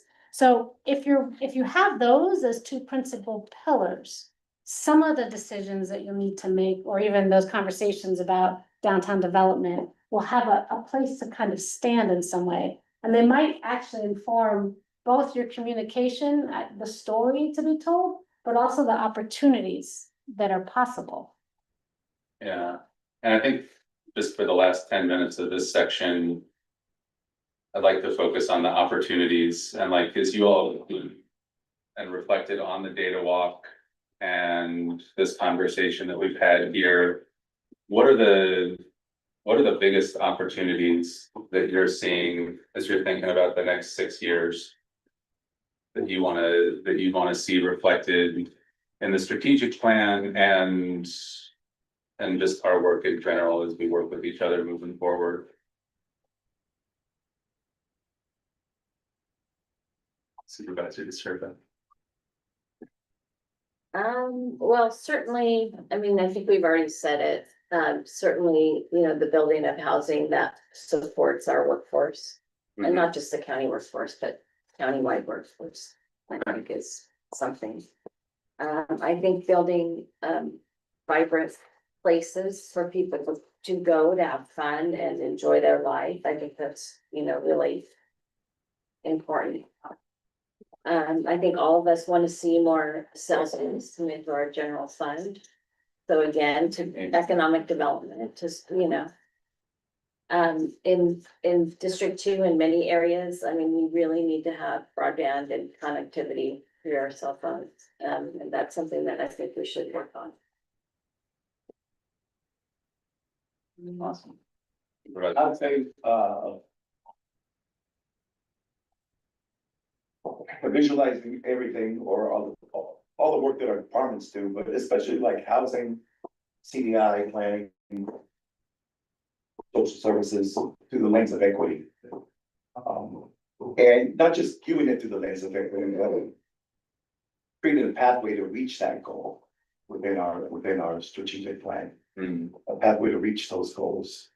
Because usually we put that as a goal, but we don't really illustrate the steps. By the way, we got a great illustrator. I love all the drawing. Writing. I can actually read it from here about that. But illustrating a path towards what everything is for certain departments. Okay. Whether it's, housing on these elements or roads or services. I'm hearing a combination of, I think what Supervisor Cummings was talking about, like stability, and then what you're talking about is like, how do we get you there? What's a reasonable path, right? That may have eroded to build something new. Yeah. You can illustrate the map right here. I'd like to just add one more thing. We haven't talked at all today really about public safety. But I want to thank all of our employees who in the sheriff's department, the DA, public defender, probation, for really, doing just with high level professionalism, doing the best for our community to keep our community safe. Maybe it doesn't fit in anywhere here, but it's really important. I was just here a couple of days ago and we had an incident here and I watched, somebody was trying to hurt somebody else get, taken out of this building, and it was, I'm sincerely so impressed with, like, you see all these goons, in Minneapolis, these ICE people that are horrible things that they're doing to our citizens, and what I saw a couple of days ago was like the highest level of professionalism from our public safety deputies, and so thank you for keeping our community safe. Not to get sidetracked, but just on that point, everywhere I go to different communities, like different police chiefs, different sheriffs tell me that they keep an eye on us and see everything we're doing, see what they can do, that we do, that we're on the cutting edge of good policing all of it.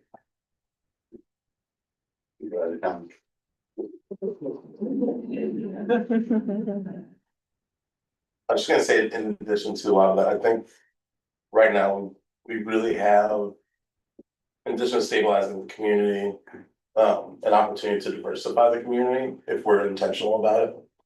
I mean, we're gonna have a lot of generational turnover. I mean, the baby boomers are kind of at the end there. Road, sorry, saying the room. But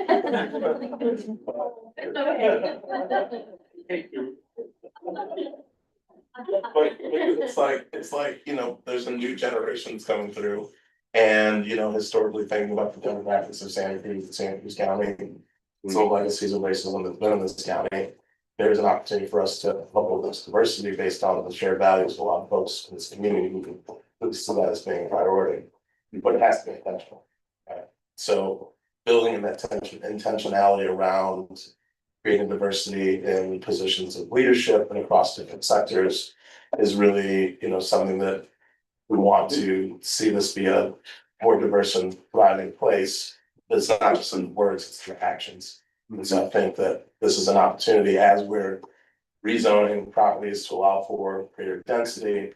We're increasing more affordable housing. we're really looking at some of the metrics, especially, some of the information we've seen in our workforce development reports that really, shows who is able to have home ownership, who we have working in our communities and what sectors and what roles of leadership. And it's really taking action on that information and really being intentional on how we want to diversify this community. Yeah. I have a follow-up question on how do we think about that in contrast to the point of, when we were talking about the housing of doing it for the people who are living here. And I don't mean this as like a gotcha question in any way, but in order to have more diversity, it implies new people coming in potentially. Yeah, I mean, it's both ways though, right? Like, I'm not from here, but but there are people who are coming in who are gonna be committed to staying here if they have the opportunity, right?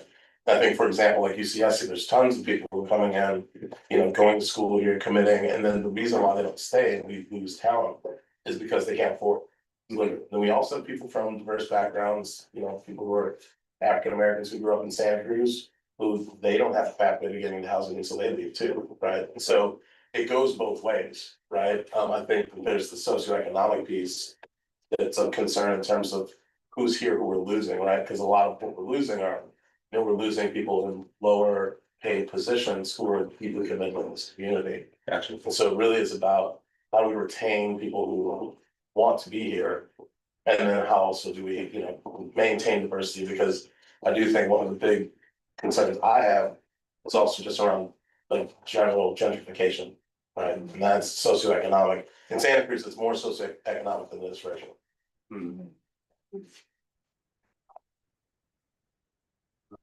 I'd say Watsonville's racial. All the folks from Santa Cruz moving over there to Watsonville, it's more affordable. Gotcha. And then Watsonville's moving to Los Bagnus. Okay. Kind of like East Watsonville now. Gotcha. Yeah, I mean, it's just been such a great session that I feel so excited about all the opportunities ahead of us, but to kind of reiterate some that are already up there, right? I mean, this our community, I do think is really committed to communication and listening. And I mean, of course, sometimes that means some very long public comment periods, but the reason we sit through those is because we do care. And you never know where that next shred of truth is going to come from. And I mean, that's practiced in so many of our departments, whether it's our holistic public defense or just as we mentioned, our sheriff's approach to really being a resource for the community.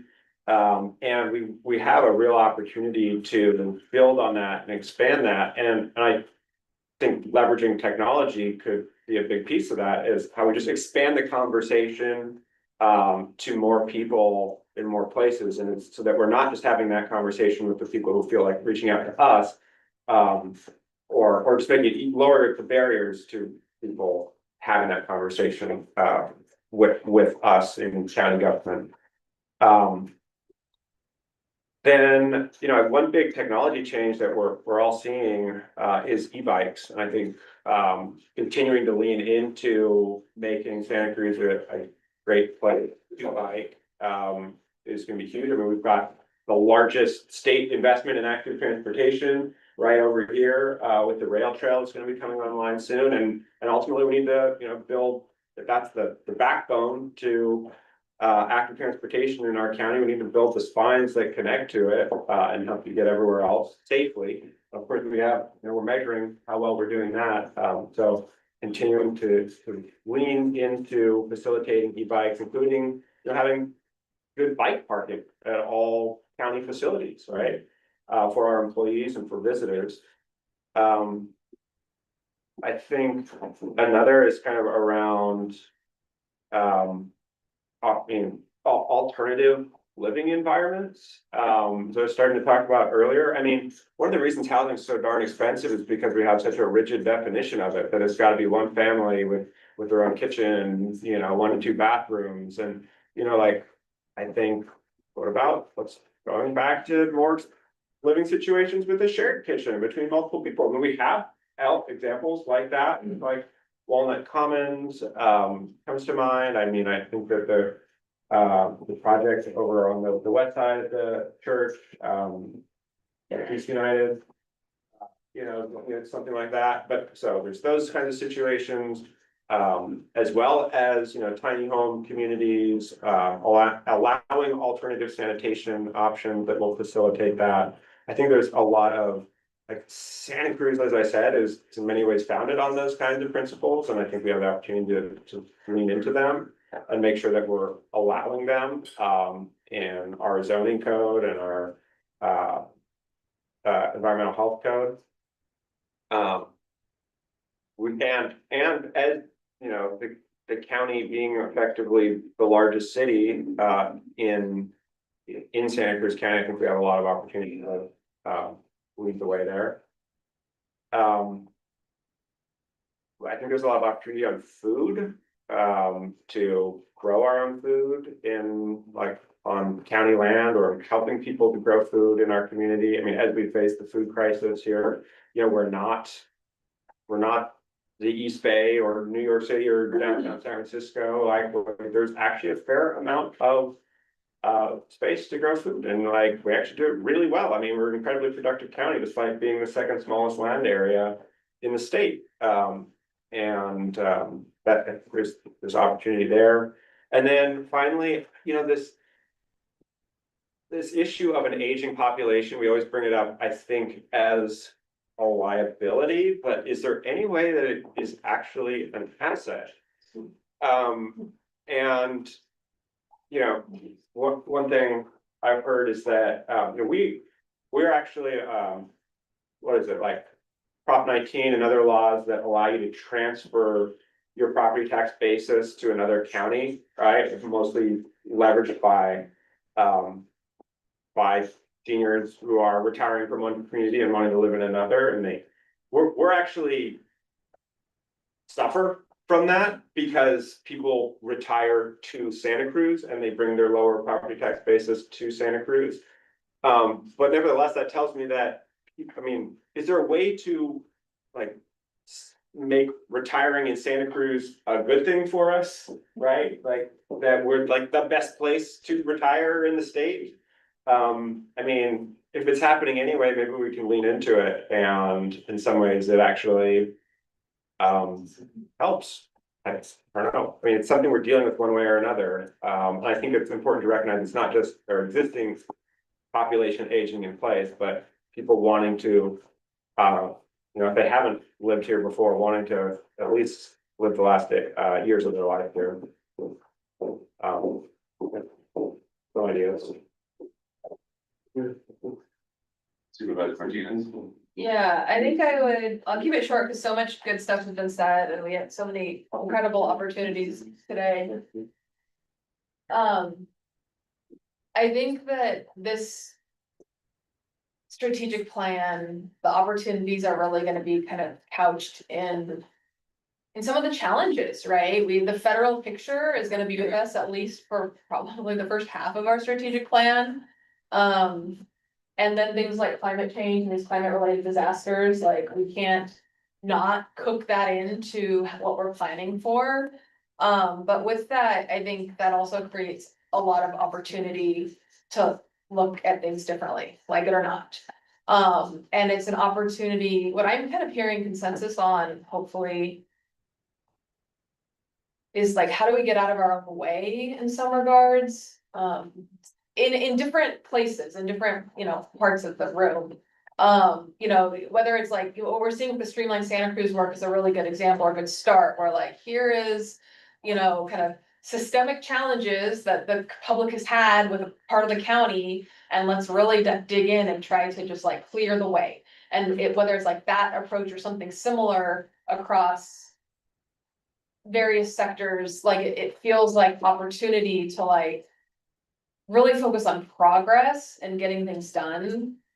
It also feels really the time is right, or we're hitting the tipping point where we need alternative funding streams. Like, we just cannot keep operating with the funding streams that we have. And so whether that's property tax changes with the state, or it is sales tax measures or other, financing districts or whatever, we really have to get creative with our revenue. Because I just imagine that if we don't, then in the next 5-year strategic planning process, it's gonna be like, okay, we're in financial crisis and our infrastructure is in collapse. And now what, you know, so we've really got to figure out this revenue challenge. That's, Excellent. those are my thoughts. Thank you. Excellent. That's so we're gonna close out this section, this section of the agenda, then move into our final section of next steps and reflections and how we're gonna consolidate all this to move forward. So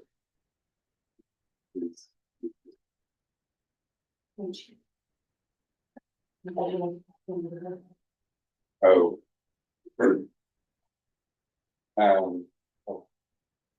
So just in terms of next steps of what we're gonna do with all the data in the room, we are going to, with the help of our graphic facilitators, Tracy, we are gonna get pictures and high quality images and make summaries and send this all around. We will capture what's on the boards here. We're also going to be doing 5 town halls over the course of February in each of your districts, where we will bring we'll bring the data walk and allow the public to go around and do a little bit of the same validating prioritization exercise. And so we'll do that between now and end of February. We'll also continue to do some select focus groups with folks that you all are helping us connect with. And then when we get into March, we're gonna take all that information and create strategies within the focus areas to bring back for you all for consideration. Probably at the end of April, early May. After that point, you'll have a chance to provide feedback and make tweaks, and we'll bring back a final plan to June. So that's sort of the process plan between here and bringing back a strategic plan for you all to consider. As we do that, we will have convenings with our federal impacts group. We'll continue to, have some of our plans with the Community Health Improvement Plan and Behavioral Health Services Act plan coming forward. We'll continue to be thinking about how we align with our workforce investment, with our public safety partners, with our Housing for a Healthy Santa Cruz. And so, again, that principle of not duplicating work, but a lot of the things and information that we got from you all today in terms of principles, conditions, opportunities, trade-offs, I think are things that we will be able to communicate back and make sure that those are reflected in those plans going forward. And then we'll continue to try to seed this conversation and continue to have ways and some other opportunities and forums for you all to be working on our communication back and forth between staff and us and public, you all as a board. So any questions or comments on next steps? So roadshow, you're gonna take it out to all the districts? All the districts. Yeah. Yeah, all the districts. We're doing a couple, we're doing a couple additional ones that we'll do with the Pajaro Valley Collaborative. We're doing one at the UCSC with students up there. And so there are a couple additional opportunities that we'll do to bring this roadshow around. What is the timeline for ETA to do those? Between now and end of February. Yeah, February. I mean, again, if you all feel strongly and have a group that you have in mind, obviously we're trying to get as many folks to your town halls as we can. If there's another forum that you think you want to do it in, let us know. I mean, again, this is once we adopt the plan, it doesn't mean the end of the conversation. Right? We're gonna have to keep working and working with each other throughout the entire, duration of the plan. And I think, Supervisor Martinez also said, and how do we create some principle, but hold this lightly, because we know we're in a situation where the federal and state government are changing and making decisions, and we're having to adapt to that. And so how do we, hold a line of sight to where we want to go, and then be able to adapt to conditions as they evolve over the next, in particular, the next 3 years. All right. And so, thank you, and Avita's gonna lead us through some final reflections. Yeah, this is the final reflection before we open it up for public comment. I'm gonna just take us through a little gallery walk, so to speak, of what actually transpired in today's session, and then invite each of you to offer a final reflection if you would like. So we were holding collectively the outcomes of developing a better understanding of the strategic focus areas and identifying areas of alignment and convergence and divergence. Beginning to think about principles that'll guide through those areas, particularly divergent areas. Beginning also to develop some shared direction, a kind of usness, looking from the countywide perspective. And then also developing documentation. So I'm gonna just walk through the documentation here. We began with a triad, right? This triangle lens, defining collectively what's the primary function of the board, how the board can create the greatest value for the community, what today is the highest potential of this board.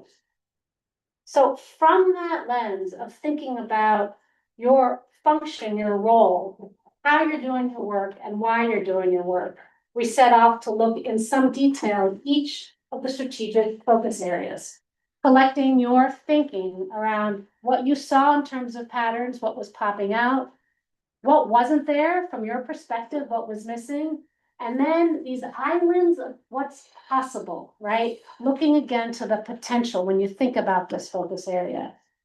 Then we did a pre-synthesis to then come back to the conversation with some themes, right? Looking across housing, flows of information, and infrastructure, and thinking again through a prism, through a triangle, about functionally, what does efficiency look like there? In terms of how, right? What does well-being mean when you're looking at that and thinking about that? And in terms of why, what ultimately is this sense of belonging or inclusion that you're holding as a core value? So looking through that, what began to emerge were a set of principles and a set of possibilities or opportunities. And you see they're here in this line, this diagonal line, right? Where these principles can be a way to guide you as you're looking into the opportunities and then bump into the trade-offs that they might require. So there may be tension here in the choices ahead. And as we saw, there was a lot of convergence, agreement, general consensus, this arc of consensus, and it's in the nuances, in the timing, in the how or when, or exactly for whom. And part of what is emerging here is with intentionality. You can pull these principles to work in that tension in some way. And so this is meant to be a grounding place, a starting place. Then there's a set of follow-up items that will happen with a timeline. So I want to invite each of you, if you'd like, at least to have the space to offer a final reflection, or maybe even something that shifted in your thinking as a result of today's session. So any reflection that you'd like to offer in closing, each of you will have a chance to offer. I mean, I'm not prepared with reflection, but I'll just say that, I feel a sense of camaraderie with my fellow board members here, my sister board member. I feel like we share a set of values and goals that are very similar, and, despite some small differences that we might have, I think we all work well together and we want the best for our community. We appreciate the expertise, or I'll speak for myself, I appreciate the expertise and the professionalism of all of our staff. And I just want to thank you for holding this today, and thank you for your facilitation. I think I think Manu's point was really well taken, that sometimes in scarcity, there's opportunity, and so that was a positive affirmation for me, so thank you. Thank you. I'll say, I found this actually really helpful and productive. I don't think, I mean, as has been said, like, we've never done anything like this as a board, we never, or as really the county organization, and thank you. To the county staff for participating today, and I hope if there's anything that you want to share during public comment, that, the staff takes that opportunity as well.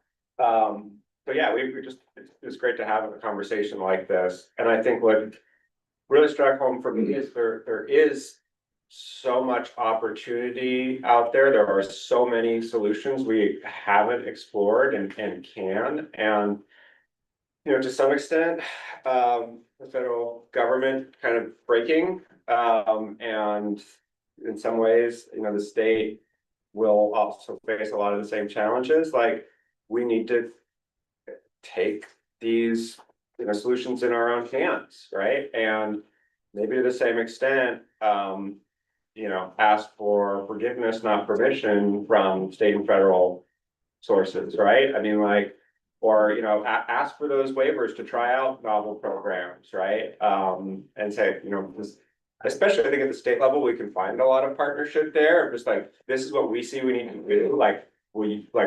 We're doing it and we'd like you to let us do it rather than try to stop us. If it comes down to that.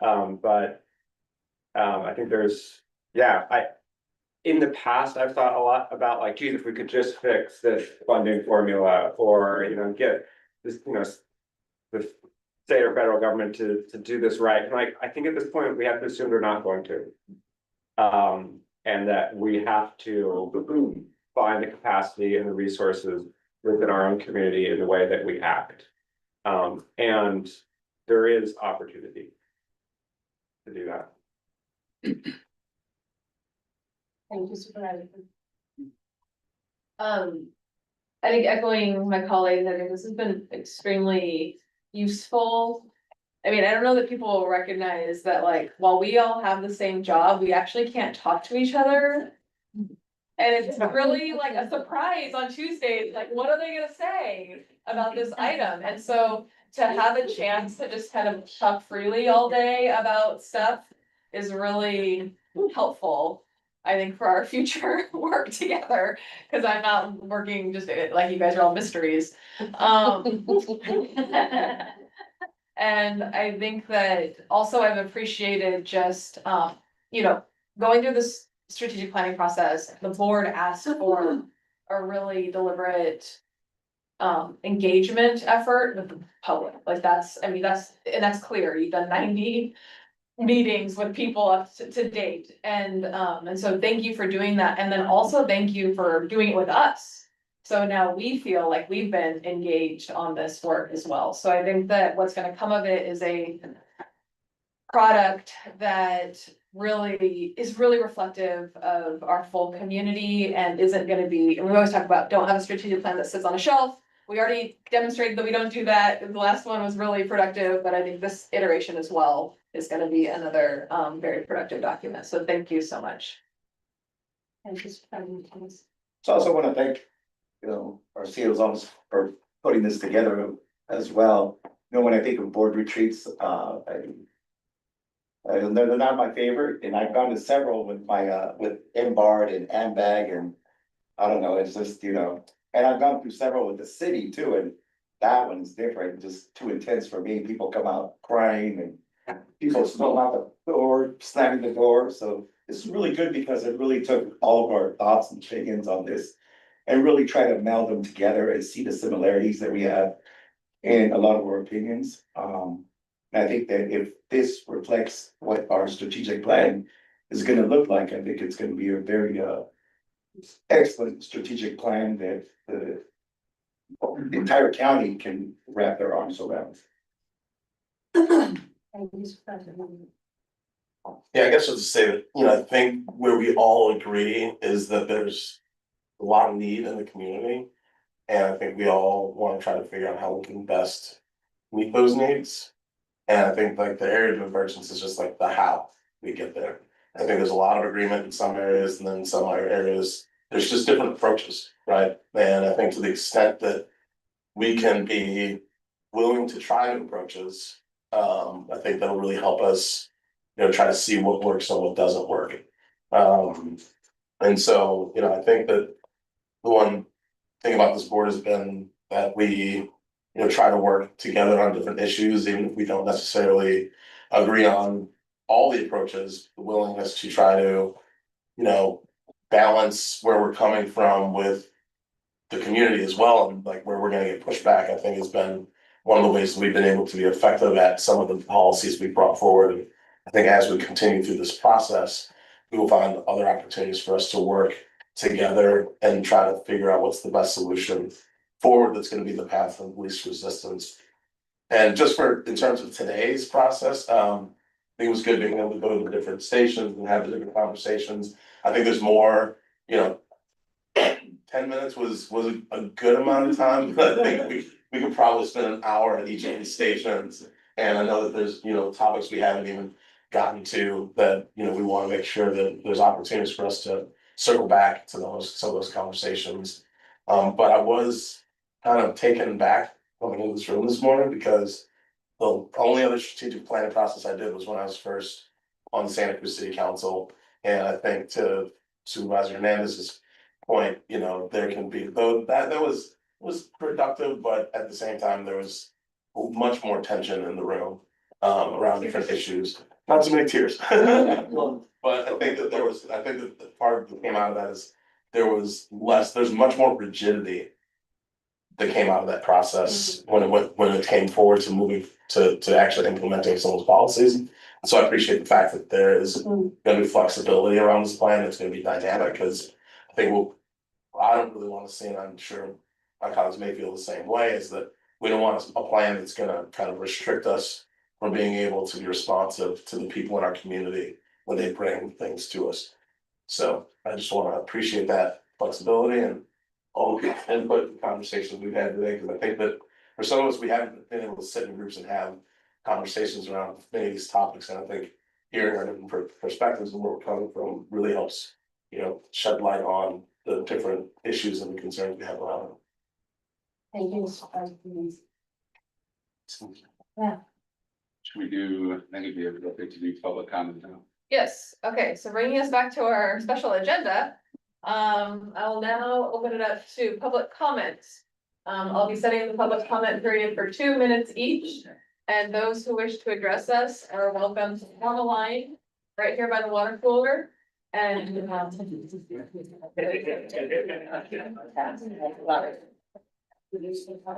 You just need to set up. we're gonna take a 5-minute recess, so we can set up the tech, so you can do this, got it? Awesome, so yes.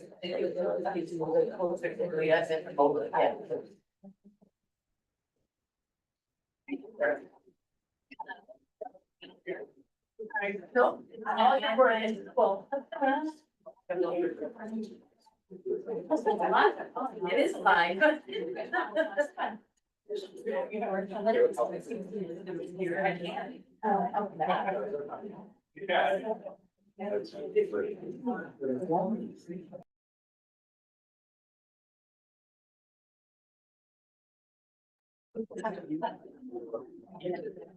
I'm already at.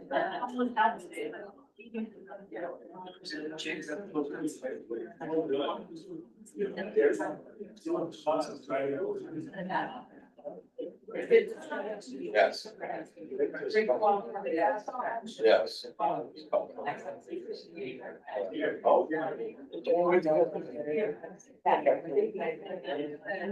Yes, yeah. Awesome.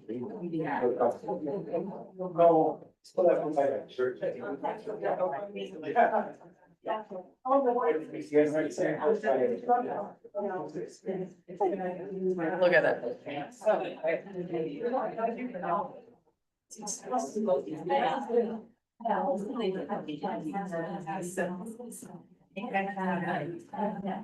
For folks online, we will be resuming the meeting in a couple of moments and beginning with public comment. If you are online and would like to make your public comment, when the time comes, please use the raise hand feature to join the queue and we will call on you momentarily. Thank you. Back. Yeah,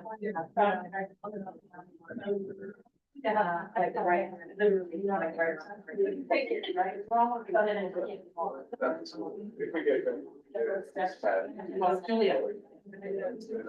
Right. Okay. So after a public comment, it sort of depends if they're, what do you want to say? Get on the station, something. Or then whatever it is you want. Right. Sounds good. Get out of here.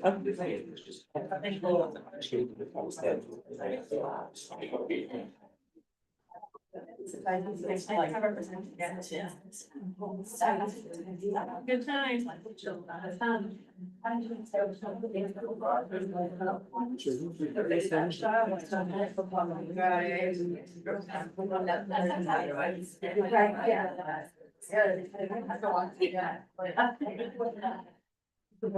As a mean. And just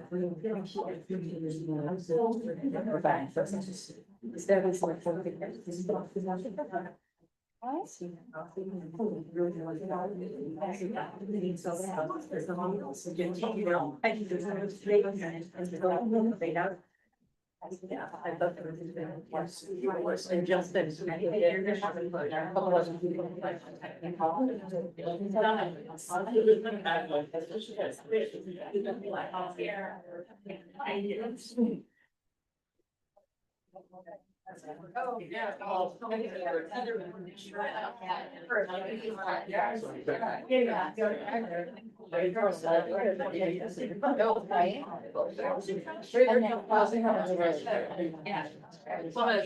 I think everyone got it. It's so sad. It went so back. Where did everybody go?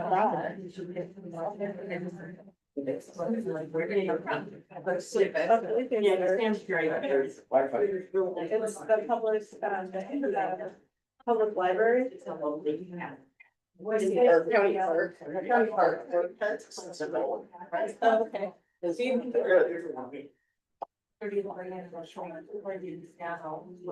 Our favorites. Thank you. That's right.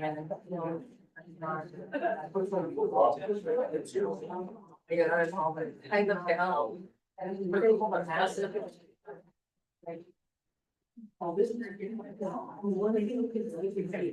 Always.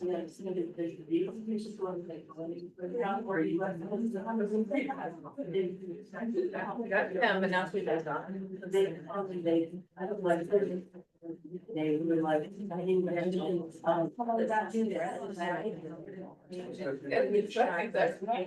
that's great. I like that. It's not for people to go. Yes, really creative. Great.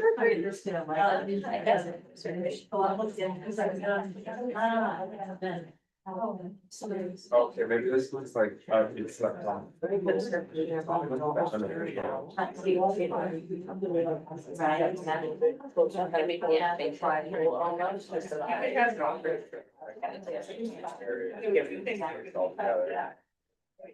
A nice wash one.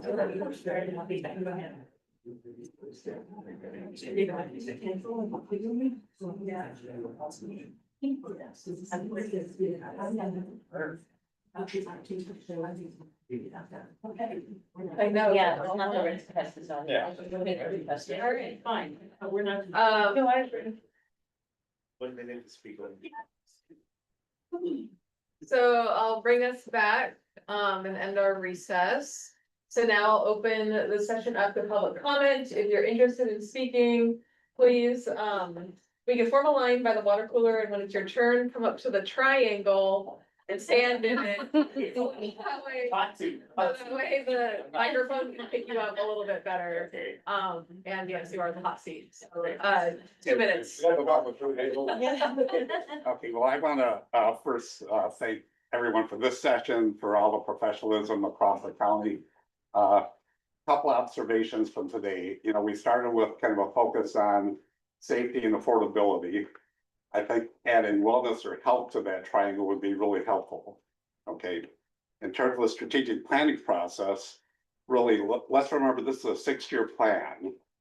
And we should focus on what is needed over 6 years and not be inhibited by the short-term barriers.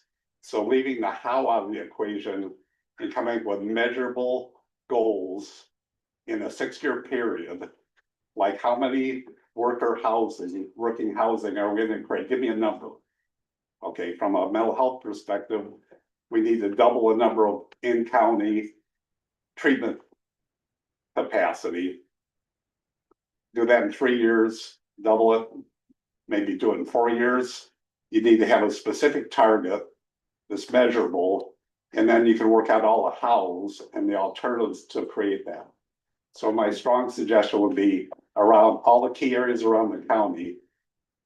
Pick a measurable goal that you would shoot for in 6 years, recognizing all the dynamics in the short term will be there, but over a period of time, you can figure out the policies and the strategies to do that. So I think the best outcome from this plan would be measurable 6-year goals in all the key areas. And then you can work together across a professional team to figure that out. Thank you for all that you do for our community. Thank you. Is there anybody else in the room who wishes to address us? Seeing none, Madam Clerk, do we have anyone online? Yes, we do, Chair. Carol, your microphone is now available. Good afternoon. My name is Carol Bjorn, and thank you for this session today. I just wanted to follow up on Manu's point, and I think it's great regarding the food security and how we can really be doing more to grow our own food here in the county. I would suggest we have more community gardens. And it can accomplish a lot of things when people are reliant upon themselves instead of an outside entity for food. They can feel more empowered and they get a skill, and you also have fewer mental health problems. You're happier when your hands are in the soil. There's just tremendous benefits from gardens and community gardens. And I do know we have some around the county, but if we had more of an emphasis on that, it could really benefit the county in multiple ways. And then secondly, we're on the Monterey Bay and there's lots of food in the ocean. So if we could have more community like programs or outreach for like fishing, just teaching people how to fish and taking people out on boats, showing them how to fish. You know, the saying is you can give a man a fish, he'll eat for a day. You can teach him to fish and he'll eat for a lifetime. So we can really capitalize on that. And so that's really all I have to say for today. Thank you so much. Thank you.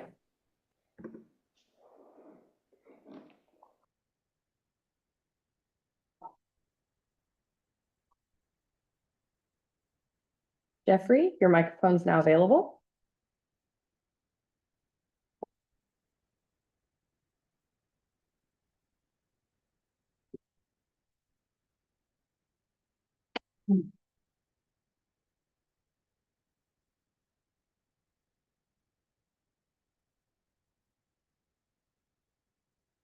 Jeffrey, as a reminder, it's *6 to mute or unmute if you're on a call-in device.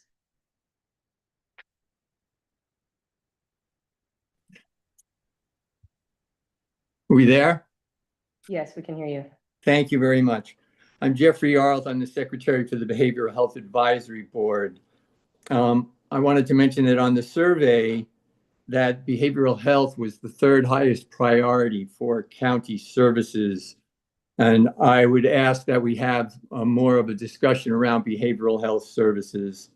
The vision for Santa Cruz County states that we have a healthy community. And behavioral health seems to touch almost all the aspects of what the county does if you had it on a Venn diagram. I would also ask that for this process, we begin with the end in mind. Where do we want to be in 6 years?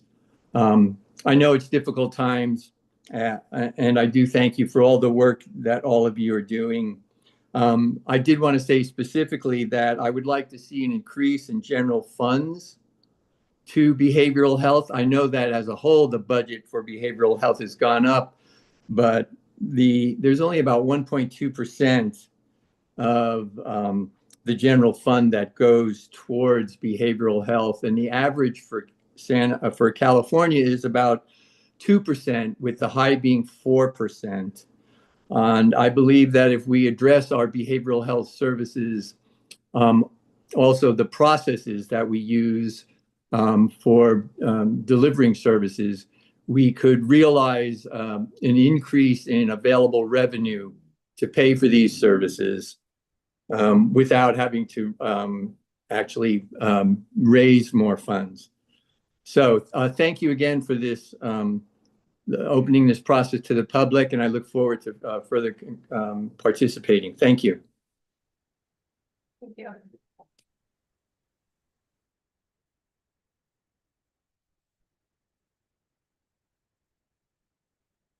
Bernie, your microphone is now available. Yeah, good afternoon, Chair, Board, staff, public. I just want to say it's thank you to the facilitator for a great conversation, right? I've been following all along, and I wish I could be there, in person and stuff. But one thing I'll say is priorities. I think everything's a priority. There's a lot of need, and we want to do everything. And if we try to do everything at once, essentially we get very little done. So as we move forward, I encourage folks to just, we heard some examples here, already. District 2's broadband, right? I heard Supervisor Serpa talk about broadband. Talked about housing. That's a different beast. There's a lot of barriers to that, but that's also a continued conversation. But I'll give a couple of examples. Maybe we can think about that the community would want to see, that the community, the people that I've talked to, is West Beach Street, the only access corridor to Palm Beach for South County residents. Think about having a healthy, accessible corridor for people to get to the beach. Thinking about developing the second county park in Watsonville, in District 4, right? Creating more access for people to have trails and just outside fun and so on and so forth. And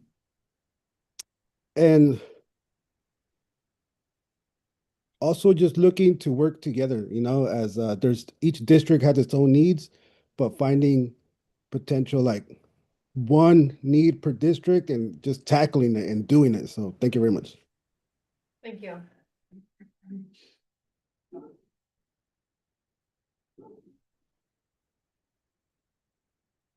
Pamela, your microphone is now available.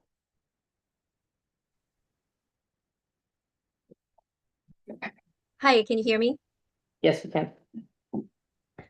Yeah, thank you. I just wanted to also thank you for having this and making it available to the public. I'm based, my center is my centered community is in Watsonville. And I just wanted to uplift the commitment I heard from supervisors to equity and addressing all of the horrible inequities that still exist. I wanted to raise, and it piggybacks on some of what was said by other folks about health and really building healthy communities. And agriculture is a base for our whole county, and wanting to not just see more community gardens, but also organic, the impact on the health of children. I'm a school teacher, children in and their families who live near pesticide-ridden farms is horrific. And finally, I want to lift up Bernie's message about having that accessibility for the South County community to the beach. We live in an amazing place. I teach at the adult school. I have students who they don't access the beach so much. And I want to make this an investment in this part of the community. Thank you. Thank you.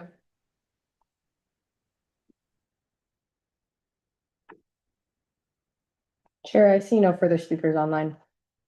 Thank you, Madam Clerk. I'll now turn it over to CEO Coburn to close us out. Thank you, Chair Martinez. Well, thank you for having the trust in me today to allow us to try something new. I thought it was really productive. I heard a lot of great conversations and various themes, as we've already discussed, around the room. And I know I and others in the county are looking forward to partnering with you on your community town halls and bringing back a proposed plan in the spring. Between now and then, if you have any questions or concerns that we as staff can help navigate with you, please let me know. But we're really looking forward to the next steps in this process. And so thank you for being with us today. Thank you.